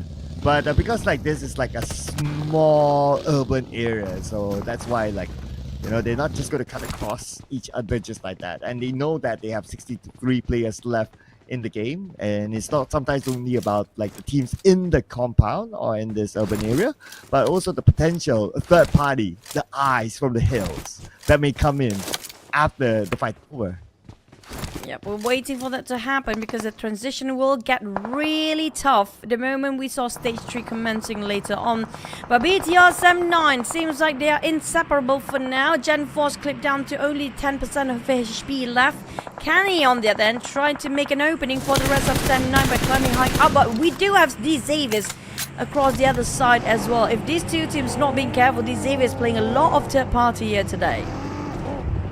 Yeah, let's see. The Xavier, if they want to flex, maybe they will do that in order to chase the minimum 14 elimination points and a chicken dinner. So far we haven't seen them yet on screen. But we do see here 7-9 and also BTR. Both of them no circle. Okay, no circle. Okay, there you go. The Xavier's behind these two teams. Great. So chance for the Xavier to crash in stage number 2. I don't know about that. Maybe they might want to avoid it and play within the circle first. Maybe they just want to take advantage, waiting for the right time. But speaking of right timing, Alter Ego seems to spot out Infinity. There's going to be some retaliation or fighting back on the side of Infinity. Rosemary knocked down with that mini 14 just now. I don't know what happened on the side of Alter Ego, but back to the side of XERXIA. We have PARQ and XERXIA fighting a three-way war when PA is migrating and repositioning himself right behind XERXIA. But Rosemary got finished off possibly by turning K. I don't know if that's double knock or whatsoever, but might seems to be a long shot range. But XERXIA, they will not let PA share this place. Oh man, and RRQ is overlooking XERXIA. But we move over to Alter Ego and the Infinity. And Alter Ego, only 2 players left, with Boyzil probably going to make that 1. And with Alter Ego, if they do go out early, the Xavier will be the happiest of them all. The Xaviers splitting themselves, but Team Flash taking a fight straight with Lambo and Gosu, having a bit of a trade between these Xaviers and also Team Flash. Here comes going in with a shotgun, but Lamborghini, he needs to switch over to rifles. Things in a click, one down on the ground. Oh boy, the Axe, they are fighting their way in, taking this away from the hands of Team Flash. But Team Flash still defending. They trying for now.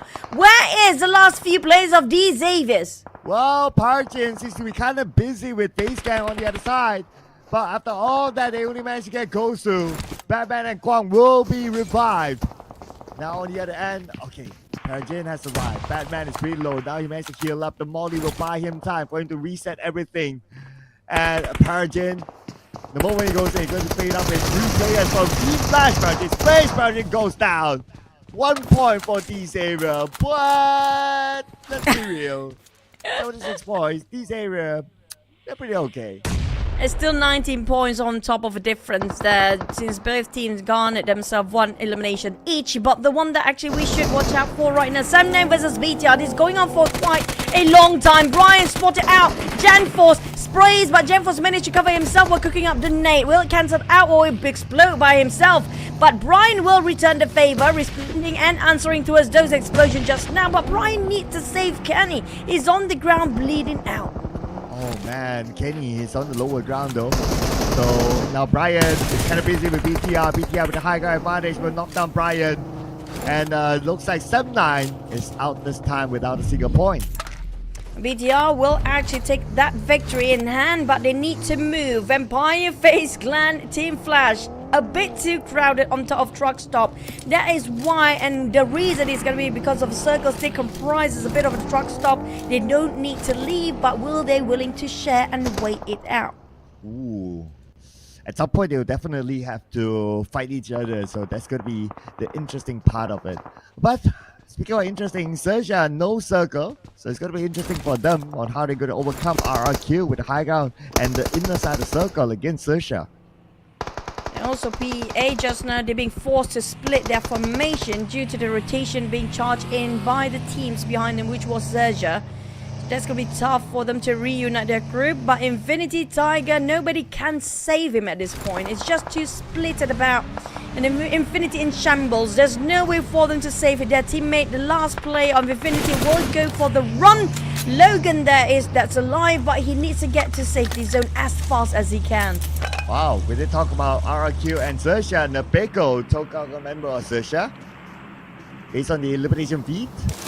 Taken out Napeko as well, so it looks like XERXIA is having a tough time against RRQ somewhere else. As for the Infinity, Logan, the last man, like what you mentioned about him, and he's on foot. And not only that, the PUBG Esports has the high ground against Logan. And Logan praying nobody will spot him out, trying to play with the trees. The vegetation's in between, the only cover he only have right now. BTR take it on VOIN. Raise it fought back against XERXIA and finish off in an instant with that UMP. While the truck stop seems to be a bit quiet. Everybody having a bit of a truce. So it's going to be a peaceful moment, neighborhood for now. But VOIN, on the other hand, Razak back in the game. Can he do so much work for the team with 2v3 against BTR? Oh, here we go. Molly on to the other side, but Satar will follow up, and Satar with the high ground advantage. Satar will not miss the shot. Razak on the other side. Satar has to heal up first before he can continue to fight. Oh, that nade. He's gambling on one nade, but PIGMY coming up from behind. XERXIA being eliminated next, but BT, sliding down, no! Oh boy, can he actually save his teammate? PIGMY coming up from behind, trying to cleaning up these two teams. GenForce head-to-head with Razak, and no, that's not going to happen. But BT, they need to leave. PIGMY is here to take them. Oh, PIGMY, they probably heard the commotion. GenForce still has the time to pick up Satar. So Lapar is going to be up, Satar is going to be up as well, and PIGMY, they did not really take advantage of it.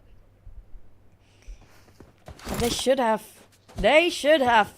But maybe they know for a fact that's going to be very close circles towards the blue zone. So like it or not, BTR have to advance forward. Might as well they just wait it out and don't actually let their elevations and their high grounds to be taken by another team just now. So they're just going to play it a bit more patient for the side of PIGMY. But TALON, it's going to be Boom next. They try to chase the tail of Boom, but right now Boom is way faster, rotating themselves into the safe zone. While we do have another party coming out on the other end. I think that's going to be Infinity last player.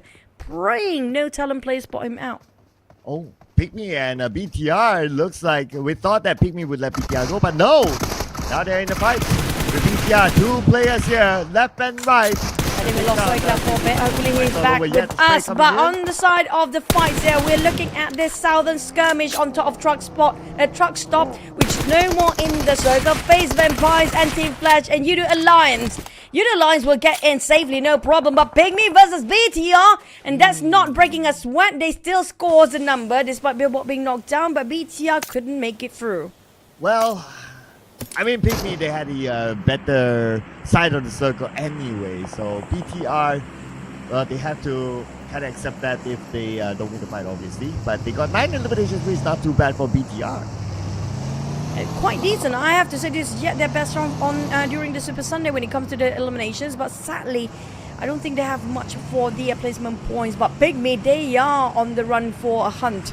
With 3 players left, it's going to be FaZe Clan next. Well, FaZe, how much did they score? Only 1 elimination. They definitely want to bump their numbers up here.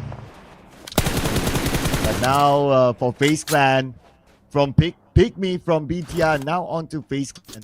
But at least they have a good distance between the two of them, so I don't expect a big clash. Maybe for now. Oh, no, not really. FaZe Clan in front of them is PIGMY, so they have to take this fight. Yep, for Boom, I think that's going to be the entirety of talent just in their hands. There's going to be extra 4 points on the side of Boom, but Vampires and Team Flash, this silence been broken. The tension now rippled down to Shrubs down on the ground. Team Flash going in with the nades. It's always going to be a good initiation when you have so many nades on your side and making sure somebody will knock down, randomly toss those nades. Stone fighting back. They need to revive Shrubs. Oh, here we go. Vampire Esports. This is arguably the best round so far today. But let's see how many elimination points they can get. They only have 2 active players at this moment going up against Team Flash, who is having a good day so far today. But now they do have the advantage against Team Flash with 3 players against 3, but they do have the inside circle. But wait a second! I didn't look! Had to spoil the party, taking out Stone. Oh, you do Alliance wipe off these 2 teams clean from the floor. Kwang, they managed to get a couple of eliminations in between and managed to just knock down, not really translate into 1 point. Quanti, on the other hand, the last player of Team Flash alongside with team partners, it's going to be Quanti and Kwang remaining for the side of Team Flash. Lucky enough for this combat, there's so many corners for the teams to just clear it up. So it's so difficult for them to just see them through. Oh, Newsy, went in just in time, dancing around with the remaining members of Team Flash.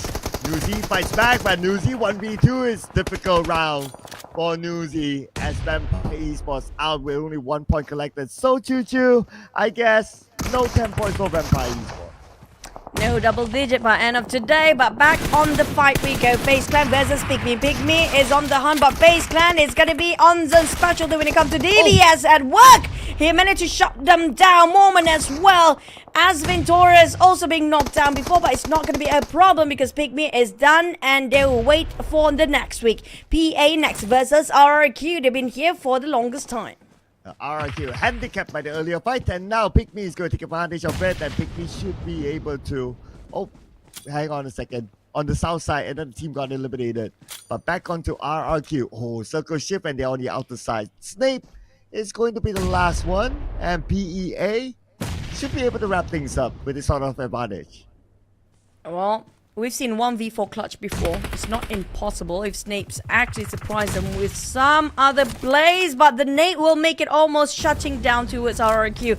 PA once again getting themselves consistently in the top 4 right now. In top 5, they have been quite consistent when it comes to the placement, but elimination wise not so much. It's going to be 3 full squad. FaZe Clan, Boom, and PA, 4 main players. Roster still well and intact, but Team Flash, 1 player left. Wow, stage 6 and 4 teams left. This is a way faster ending of the Miramar as compared to the previous one. Kwang out in the open. When the smoke goes out, then Onzus will have a good clear shot of it. Kwang, there's no way his teammate can actually save him for now. Onzuns, they need to be a bit more reserved when it comes to their utilities here, not wasting it, because we do know due to the uneven terrain and how far this north and the southern team right now far apart due to stage number 6 is still quite a huge circle in between them, so they need to save up their utilities to make sure they can secure those chicken dinner, especially the high grounds and the low grounds. There's also middle grounds in between. Now Raze is spotted out a moment. FaZe Clan, they're closing the distance against Boom. Boom, high ground advantage. As long as they're at the circle, they'll be a-okay. But because they're by the edge of it, likely they won't get the next whistle circle, but they still have a lot of space to play. I wouldn't be too worried about Boom. Yep, there's so many butts in between them. But at the same time, yes, I agree. There's so many space due to how early this map, down to only 4 teams, only in stage number 6. It is Miramar, by the way. So we have around, 300 to 400 meters apart between the players from the north down to south. So it's quite a distance. Still, FaZe Clan, they have those elevations, but we might actually not see these elevations for the next stage into stage number 7, which is going to be commencing very, very soon. Onzens try to spot out any place of Boom. It's going to be the fight between the mountains across the street here, Boom versus FaZe. Okay, Conti spotted out. Now a lot of focus on the Conti from Team Flash. The final member sprayed by Pomred, and Conti is out. So now top 3 teams, FaZe Clan, Boom Esports, and also PEA. We're down to the long-range finale with 3 different flags. Unfortunately, our 4th different flag have been eliminated early on, but Team Flash, they got quite a decent amount of eliminations still. Well, on the side of Boom, this is yet their best round in the Super Sunday. We haven't seen them in top 5 at all the entire day, right? Yeah, not at all. Not at all. So this is their best round so far.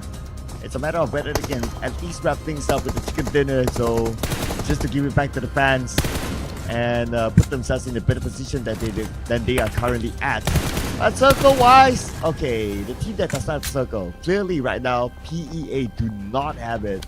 But circle do favor the teams on the high ground, and one of them is FaZe Clan. And it's going to be a multi-level finale as well because of how the PA teams will resort being at the foot of the mountain where FaZe Clan is at.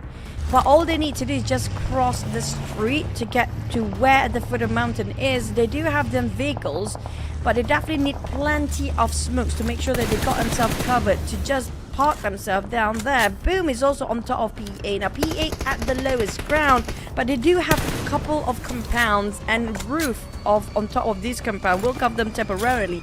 So I assume it's going to be Boom versus FaZe first, and it's going to be a long range fight unless PA just decided, you know what, we're going to hike up and try to force FaZe Clan to challenge us. Oh man, I don't know how they're going to hike this one up. I mean, look at this, right? It's a very steep mountain to climb, and this time we have a good clear shot of PEA. If they do that, the best they could do right now is to try to get into the circle. Okay, here we go. We're going to take this risk right now. The next hike is going to be on foot, and FaZe Clan should have a clear shot. Oh, Boom Esports moving from behind. Oh, this is bad for Victorious. The moment the rest of the team already advanced forward, he's alone by himself, and their backside, their cover shot has been taken out. Boom! They find a flaw in FaZe rotation, but FaZe are a bit too busy. Now Onzons have to shift. Despite they got lesser men now, they have divided into 2 pots. And FaZe, this is going to be a big problem because the entire crew of PA with a 4-man still going to go and push to a side of FaZe, while Onzons and Mela will be a bit busy to hold Boom from advancing towards their side. And Boom Esports, they gave PA a lifeline here by distracting the members of FaZe Clan. Now FaZe Clan, they put it back focus on the PM. Oh, look on the other side. 2 teams, they want to sandwich FaZe Clan. Oh man, now it's all about who's going to be the king of the hill. Oh, here comes. Speaking of the hill, Palmit hiking up as well. Everybody will try to just force FaZe Clan because they are in the top, at the very peak of the mountain. So they are the only one that visualized by these 2 teams. So 2 teams, both of them just focus on FaZe. Left, right, and center. The Knicks are flying over to a side of FaZe. If they can defend this, they're still taking their chicken away. That's gonna be a statement given by FaZe Clan. They still can hold it and still have it for their Super Sunday. Yeah, but they don't have to circle at all. But look at the positioning by Boom by placing Razy as a support player on the other side. That is a good spot to be in. Trixie knocked out by Mormon. Mormon is still trying to take out the other members of PEA who's trying to hike up. Missy fell down. Ah man, it is a very steep slope. And it's just not the best time to have those accidents going on. But the moment they try to pick out Mormon taken out by Razy of Boom. Oh man, they cannot even overpick. Boom is here. They just tunneled their vision to a side of PEA. And FaZe Clan don't have enough manpower. It's down to Boom versus PEA. FaZe Clan lost it. Oh man, FaZe Clan distracted by PEA. Distracted by Boom. They lost the high ground. Then with that, Boom Esports was the team to take advantage of it. And finally, a sigh of relief for the PMSL Champion. Trying to defend their title for this season, it just shows it's not an easy task for them with such an improvement with a high quality team that just way different from last season. We can see their struggles just now and definitely having it rough, even though despite they got themselves the last chicken, but it's still gonna be the same, the first and second place for the overalls. Yep, that's definitely going to be unshaken since they were playing in their own world. But of course, with that, it wraps up the Super Sunday. But we'll need to check out the points before we officially close the day. So the amount of eliminations, oh, that is a lot. Let's see here. So 6%, 13 eliminations for Boom Esports. And thanks to Razy being the support and holding his ground the longest, just giving the other side of the mountain just now with that mini 14. He tapped it away, giving so much space for Boom to climb up. He's giving so much information to us, Boom, like they are busy. FaZe Clan is super busy with PA. You guys can go. Nobody actually stops them from hiking up there. Yeah, I know, right? Imagine if it was like a 1v1 or a one team versus one team. Then FaZe Clan would have won it. But because there were like two teams there and they came at pretty much the same time, then FaZe Clan's like, oh, do I look front or look back or look front or look back? Bam! PUBG Esports got it. Oh man, Mela was a bit busy. There's two players that are actually guarding over to a side of PEA, but you have to give it to Razy. He's the one that actually given so much information to a side of Boom whether to go hike up or not, and making it such a horrendous moment for FaZe Clan as well, tapping it out the moment that FaZe Clan trying to pick out to see the players of Boom if they already hike up or not. If it's not because of Razy, it's almost impossible for Boom to score this chicken. Yeah, and that's why he is the MVP this time. 3 eliminations, 840 damage, 251 damage received, 19% team contribution, and a maximum survival time, since they all survive anyway, 26 minutes and 41 seconds. But joining Boom is a FaZe Clan and BA. They have to be up here. And Team Flash, who got a decent amount of elimination points in this round, joins in on top 4. Now that concludes that these Xaviers will not score 5 chicken, but still that's record breaking for 4 chickens in a day. Team Flash feels inspired by the performance of the Xaviers triple chicken early on. They suddenly just push up the numbers of eliminations. But despite of that, we're gonna have a bit of the moment how Boom finally got those chicken dinners away from FaZe Clans and PA's head.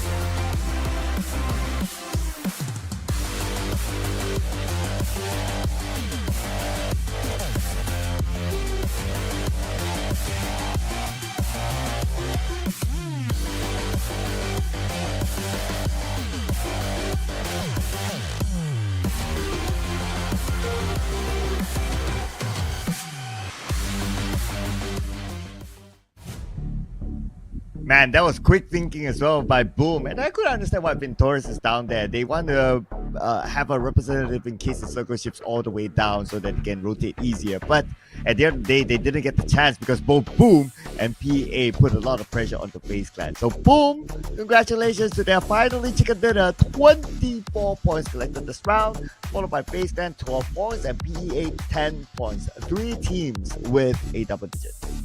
Now, despite BTR being eliminated quite early, they still scored themselves quite a hefty amount of eliminations. 9 eliminations up there, while PIGMY and IQOO scored themselves 4 and UDO Alliance at 2 with total score of 4. But there's going to be only one team with 0 points this time. That's going to be 7-9. That's why we can see High across the player's cam just now was quite frustrated with the ending. Yeah, I know, right? The only team without any points at all. And it's a tough round here for them, but at least their overall day campaign is not too bad. They should still be on page 1, so it's okay. It's a lot better than if you remember the first day of the group stage for Sem9. So at least we can see an improvement for Sem9. So something to still be happy about. Yeah, but they need a bigger impact or improvement for week number 2. Hopefully they go back to their drawing board. Same goes for the side of Empires, the only team without a double digit by enough today. One more point to get at 10 points there. And speaking of which, I don't know, is it coincidence or deliberate or just fated? Every time DZAVE is being eliminated, it's gonna be Alter Ego eliminated at the same time. Hence their scores is still gonna be the same amount, similar of a gap. Wow, and look at this. With that one ticket that the BIGETRON Esports pushed themselves up to number 3, still below Alter Ego and DZAVE, but that's fine because there's still more weeks to come and it's all about collecting the points for us to know who are the best 16 teams to be brought to the grand finals. And of course, the starting points as well will be tabulated later on. We have a lot of movers down as well. XERXIA, UDO Alliance, and Sem9 because obviously Sem9 did not collect any points, so naturally they would slide down a little bit, but they're still in page 1 at least. Yep, due to how Boom just shoot up all the way to take the 3rd place, so that's going to push down majority of the teams. But the one that actually we should be concerned about is going to be the 2nd page here, because not everybody will be the same teams when it comes to week 2 Super Sunday. So they're trying to get as much as they can, and this is what they have to resort to their week 1. BTI 29 points, 27 points tied with PIGMY, 26 points for VOIN, while 25 at Infinity, RRQ 23, TALON with 22, while Vampires, this is going to be a harsh reality slap in their faces, with 9 points by enough today. Yeah, look at this. The gap between them and TALON itself, man, that is huge. Oh, it's hard for Vampire considering that they're the home ground team. But on the weekly rankings, okay, of course, because it's still the first week, so whatever that we saw earlier on, it is still the same sequence and also the amount of points collected by all these teams. Yep, for the Xaviers and Alter Ego, hopefully they will come back for week 2 Super Sunday. We have no clue what will happen in week number 2 yet, because we want to see the competition between these two teams. Will they overtake each other or not? But when it comes to Boom, like just now the same as the overall, because this is the week 1 Super Sunday anyhow. So it's going to be the same arrangement, except for the team that's not playing, which is going to be NKT, Morph, Team Secret, Roy, Kick, Todak, and Cree VIP, as well as UDO2. Yep, and some of them might be looking over at the overall charts because the first objective is to be at least in the top 16 after 3 weeks of Super Sunday. They'll be looking to them and say that, hey, Vampire only 9 points, so maybe, just maybe. But here it is, our week 1 MVP. I mean, how many times this guy has to come out in the poster? Rosemary! Still consistent for Alter Ego, despite they're not finishing at number 1, but they place themselves 2nd place, one of the highest competition for the Xaviers. 4 chicken dinners in a day, but due to his average elimination and his firepower, nobody can deny he is the beast. He is the one that carry, and he is this scary. Yeah, who cares about assists, right? 0.4, he does it on he does it on his own, right? If you want something done right, you do it yourself, he says. And Rosemary obviously doing very well for Alter Ego. And I love this comparison because right now they are so tight between these two teams when it comes to the scores. When it comes to top 4 rate, we have to give it to Alter Ego. But when it comes to the chickens, it definitely because of the chickens that these Xaviers got so much and a bit of a lead there.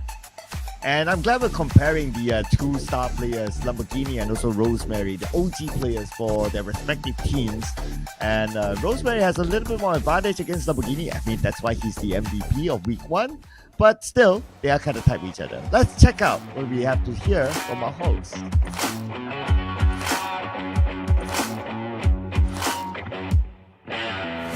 Hello everyone, now it's time for an interview and now I'm with AE Octa. Say hello. Hello. Okay. In past season of PMSL, it was already Indonesia team dominating, but this time DX dominates. What do you think about this? Oke, kalau kita lihat di season lalu ataupun season kemarin-kemarin, kebiasaannya itu tim Indonesia yang mendominasi lah. Tapi kali ini kita dikejutkan dan DX yang mendominasi. Tanggapan Okta tentang hal itu seperti apa? lebih ke arah hoki aja sih. Karena ini masih liga juga kan, semuanya nggak terlalu serius, masih meraba-raba lah jatuhnya. Lagi melihat strategi orang juga. I think DX dominate today is basically it's their luck. It's because of a lot of teams still finding the strategy, still finding a lot of teams still trying an error, and it's still early. This one is only league phase, and yeah, that's it. Because they have luck. Okay, so hope next week the luck is with you. Okay. And what are your plans and goals for next week? And how do you plan to achieve them? Okay, so jadi apa target ataupun apa yang mau dicapai oleh AE di minggu hadapan, dan bagaimana apakah plan kamu yang kamu bakal lakuin untuk mendapatkan target kamu itu sendiri?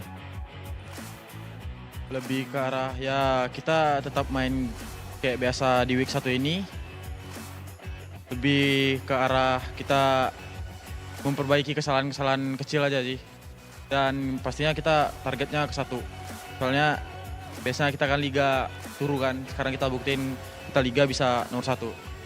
So basically for next week our aim is we gonna secure the top 1, but we still need to fix our mistake on first week, and yeah, we just gonna show to the world that normally when Alter Ego play on the league stage we are not doing that good. But then we are here right now, try to prove to everyone that we can be the top 1 in league stage. Okay, you can prove yourself. Although you are not top 1, but your team have a lot of and the highest eliminates. Will you do any changes in the next week to secure top 1? Okay, meskipun kamu nggak dapat hashtag 1 di hari ini, tetapi kalian adalah satu-satunya tim yang mendapatkan highest elim lah. Apakah strategi yang kamu bakal bawa ke minggu hadapan untuk mendapatkan top 1 yang seperti kamu mau tadi? Ya intinya kalau strategi itu terserah coach, tapi kayaknya sama aja. Kita tetap nyari kill banyak, lebih ke arah ya kita benerin mistake-mistake yang kecil lah, buat lebih ke arah perfect lagi lah buat nextnya. Okay, so basically in terms of strategy, I think that is the coach idea. We just gonna follow. But if you ask me, I think to be honest, we still gonna play like the way how we play. We just gonna play aggressive. We just gonna get a kill points, and yeah, we are confident with it. Okay, so you have a confidence, right? Okay, so now the X is on the top. Do you have any words to them? Okay, sekarang mumpung DX lagi di atas, ada nggak sedikit kata-kata yang mau disampaikan ke tim DX? Ya ini masih liga, jangan terlalu puas banget. Ya intinya jaga mental aja sih di final. To DX is still early. This one is league stage. You just be careful and make sure you don't choke at grand final. Okay, so this is just first week, right? Okay, so I hope you go to the top then DX, okay? And how you say goodbye in your language? Gimana caranya ucapin selamat tinggal di Indo? Bahasa Indo. Ucapin selamat tinggal ya kayak goodbye. Bye gitu. Bye-bye. Bye-bye. Okay. Okay, so thank you to join us for today's and looking forward for the next week. Now, it's time to go back for the caster. See you next week. Bye-bye. Say bye-bye.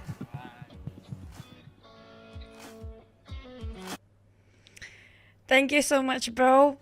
But sad to disappoint you that it's gonna be the same bye-bye for the Indonesian to say goodbye as well. I'm sorry, it cracked me up so much just now, but I love his necklace. Did you spot out his name Octa just at the necklace part? I think all Alter Ego probably do have one, possibly for their own, with their IGN. Oh, I need to change my glasses to spot that. But what I did spot is the same thing that our producer Hygiene spot, is that our host today is very nice with the dress. Adorable. I love her shoes today. Very blinky. Yeah, I love her dress every single time. I love her questions too, where it put the players kind of in a very shy mood sometimes. Say but hello. Speaking of which, say hello. Hello. So cute. Thank you so much, Bo. I love the interview. But speaking of which, we talked about the MVP player, right? I feel like Rosemary, and just now we had Lamborghini. I feel like Nate should be up there as well as Team Flash Gosu. Then these are the 4 players that performed brilliantly today. Well, if we have like a chart comparison, they might be just neck to neck with each other.